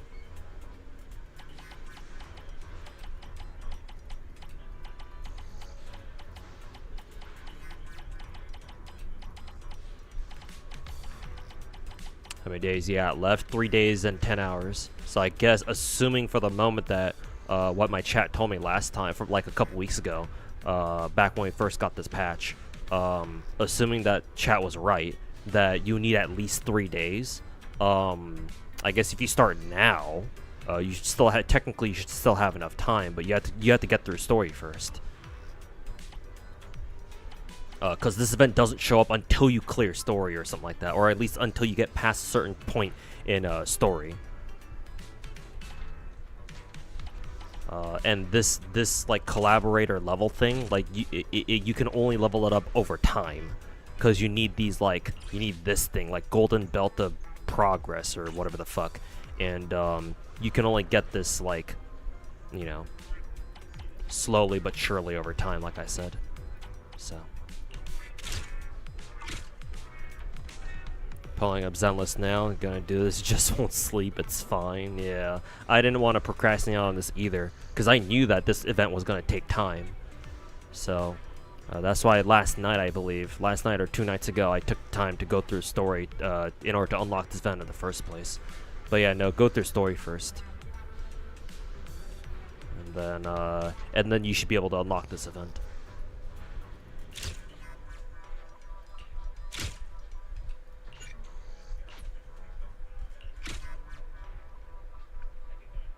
Oh, it's this thing. Okay. I get 45k points here, man.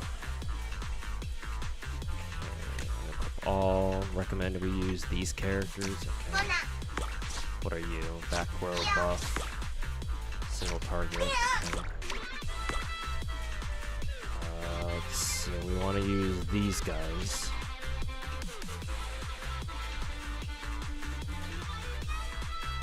This is an AoE. Put the tank in there. What are you again? AoE. We want single target. DPS control. I don't know how well that's gonna work. AoE, burst, defense reduction.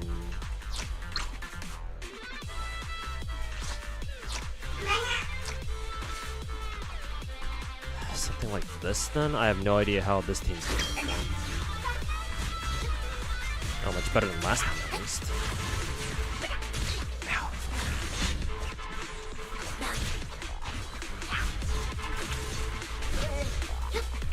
Nice info, didn't even see that. Yeah, Masamune, that's again like I said, it's because you have to go through the story first. Yeah, no, it didn't. The event didn't show up for me either. Because yeah, at the time, but until this week, I didn't do the story yet. But no, I already knew that.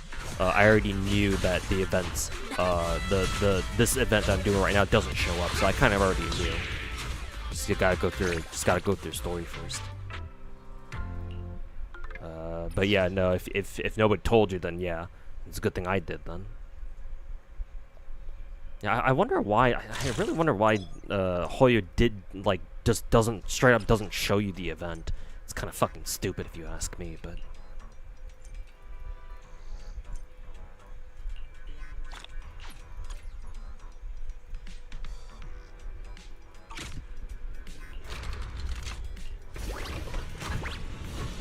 Your experience was over 3 days? Fuck. Maybe I've run out of time too, or I'm gonna run out of time too. No idea. Still try anyway, but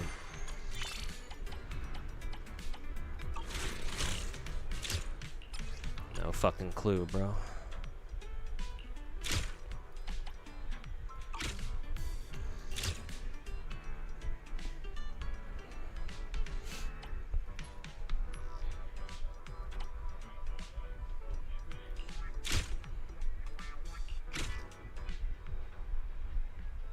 Because in Star Rail you can unlock event early. Yeah, Zenless is kind of weird like that.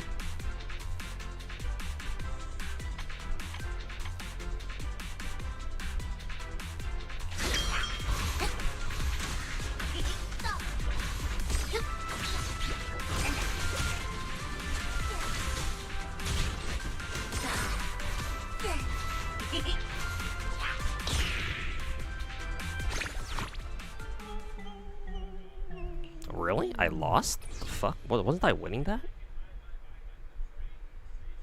Fuck happened there?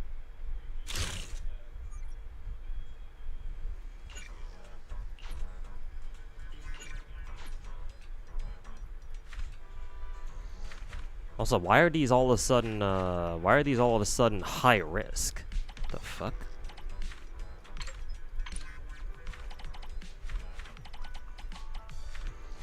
Weren't these on easy before? What the fuck happened here? Don't mind if they time gate shit as long as you can do it one go, but not doing it a certain. Yeah, I'm not a big fan of like a time gate progress either, Felices. I think time gating shit and or like requiring you that you need to do this event for like a certain number of time guaranteed is fucking dog shit. Yeah, I agree. It's fucking ass.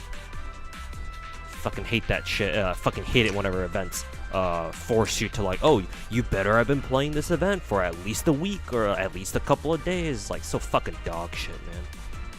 Fucking hate that about gacha events. Or like, oh, you have to do this certain thing every single day. It's like, oh god, fuck you, man.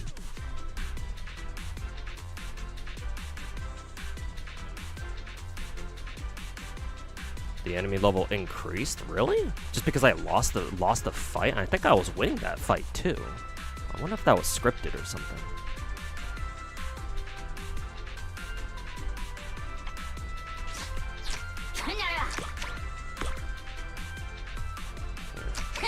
It is what it is, I guess.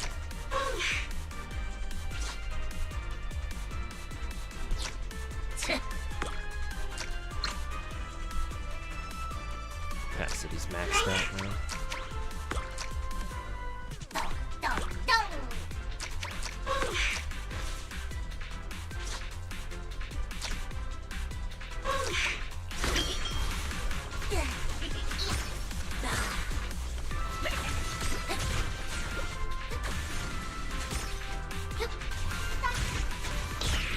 Okay, well that went pretty fucking easily. The fuck? What was the problem last time?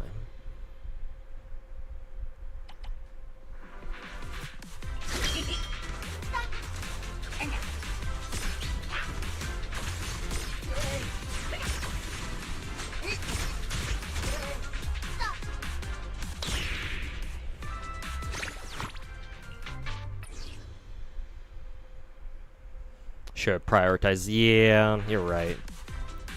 And the thing about it was that I knew that this event was gonna take a long time too, because my chat told me from like weeks ago. So yeah, it's kind of on me. So in case I can't get all the limited time rewards because I just simply ran out of time, then yeah, it's fine.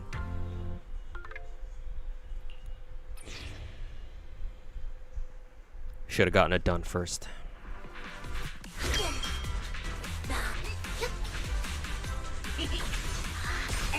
So I'll probably lose this one.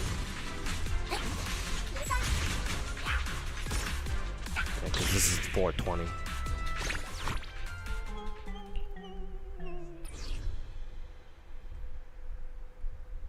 Maybe I ought to gear out those two bang boos that are my really strong hitters. Which ones were they again? I think it was Baddie Boo and Rider Boo. Give them something.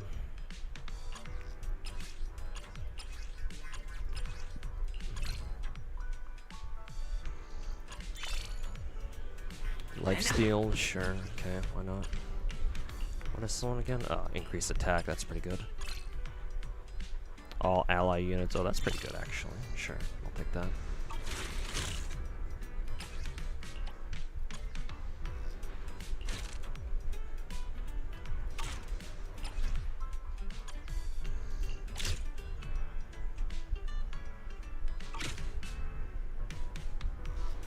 Yeah, and, oh yeah, and these daily quests, yeah, these daily quest things are such fucking bullshit, dude.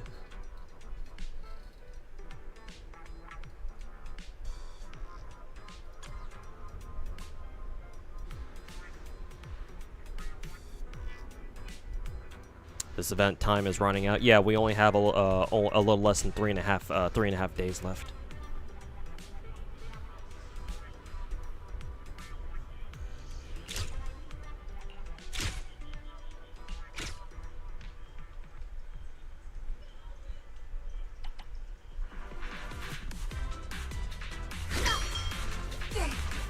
Alright, again, see if they do any better this time. Nope, they did not really do much better this time.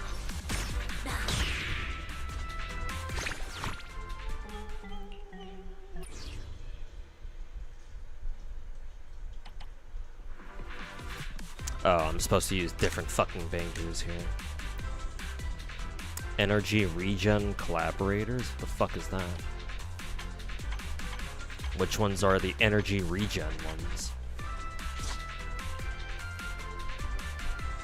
Oh, avocado boo.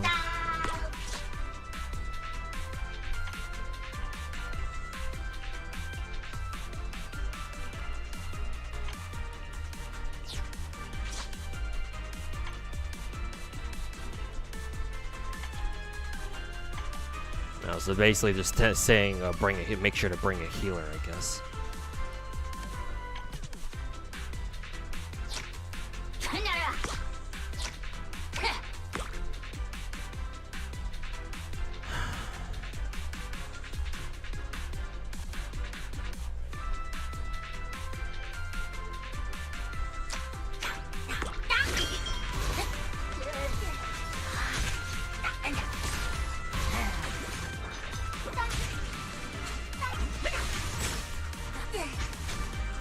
Even then, avocado boo is literally my only energy regen bang boost. I'm getting my ass kicked here. Am I supposed to roll more bang boosts? I don't think I can though. Yeah, I don't have any more of these left. I'm still stuck on doing this. I don't know how to raise my collaborator level up any more than this, so I don't have a fucking clue what to do here. Am I just fucking stuck here or what?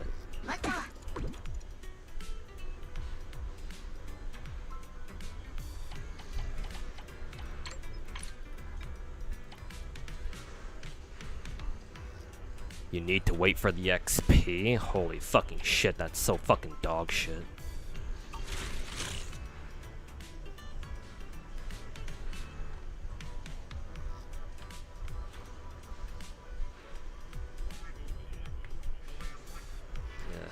Yeah, maybe this is a maybe this is a wrap.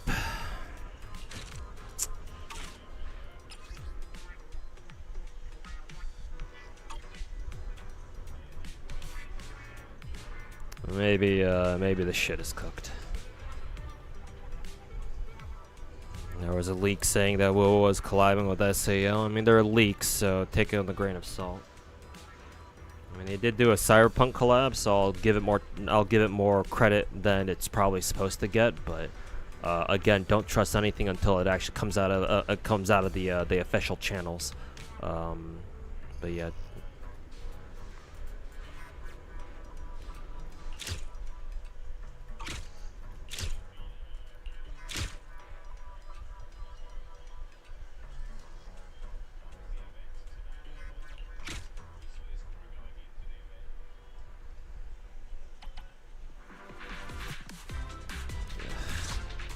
I wonder if I'm supposed to bring in, I wonder if bringing in like a 3-star bang boost would make a difference.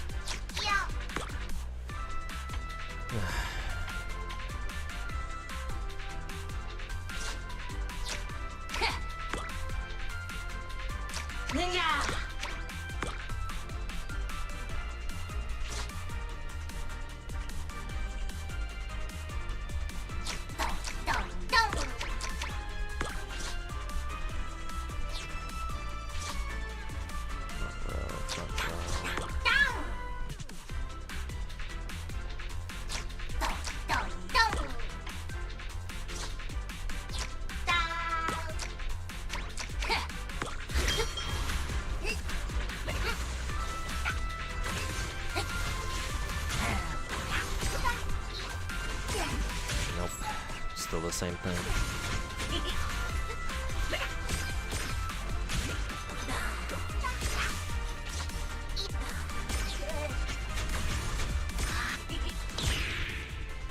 I mean, that team did a much better job than last one, at least, but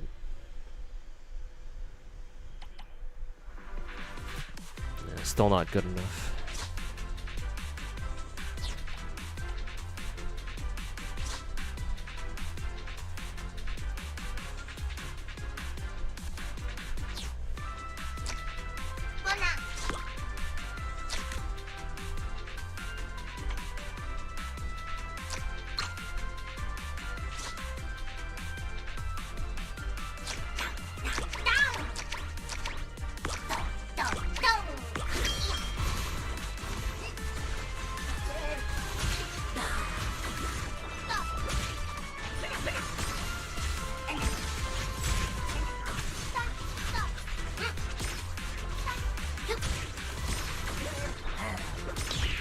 Oh shit, they actually got it done. Fuck.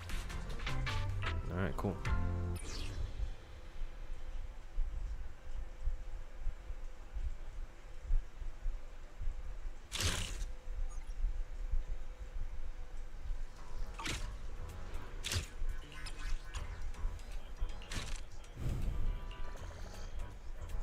Oh well.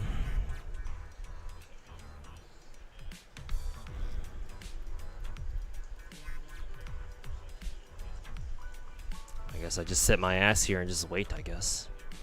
That fucking sucks.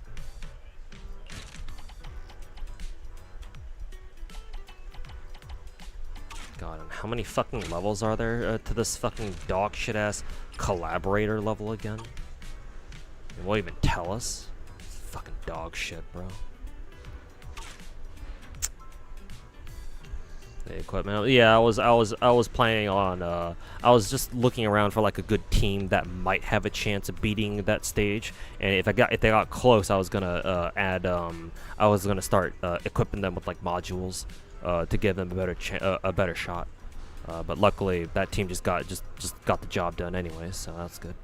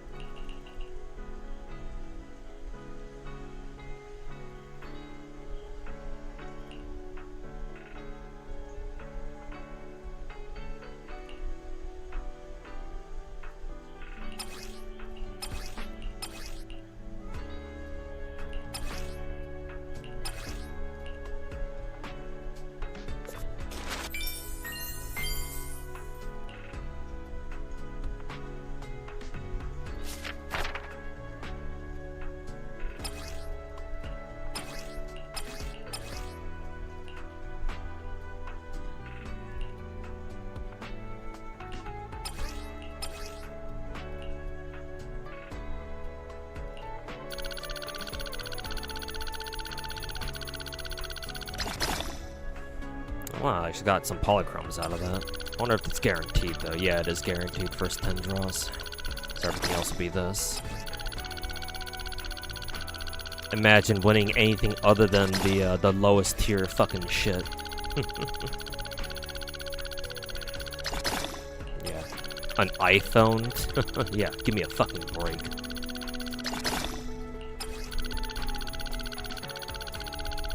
I'll be forgetting if they give you 30 rems and a single 10 pull. To be fair, I think the only limited pulls that you get, or the limited item rewards you get, is just like the 360 polychromes. I think it's 360. And I managed to get the first one. So I guess it's not that bad, but still a shitty feeling.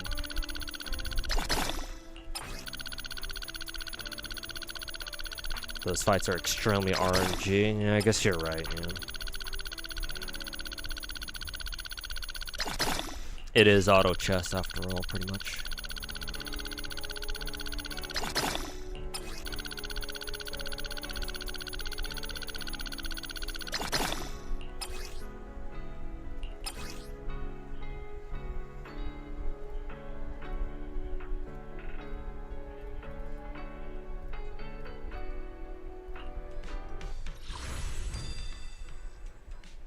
Commemorative name card not yet unlocked. The fuck? How the fuck do I unlock the name card then?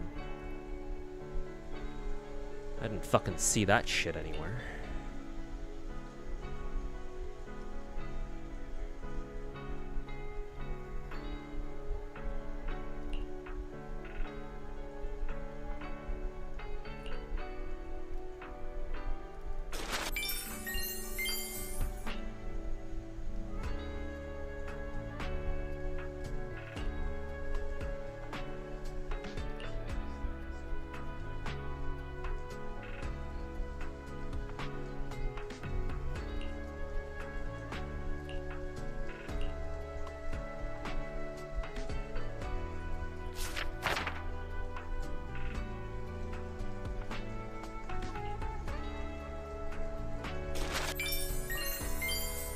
What is auto chess? It's a genre. It's a genre of like AFK gameplay type shit.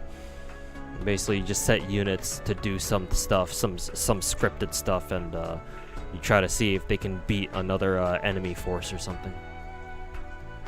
Think of it as kind of like tower defense, except you can't do shit after.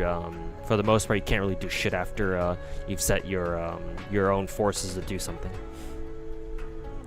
So it's kind of like that, I guess. Yeah, I don't know where to find this like name card bullshit. Maybe I don't need. Maybe I don't need to give a fuck. But no, yeah, I'm like, yeah, fuck that shit. What the fuck ever? What the fuck ever, bro. Yeah, TFT is a good example of auto chess, for example.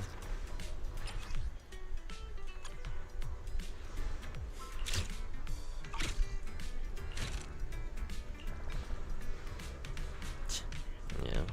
So yeah, no point in me doing. There's literally no point in me doing anything else.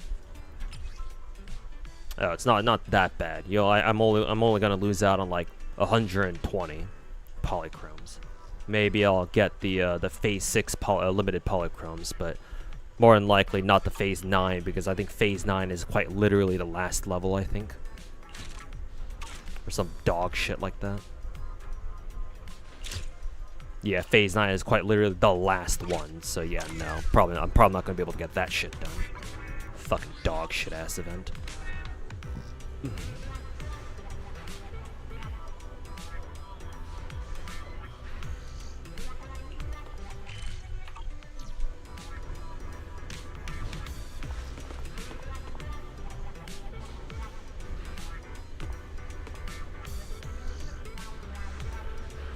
Come from your last video, I want to ask what exactly is so sinful about Genshin being the only gacha you play. Find that playing only one gacha provides for a better experience. That's true. I will give you that. In a vacuum, yes. If you're the type of person who, you know, doesn't like juggling multiple gacha games, or you just want to focus on one, and because you want to just, yeah, I just said it. If you just want to focus on one gacha because you feel like that's a better experience for you, then sure, yeah, I don't. That on its own, I have nothing against. The reason why I implied in my last video that, oh, if you only play one gacha, it's kind of like, you know, would really like to see you play more, is because given the atmosphere, given the current vibes of gacha Twitter, most people who play gacha games only ever play like one, maybe two. Look at Murder of Birds, for I don't know who or what that is. You just find you just find logging in and out of so many different gacha games just to use your stamina was super draining. I get that. Most people are like that. No, I totally understand that. But let me finish my thought here. In a vacuum, if you only want to play like one or two gacha games, that's fine.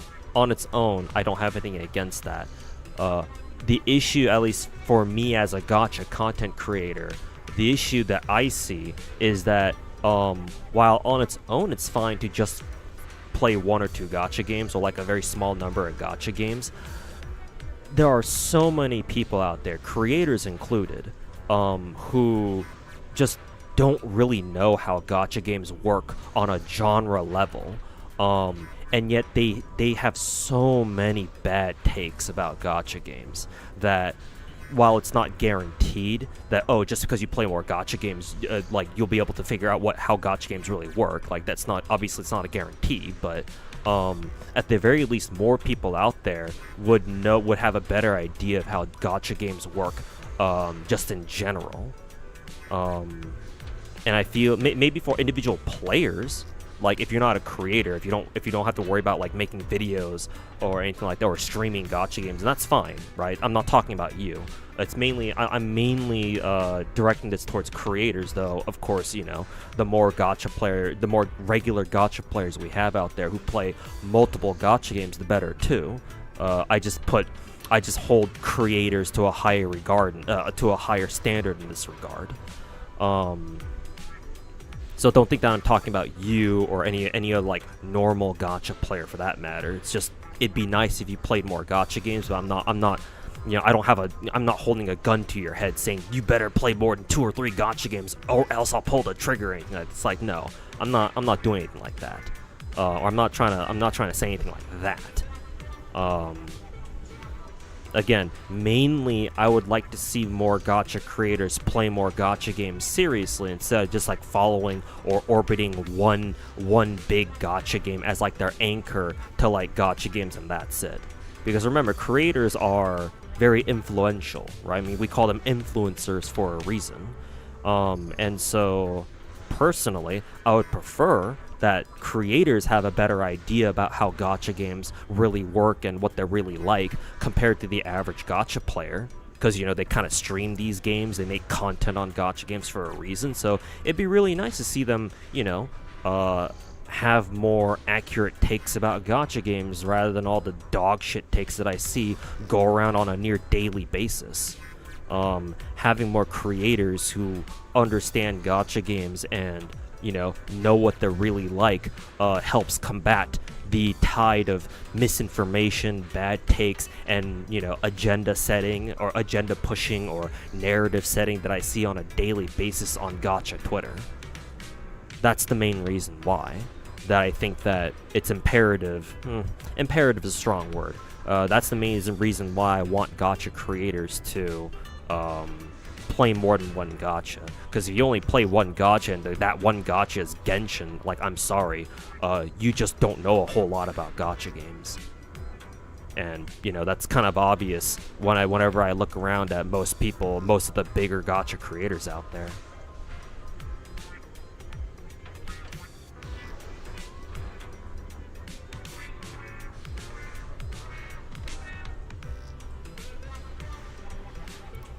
Big Genshin Impact lore CC. Well, here's the thing, F-Type. If you're talking about a lore CC, that's perfectly fine, because he's a lore CC.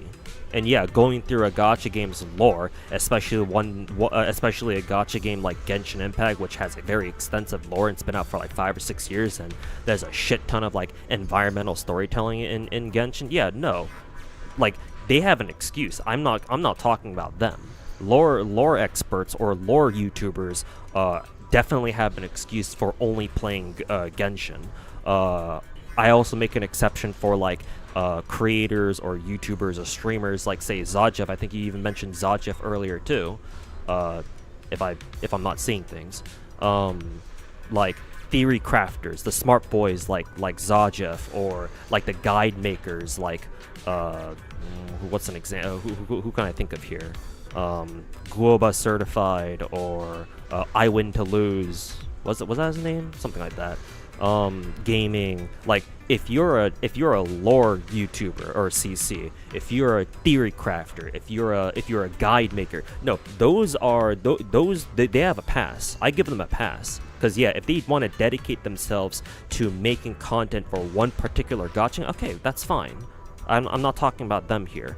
I'm mainly talking about the general variety gacha streamers, which is most gacha streamers out there, if you ask me, streamers / YouTubers. So I'm talking about people like Brand Online, which I mentioned him in my last video that I put out earlier yesterday. I'm talking about, who else? I'm talking about Genazod. I'm talking about Mr. Pokey. I'm talking about I don't know, insert any general variety gacha streamer here. I'm talking about mainly those people because they comprise most of the gacha creator space, not necessarily the guide makers. Like I said, the guide makers, the lore masters, the theory crafters. Those are actually pretty tough to do. Those take actual effort. Not saying that, being a general variety gacha streamer doesn't take work either. It's just the kind of effort that you have to put in, like the people like Zajef or Guoba Certified or who's that lore master you mentioned earlier, Murder of Birds, have to put in to make their videos. Usually their videos display a higher degree of effort put into them rather than like I described before, the variety gacha streamers. Because if you take a look at a lot of the variety gacha streamers, the general gacha streamers content out there, a lot of the time you see them just their YouTube videos, their YouTube content, a lot of the time is just straight VOD rips from their Twitch streams, and that's it, or their YouTube streams for that matter, whichever platform they stream on. I roasted Saint Tontus for being a fucking VOD rip loser in my last video, but hey, technically speaking, Brand Online does the same thing too a lot of the time.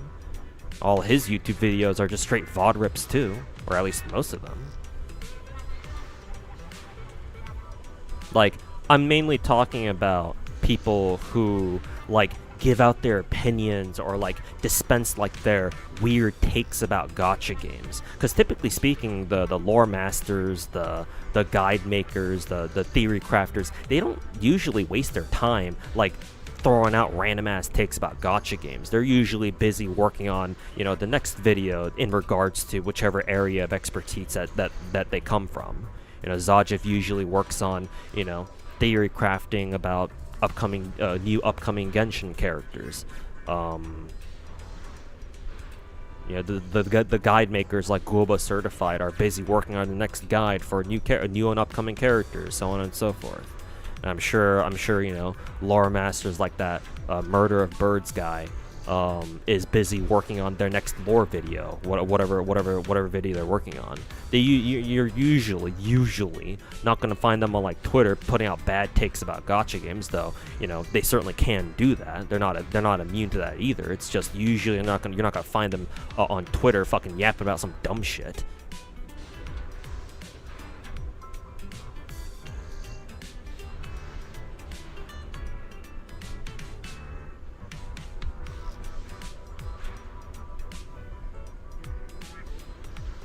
That's also a way to play the game even if you're not a CC. You tend to read most of the written entries in the game. I think that's a big part of what makes Genshin an enjoyable game. I don't know why you felt the need to say that, F-Type. I don't have a problem with how people play games. If you can only play one gacha game, or if that's a conscious choice you make about playing only one gacha game, that's fine. Like I said before, I don't have a problem with that. The reason why I'm so adamant about people playing multiple gacha games is so that people can become more generally educated about gacha games, because again, I see bad takes about gacha games on Twitter all the fucking time. Now, if you don't really pay attention to Twitter much, then that's fine. This doesn't apply to you, clearly. As long as you're not one of those people who routinely makes bad takes about gacha games, then yeah, clearly I'm not talking about you. Or anybody else who only plays one gacha game for that matter. If you enjoy Genshin, and if you've tried playing other gacha games, but you found that just playing one gacha game at a time is how you best enjoy gacha games, there's no problem with that, man. I'm not talking about you. So long as you don't try to talk about gacha games in general on Twitter. As long as you're not one of those people, then that's fine. I have no problem with that. I'm not who you're talking about here.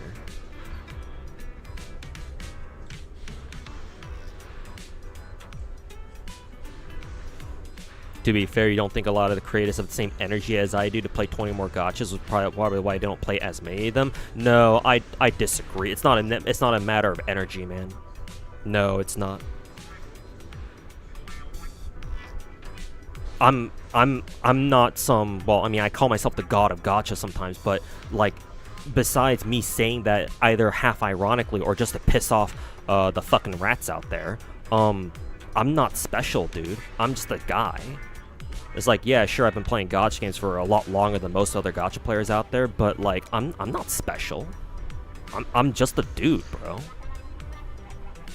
I just really, really like gacha games. Like, my sheer love for gacha games is a big part of the reason why I'm able to carry myself through 20 different gacha games. And I've said this before, I don't expect other creators to fucking start playing 20, like, double-digit gacha games. I do think that's a little bit much. Where I'm not asking people to play 20 different gacha games just like me. That's obviously unreasonable. All I'm asking for is for creators to play like seriously play more than just 1 or 2 gacha games, and preferably like smaller gachas instead of the bigger ones. And they can't even do that. At least, not a lot of them. And it's like a lot of these creators out here, they do this for a living. I can't do this for a living. I don't have enough viewers, man, straight up. Like, I have to spend like anywhere from like 4 to 6 or 8, even 8 hours a day driving around doing fucking food delivery just to make ends meet, while I go fucking, apply to 20 different jobs and get rejected from all of them every single fucking week. And yet I can still keep up, or damn well near keep up with 20 different gacha games. Like, if I can do that, ain't no way other normal creators who do their shit for a fucking living can't at least take on like maybe 1 or 2 more gacha games. Like, no, it's not a matter of energy, man. That's just bogus. It's not a matter of energy, man. It really isn't. At least if you ask me, it's more a matter of a lot of these people just don't really care for gacha games. I mean, you have Gacha Smack, who just straight up says he doesn't really give a shit about gacha games. Which, alright, fair, at least he's honest about it. But like, I see Mr. Pokey tweet about Chaos Zero Nightmare, and he's bitching about how much investment it takes into raising one character. It's like, bitch, you do fucking gacha games for a living, man. Like, I'm not trying to throw shade at Mr. Pokey here. I think he's cool, but like, it's like, Mr. Pokey quite literally has Oilers in his chat who pay for fucking E6 characters in Star Rail. Now, to be fair, I don't know if they've done that for him anytime recently. Maybe that hasn't happened for a while now. But like, he's got that kind of fucking viewer base. And you're telling me that he's complaining about how much time it takes to play a gacha game? Like, get the fuck out of here, man. Like, I don't buy that for a fucking second. Like, maybe I'm being harsh here, and I will acknowledge that. Maybe I do just have way too high of expectations. But while I don't expect that really out of play, like just regular players, creators are another thing entirely, especially if they can actually make a living off of it.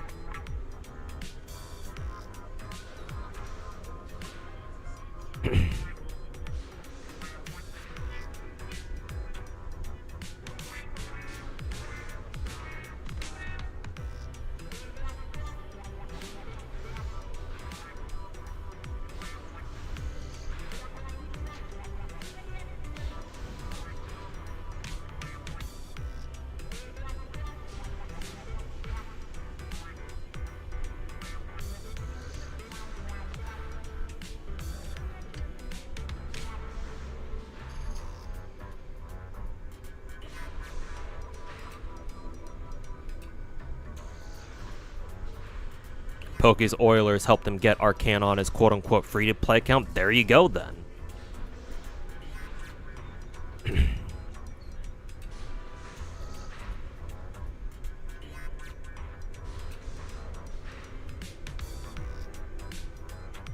It's like, I don't know if I need to say this, but in case this wasn't abundantly clear already, if you like, you know, pay any amount of attention to like the general, just like the gacha content creator space in general, but quite a few gacha creators out there, YouTubers or streamers alike, are only do gacha content for the money, not necessarily because they actually give a fuck about gacha games in particular.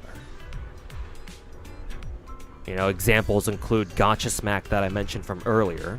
Though, again, I do acknowledge that he had said before, just straight up, that he doesn't really care about gacha games. He's only doing it for a bag. So, again, you know, at the very least, I can respect his honesty. Because even honesty is kind of rare among gacha content creators in general, too, for that matter. So, at least I can give Gacha Smack a pass on that, at the very least.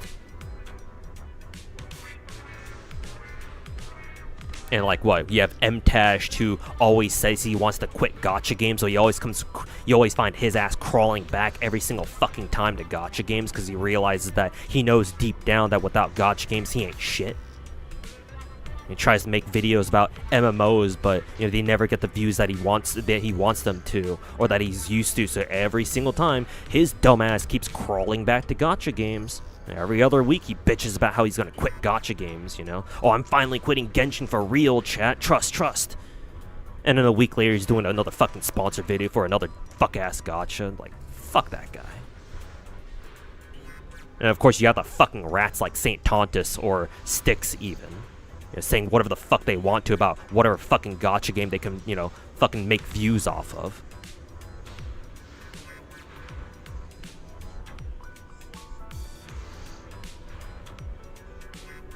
Can't imagine watching Smack. To be fair, I don't watch his content either.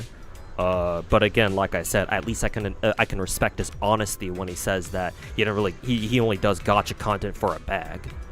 If only other creators around him were just as or even half as honest like him too. It's too bad a lot of them aren't.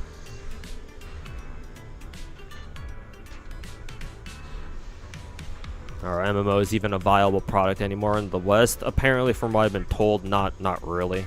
MMOs are kind of on the decline, especially with gacha games being on the rise, so... Yeah, no. Unfortunately for MTash, like, I do kind of feel for him if he wants to make, you know, if he wants to continue making MMO content, but... From what I've been told, no. MMOs are kind of on the decline these days, especially out here in the West. Maybe in the East, people still play MMOs, like especially the Chinese, maybe, but... Maybe Final Fantasy XIV still doing pretty well, all things considered, but...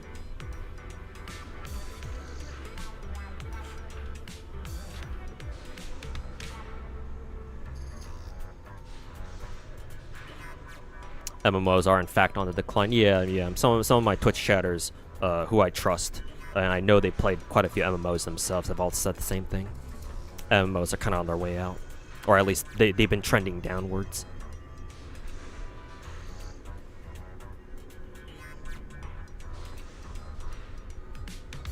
That's why you like Atarok as a gacha CC. Yeah, and he's actually level-headed too. Yeah. Like, I haven't seen him have a bad take about gacha games, at least not yet. So yeah, I respect him too.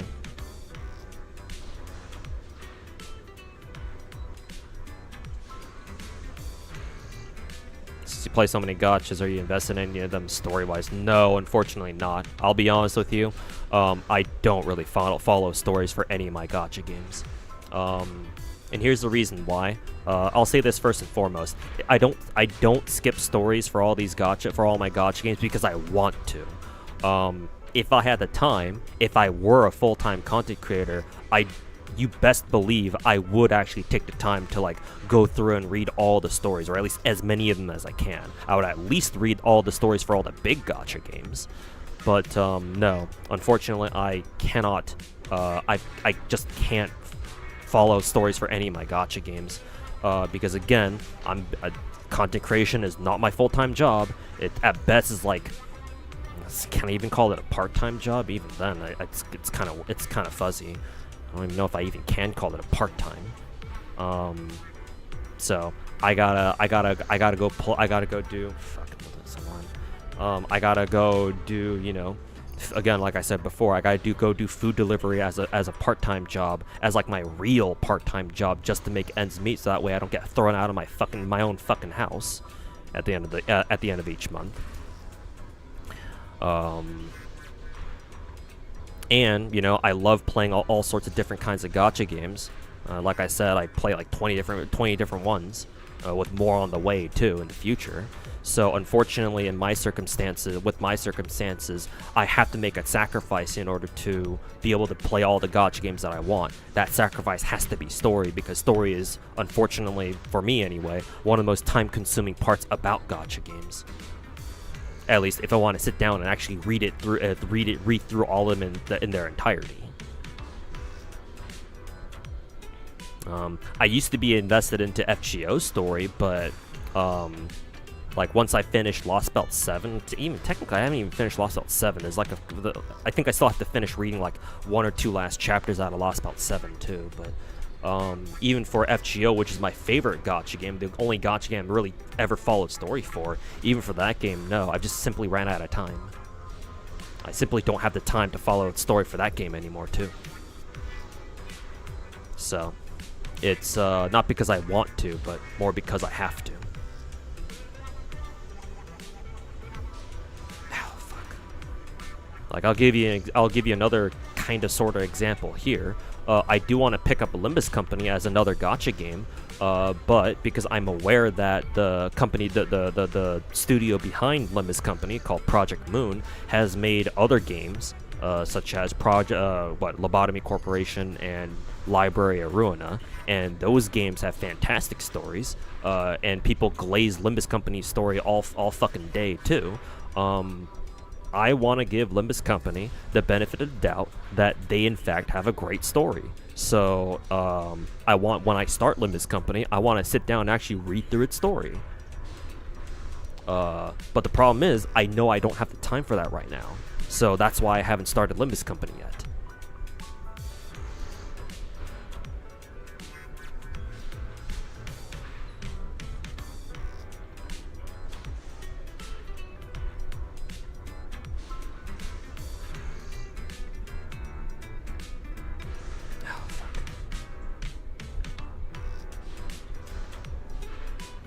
You play gacha games as a hobby, at least that's how you see it. Maybe for now, but you know, what happens when, you know, I'm able to make gacha content to the point where, you know, I can start making money off it? Then it's no longer just a hobby now, is it?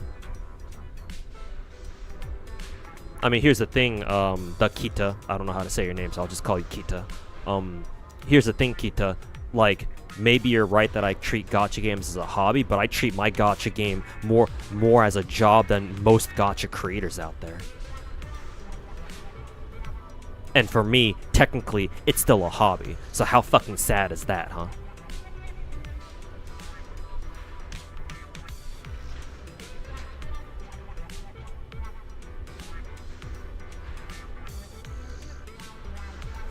Azure Familia, the farm management of Azure Familia is going to be twice as tedious as Enfield's Factory. Oh fuck! You know, hopefully they improve that, but we'll see. That is true about story. I think you follow like 3 out of 8 games. You follow story in like 3 out of the 8 gacha games you play, and those story takes the most of your time. Yeah, exactly. And that to be fair, that assumes that you just have the stories on autoplay or something, or you like take the time to like very carefully read all the lines of dialogue or whatever, and you really try your best to like follow along with what's going on. But yeah, no, like story takes up the most amount of time.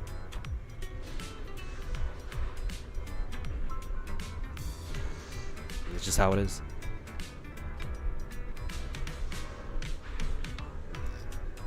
Just got our account, your new Enfield account. You're super happy. Hey, congrats, man.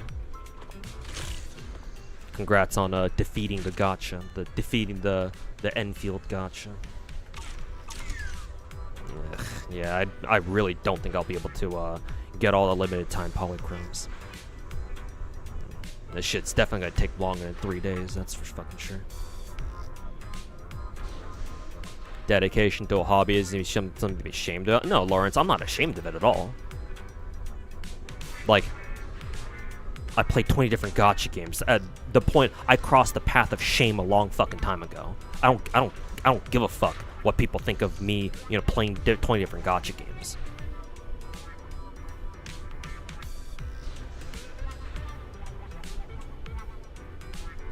Like, don't worry, man. I really don't care about the shame part. If anybody wants to talk shit about me playing 20 different gacha games, they can go fuck themselves. And I'll say it to the fucking faces, too. Did it plenty of times before, especially that St. Tontus bastard. Or any other fuck-ass rat like him.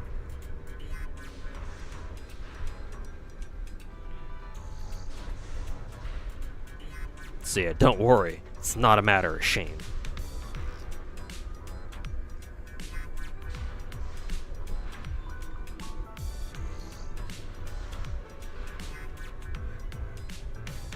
You also have a kid who takes half your day to the... Well, yeah. I mean, if you got a kid, then yeah, obviously you should take care of your kid first. Family's more important than silly-ass gacha games, after all. But yeah, no, like, again, Merv, you're not a creator. So, you know. Yeah, like, that's fine if you can only follow, like, you know, well, 1 or 2, 3 gacha games. You know, hey, if you ask me, that's pretty amazing that you can play, you know, 3 different gacha games and take care of a kid full time, on top of like whatever job you've got on top of that too. Like, that's pretty amazing.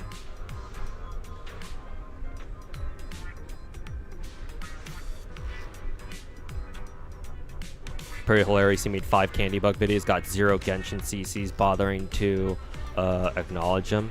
Yeah, it is. Though to be fair with you, I kind of want them to all of them to fucking slander St. Tontus anyway. It's like, yeah, technically that will bring in more views. That will bring in more views in case that's what you're worried about. But like, the more targets he has, the more chances that he has to fuck up as well.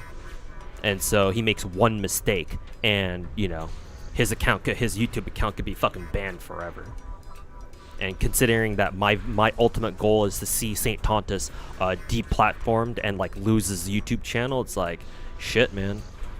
The more people he has to talk shit about, the more creators he's got to talk shit about, the more likely it is that he's gonna make one giant mistake that he can never take back again, and then he'll get his ass fucking reamed by somebody else who's not Tectone.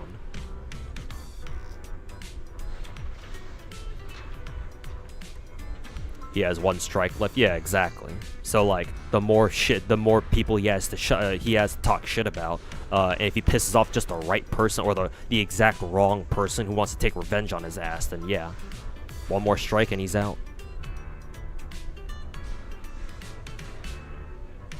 Having kids in this economy, I mean, America's better off than most places. I mean, actually, I actually don't know if Merv is American, but you don't have to answer that too either, by the way.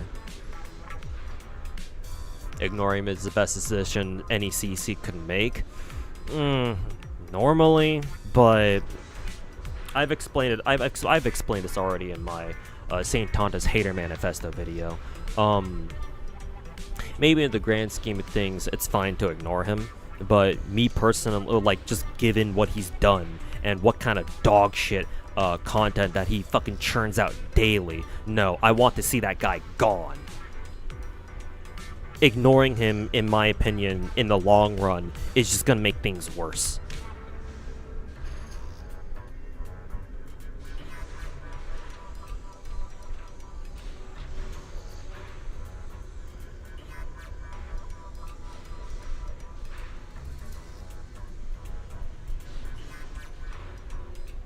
Since Gacha Smack sent them to the moon, what, did they have like a debate where Gacha Smack just fucking roasted the shit out of him? And most creators simply ignore the guy regardless of how much he shit talks them. Even the rats don't want to associate with him anymore too. Or at least the other rats. Considering he went after his own kind too. But yeah, no. Like, I'd rather see him fucking gone for good. Like, I want people to constantly talk shit about him. To constantly fucking slander his dumb bitch ass.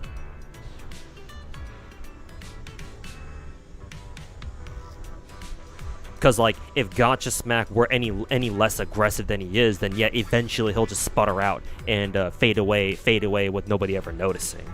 But the problem is, he's absolutely fucking shameless. Like, if he feels like he doesn't have enough content to, fucking feed into his 24/7 gacha slot content machine, then he'll just go out there and he'll just make his own content. He'll just find another creator to fucking harass, like Maggie from last year, and he's just gonna make slander videos until he fucking bullies them out of the fucking internet, or like forces them to switch games. Like, how many more fucking victims will St. Tontus claim before people start wising up and be like, oh yeah, no, we gotta fucking get rid of this guy? Long stream today? Well, that wasn't really my intention, but...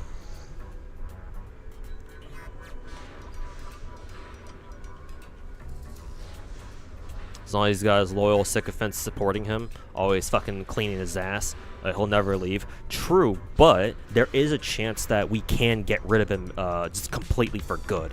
Because, what is it? St. Tontus has two copyright strikes on his channel, unless the situation has changed. So he's got like 2 or 3 copyright strikes on his channel that are permanent, by the way. According to YouTube guideline, or YouTube like channel rules, if I'm getting this right, if St. Tontus gets one more copyright strike, YouTube will automatically delete his entire channel, like instantly, no questions asked. So my thought process is that if St. Tontus gets more and more attention to the point where he starts pissing off more and more people with this dog shit content, eventually someone will go out of their way to fucking copyright strike him one last time. If they do, and it's legitimate, then he's gone for good. Again, like, I don't believe in just leaving St. Tontus alone. He's harassed way too many people. He's fucking harassed, slandered way too many other gacha creators out there. For me to just leave, for me to think that just leaving him alone is a viable option. No, his ass needs to be gone. We have to get rid of this fucking guy.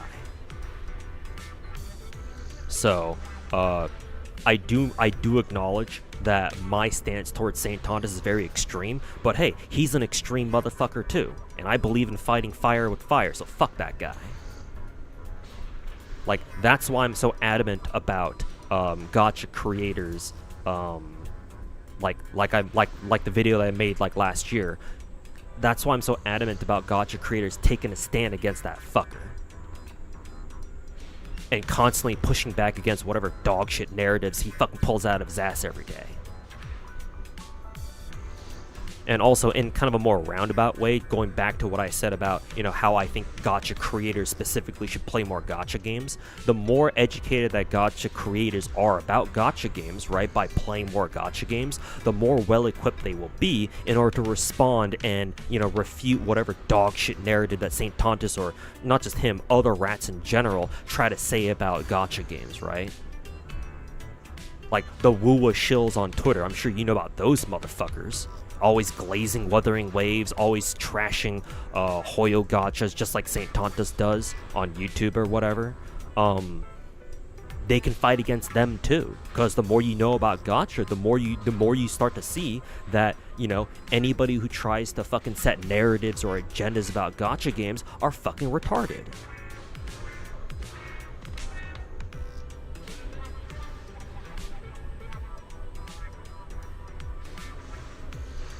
Actually hilarious that he ran out the biggest Wua TC. Yeah, Maggie, right? Yeah, because I was told that Maggie was like pretty much the only notable English-speaking theory crafter for Wuthering Waves.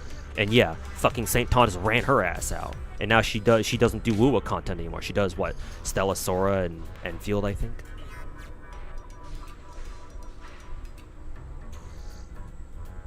Do I understand her? Maggie says she liked Woo, but she felt like walking on eggshells as a content creator, which gave her anxiety. Yeah, I mean, getting fucking targeted by St. Tontus doesn't fucking help.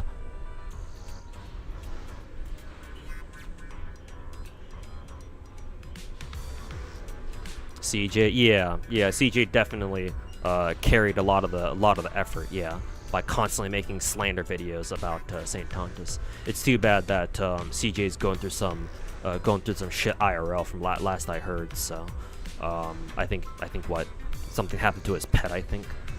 So that's unfortunate. So yeah, CJ's been under the radar for now, but I hope that CJ eventually goes back to constantly slandering St. Tontus, just to remind him what kind of a dog shit human being he is. But everything in due time.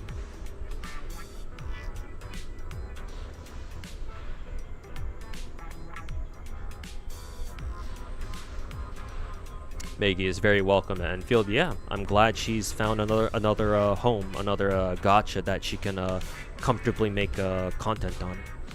As long as St. Tontus doesn't decide to go after her ass again. But I think this time Enfield players will, or at least I hope, Enfield players will rally to protect her against St. Tontus, unlike the fucking Wuwa players.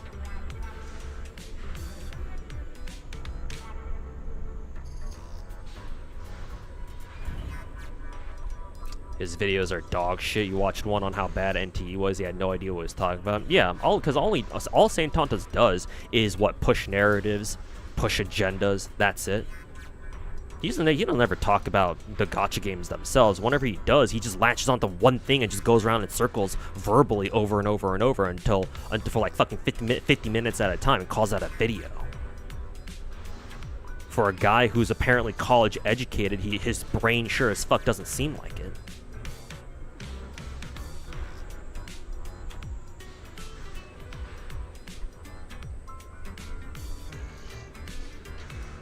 College did he graduate from? Fucking Streamer University? Fucking retard.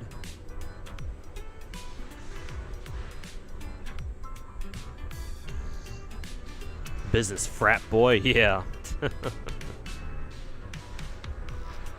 I thought I wasted my college years. Holy shit, man.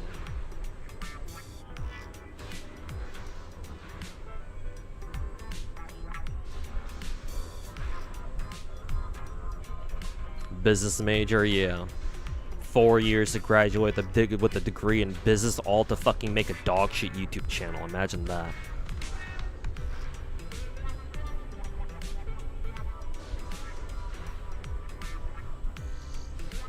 DeVry, maybe. All he does is repeat himself video after video. Yeah, exactly. Yeah, he says absolutely nothing. Yeah, he's the classic fucking Twitter tard. The more they say, the more they fucking run their mouths, the less they actually say anything actually meaningful. No. He's just relying on his own viewers fucking sucking his dick constantly, that's it. Or like, you know, baiting people into watching his videos just from the sheer shock value.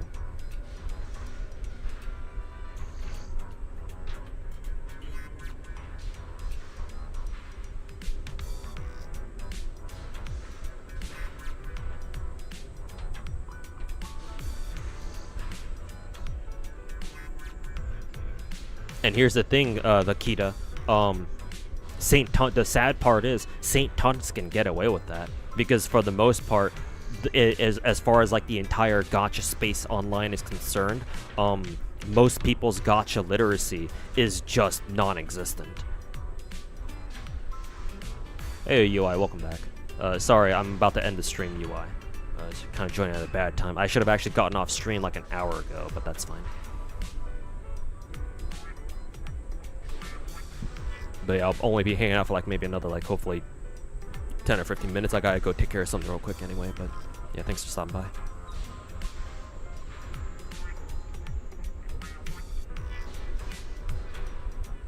Because like in other video games, right? In other like video game communities that aren't gacha games, it's late for me. Yeah, it's like 5 a.m. for me. Also, how's the Blue Archive Norma Bang Boo event? It's fucking dog shit, man. Because, like, right now, at the point in the game where I just have to wait. Like, I gotta fucking wait my ass to get more of these fucking things. It's like, holy fuck, man. How long do I have to fucking wait for this shit? Like, I don't, at this rate, I don't think I'm going to be able to reach phase 9, just straight up. Like, unless there's, like, a bunch of, like, more of these, like, these golden belts that I can get from somewhere. I don't know where. Like, I have no idea where to get more belts other than just to wait. Maybe there are, like, quests I can do, but I don't know if there are any. But yeah, no. If there's no other way to get more golden belts here to progress the collaborator level, it's like, well, shit. I'm kind of shit out of luck then.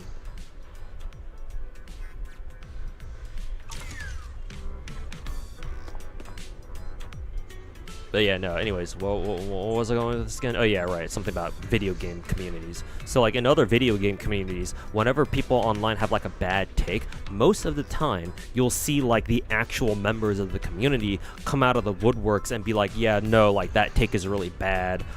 This is how it really is, blah blah blah. Like for example, in the fighting game scene, I don't know how familiar you guys are with like the whole fighting game community online, but like I think earlier this year, I'm pretty sure, there was this one take where like, oh, like the newer fighting games, like for example Street Fighter 6, are they're so disproportionately biased towards like younger gamers or whatever.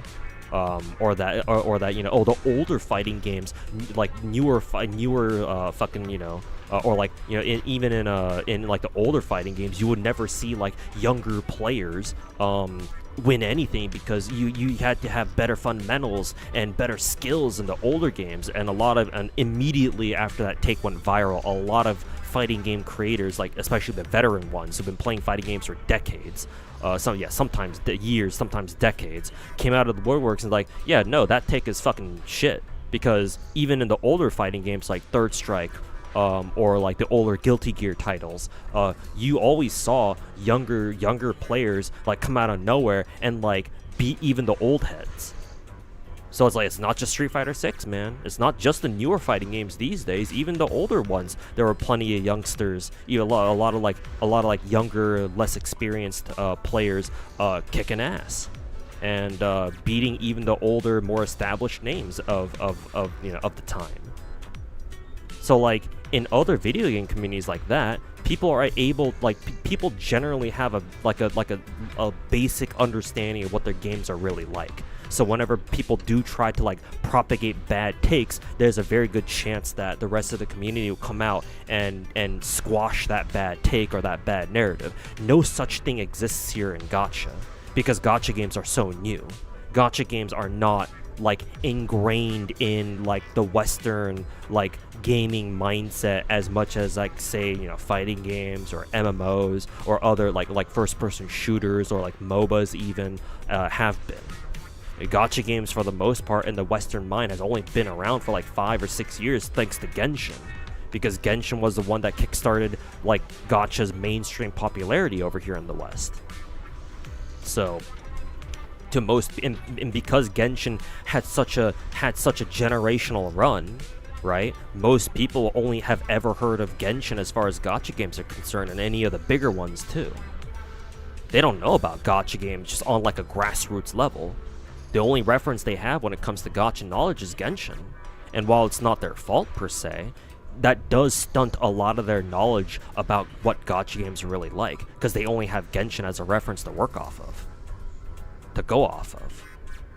In a situation like that, there's no way for people to be able to, you know, squash or like, you know, well, what's the word that I'm looking for here? I guess I'll just keep using the word squash. There's no way for people to like fight back against people trying to spread false narratives or bad takes about gacha games. That's why you see so many people on gacha Twitter these days, especially those fuck-ass Star Rail whores, talking mad shit about character designs in Zenless Zone Zero, a game that they don't even fucking play.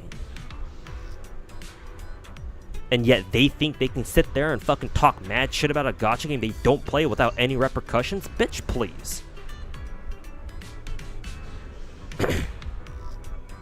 It's only 6. Yeah, it's not the worst thing in the world. I'm probably just overplaying it, but still, it still kind of annoys me. Even in Tetris, kids destroy older. Yeah, exactly, Merv. I heard about that story from not too long ago, right? Where it was like a really young kid who finally got the world's first like true kill screen in like Tetris or whatever, and there was that one news anchor who was like talking mad shit, like, why are you playing Tetris? Go do something better with your time or whatever. Fucking bitch.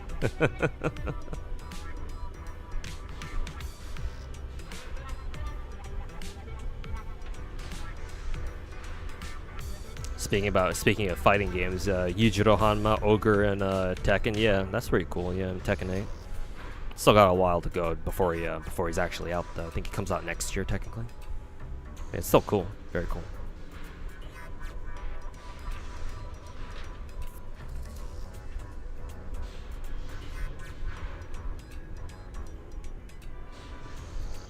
Like, maybe I'm being overbearing here. Maybe me expecting all this out of my fellow gacha creators is perhaps is a bit much. And to be fair, if we lived in a world where, you know, I felt like most gacha creators and hopefully most gacha players too, for that matter, had like a basic level of understanding about what gacha games are like, then yeah, I most likely wouldn't be this militant about, or this adamant, sorry, probably better to use the word adamant, adamant about, you know, how I feel like gacha creators should play more gacha games just in general. But we don't live in that timeline. Gacha games didn't develop like that. At least not out here in the West. And you know, while I'm glad that gacha games have gone mainstream, I'm not one of those gatekeepers where, you know, I always complain about how, oh, like my favorite niche hobby got taken over by normies, so now I can't enjoy it anymore. It's like, I think that's pretty fucking beta cuck ass behavior. Like, you should be happy, and at least in my opinion, you should be happy if, you know, a ton of people are suddenly interested in your hobby. But I do agree, you do I do agree that you need to do something about the fucking tourists and the fucking squatters, the LARPers who don't really care about, you know, your interest the same way, like, you know, at least properly. Like, you do have to do something about them. Like, bro, like, bitching about how people don't enjoy your hobby the correct way isn't gonna do anything on its own. Like, you gotta get out there and do your part in you know, making sure that people, like the fucking unwanted people, don't ruin your hobby. Whether it's, you know, whatever the fuck Blue Archive players do by gatekeeping the fuck out of their game, which has its upsides and downsides, I guess.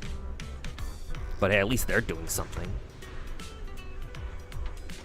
And the thing that I want to do is, you know, be that gacha creator where, you know, people can take one look at my channel and tell that, oh yeah, no, this guy is the real deal when it comes to gacha games. Like, when I say I love gacha games, I'm not kidding. Like, yeah, no, we can fucking tell. At least I hope so.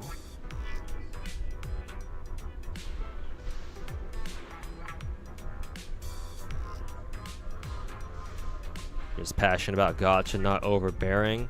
Maybe so, but, you know, I do acknowledge that my oftentimes very hot temper when it comes to, like, talking about various topics about gacha, and especially my very harsh language a lot of the time can definitely turn people off.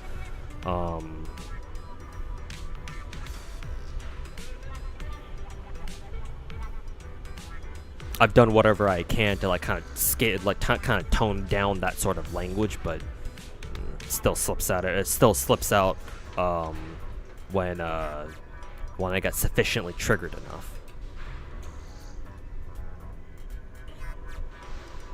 And, like, I'm glad you don't think I'm overbearing. But, you know, unfortunately, a lot of other people out there won't take the time to sit down in my chat and, like, you know, sit down and listen to me explain, like, why it is that I feel about gacha games. Not everyone's gonna do that.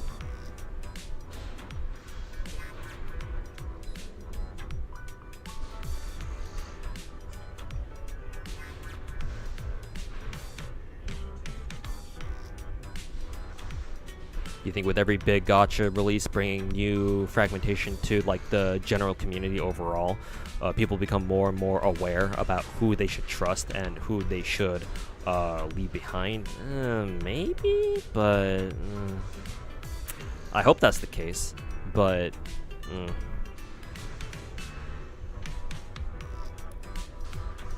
I did say last year, back when like the rats were like a real problem still. Like this was before Saint Tontus like went rogue and started fucking farming all the other rats for his own content, and made the little rat pack, so I call them, kind of implode from the inside. But like back when there were like a lot of like rat creators running around talking mad shit, or like, you know, making all their dog shit content, I do remember making a prediction that I thought that eventually the rat pack would eventually like disintegrate or like fall apart, because of the fact that we got so many new gacha games coming out. Because at least, you know, before Enfield came out, before Enfield and NTE came out, it was still like the big four gachas, right? It was Genshin, Star Rail, Zenless, and Wuwa. And so it's like, oh yeah, well, if those are the only 4 big gacha games out there, it's like, if you're a Wuwa shill, it's pretty easy. You just go with Wuwa. You just talk mad shit about the Hoyo games.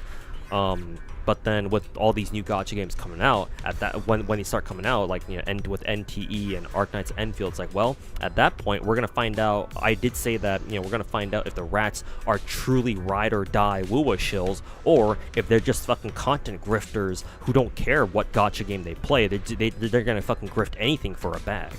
And turns out a lot of them were not like true ride or die Wuwa shills. Like, hey, credit to Saint Tontus, he's a true Wuwa ride or die guy.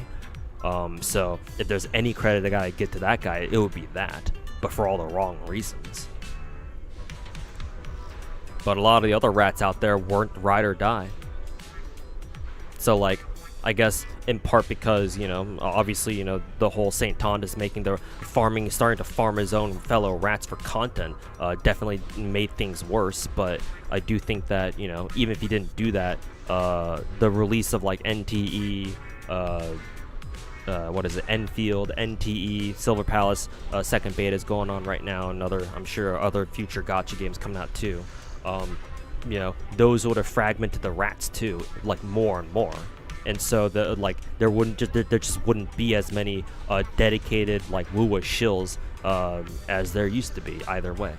So like I did predict that. I just didn't expect Saint Tontus himself to, like, you know, accelerate that process, which is fucking hilarious. But life is weird sometimes, I guess. Hey, Draw and Quarter, welcome back, man. How my Star Rail polls go? They went really well, actually. Won my coin flip for Rin, and then I got her light cone on the second multi, I believe, on the very last multi that I could do. Leaves me kind of an awkward spot, but in a good way, where I still got to do 4 more multis in order to get a free copy of Gil's light cone. But I'll scrounge those polls one way or another. The hard part's done of getting Rin and her light cone, so we big chillin'.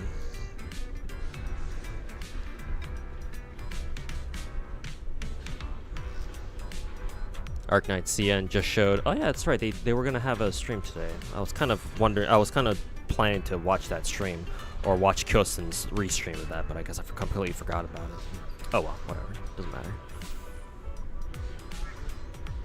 It's Angelina Alter. That's interesting. As a Sky Ranger special, that makes sense. Hey, more Angelina love. First in Enfield, and then back to OG Arknights we go. Nice.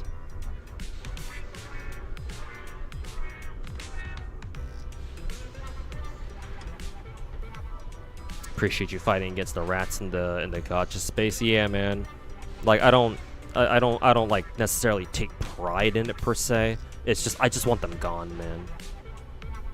And unfortunately, given how the rats behave, especially that Saint Tontus bitch, yeah, no, I'm of the opinion that you just can't ignore them. Like you always have to fight back against them. Like ignoring them won't do anything.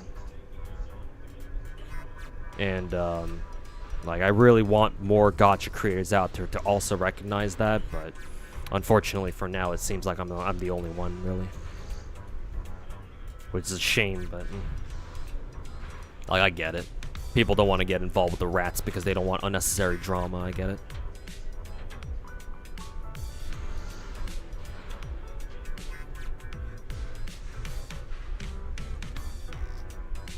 you think about it, that's exactly what's happened this year so far with every new big gacha coming out with like NTE and Enfield. The rat packs only lost more and more relevance, and they've become even more of a joke. Yeah, exactly. Like, I haven't even heard of like the smaller rats. Like, who can I remember here? Like, I haven't heard of like that Ethan dude. Excuse me. That Ethan dude or that Pharaoh's dude, or I don't know, insert whatever dog shit rat grifter you can remember here, if you guys can even remember any of them. Like, I haven't heard anything at all out of like that Glaive Keo dude either, that dude who used AI to write all of his dog shit ass scripts. Like, it's really only Saint Tontus that I really hear about. I don't really hear anything about whatever the other rats are up to. So, in a sense, yeah, I guess in a way you're right. Silver Palace getting attacked as, yeah, I've seen that, yeah, but like Saint Tontus basically attacks any gacha that's not Wuwa, so it's kind of expected. Maybe Silver Palace is getting attacked by other rats too, I don't know. But like Saint Tontus attacking a new upcoming gacha is like saying the fucking sky is blue. Like, yeah, of course he's gonna fucking do that. He can't fucking help himself. Little fucking bitch.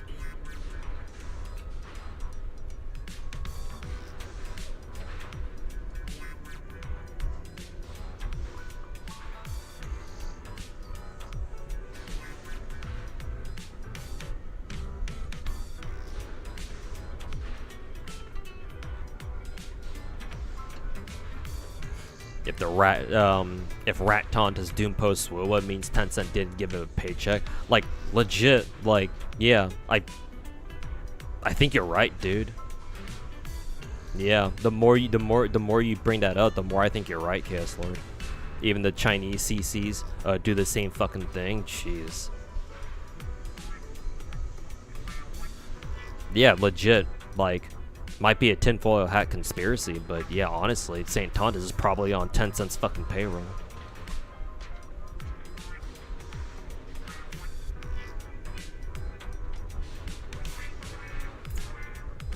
And yeah, given that it's fucking Tencent.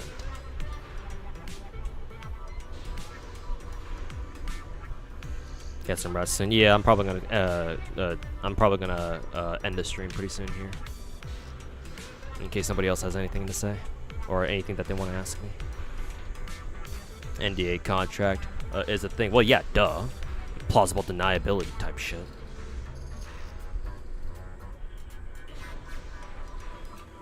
It's Tencent unknown to dirt. Yeah, exactly. And I think somebody in my Twitch chat mentioned that Tencent fucking hates Hoyo. I think would make sense if Tencent tried to buy out Hoyo back in the day, but Hoyo said no. Makes perfect fucking sense.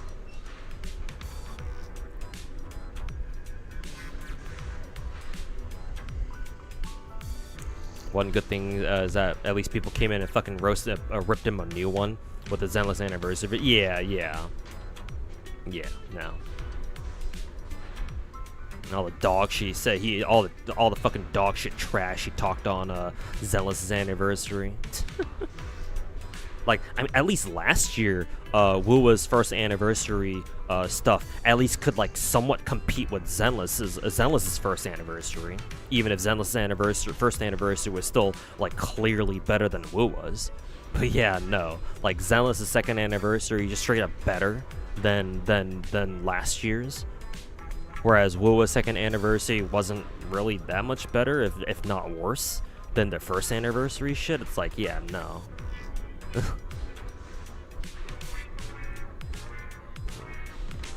You can't criticize Genshin. You can't criticize Hoyo games. Fucking retard.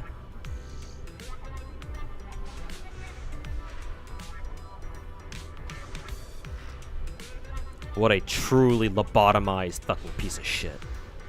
What'd you miss this stream? Not much. Just me smacking my head against this Zenless event. Doing some Zenless endgame stuff, clearing my day of my weeklies rather, and then I did some polls on Uma Musume and Star Rail. I got everything. Luckily, I got everything I wanted. especially in Star Rail. I didn't have a lot of pulls, but I was able to pull both Rin and her signature light cone with the amount of pulls that I had.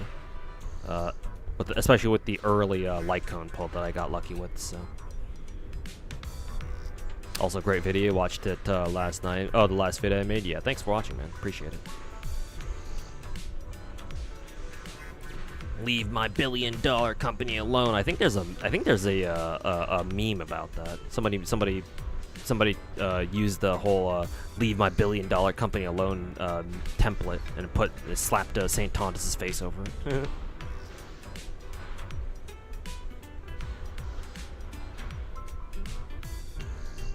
You don't think Saint Tontus really likes Wuwa either? Yeah, no. Most likely not. He's only doing it for a bag. Yeah. Yeah, me and KS Lord in Twitch chat were debating just now whether or not Saint Tontus is just being paid to shill Wuwa, considering that apparently there are Chinese content creators over on Bilibili or whatever who do the exact same shit that Saint Tontus does. So like, if they're on a payroll, then that makes perfect sense. Yeah, like Saint Tontus don't even play. Apparently, Saint Tontus is kind of trash at Wuthering Waves himself. Like, he doesn't really play the game very well either. Like, the fact that he has something against the fucking Zanny mains in Wuwa is really fucking weird. It's like, bruh, at that point, he's just fucking insecure about himself.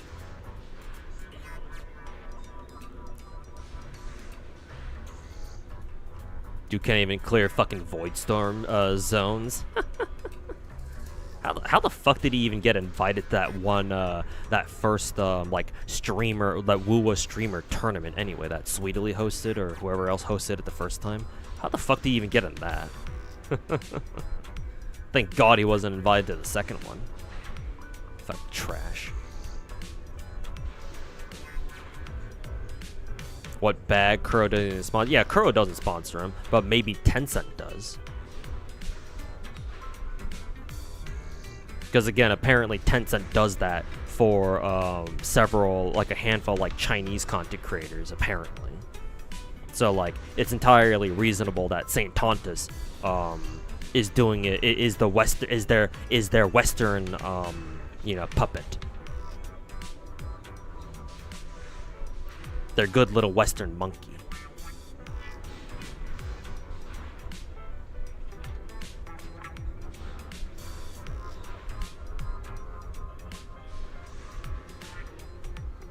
What a dog shit choice for a puppet. To be fair, people would do less, but would do more for less.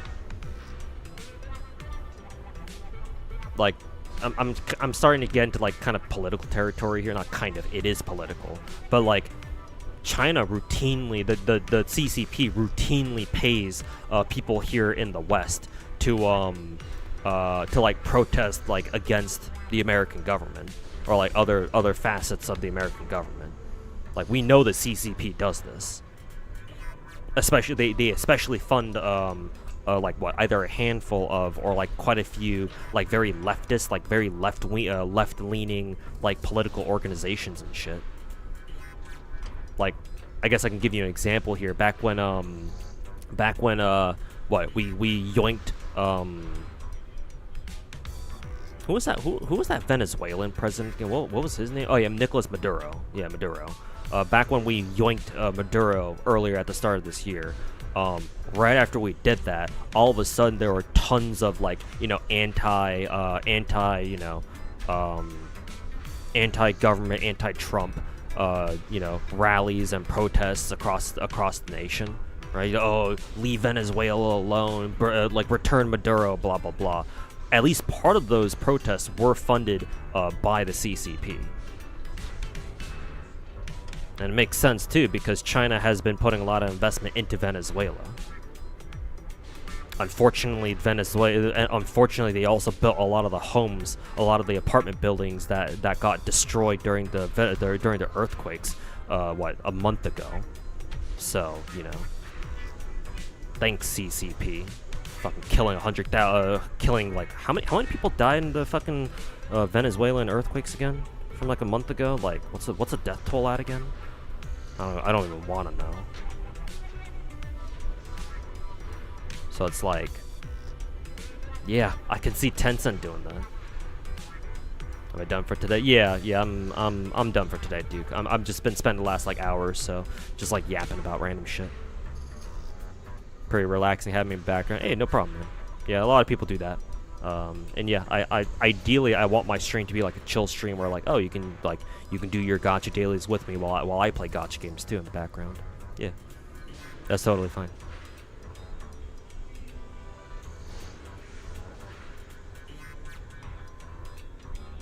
I keep saying I'm gonna end the stream, and yet here I am, even an hour later. It's like, gee, when am I gonna end the stream, really?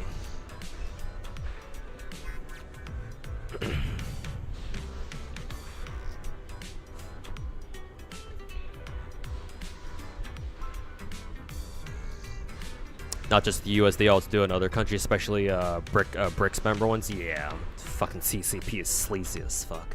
Like, I'm not saying that the American government is, you know, that much better, but at least we're not the fucking CCP. Even with that retard named Trump in office. Though, that's debatable, honestly.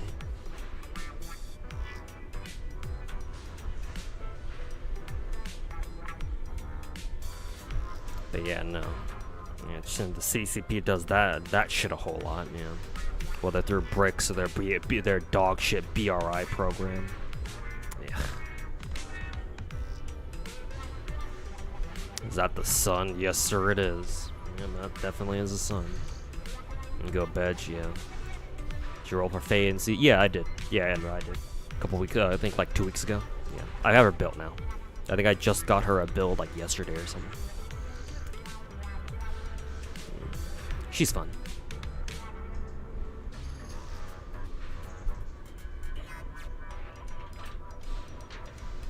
Yeah. Alright, anyways, chat. I think I'll go ahead and end the stream right here for real this time. But yeah, I just enjoy yapping with chat about random shit. Especially gacha games, but I can yap about other stuff too. Yeah, it's fun. Let me find somebody to send you guys over to. Let's see here. Alright, who's streaming right now? Genazod streaming. What's he doing? Star Rail. He plays Star Rail? Oh, I mean, Star Rail. Anybody can fucking play Star Rail. Poke's on Star Rail. Yeah, duh. Star Rail is Poke's main. Let's see. You know what? I've already rated Mr. Poke and Genazod enough. I'm gonna send you guys over to Mr. Rexland's stream. Because he's playing Silver Palace right now. It's been a while since I last rated Mr. Rexland, so send guys over to him. But yeah, thanks for the stream help with the Zenless. Yeah, luckily you're not gonna miss out on you're not gonna miss out on much, because it's only like what 180 polychromes, so you should at least be able to get the first one done. Maybe the second one if you're lucky, but yeah, if it's just 60 polychromes we're gonna miss out on, that's fine. It's only 60. But yeah, no problem. Anyways, thanks everybody for hanging out. I appreciate all of you guys hanging out. Hey, just hanging out with me, talking about random shit, especially if you guys over in YouTube chat. Really appreciate it. If you guys came over from my last video or something, I really appreciate it, man. It means a lot. It means a lot. But yeah, thanks so much everybody for hanging out. I will catch you guys all next time. I will try to do another stream maybe later today. It's already like fucking 6 a.m. so I don't know if I'll have time to stream before I head out for work later tomorrow, but we'll see. But yeah, I gotta get going. I gotta go take care of some stuff before I go to sleep. I also gotta go through all my other gacha games too. Oof, that's gonna be fun. Anyways, thanks everyone. Thanks everybody. I will send guys to Mr. Rexland. Tell him I said what's up. And yeah, hope to see you guys all here again next time. Make sure to sub to the channel, follow the stream, whatever you guys need to do. And yeah, catch you guys all next time. Peace.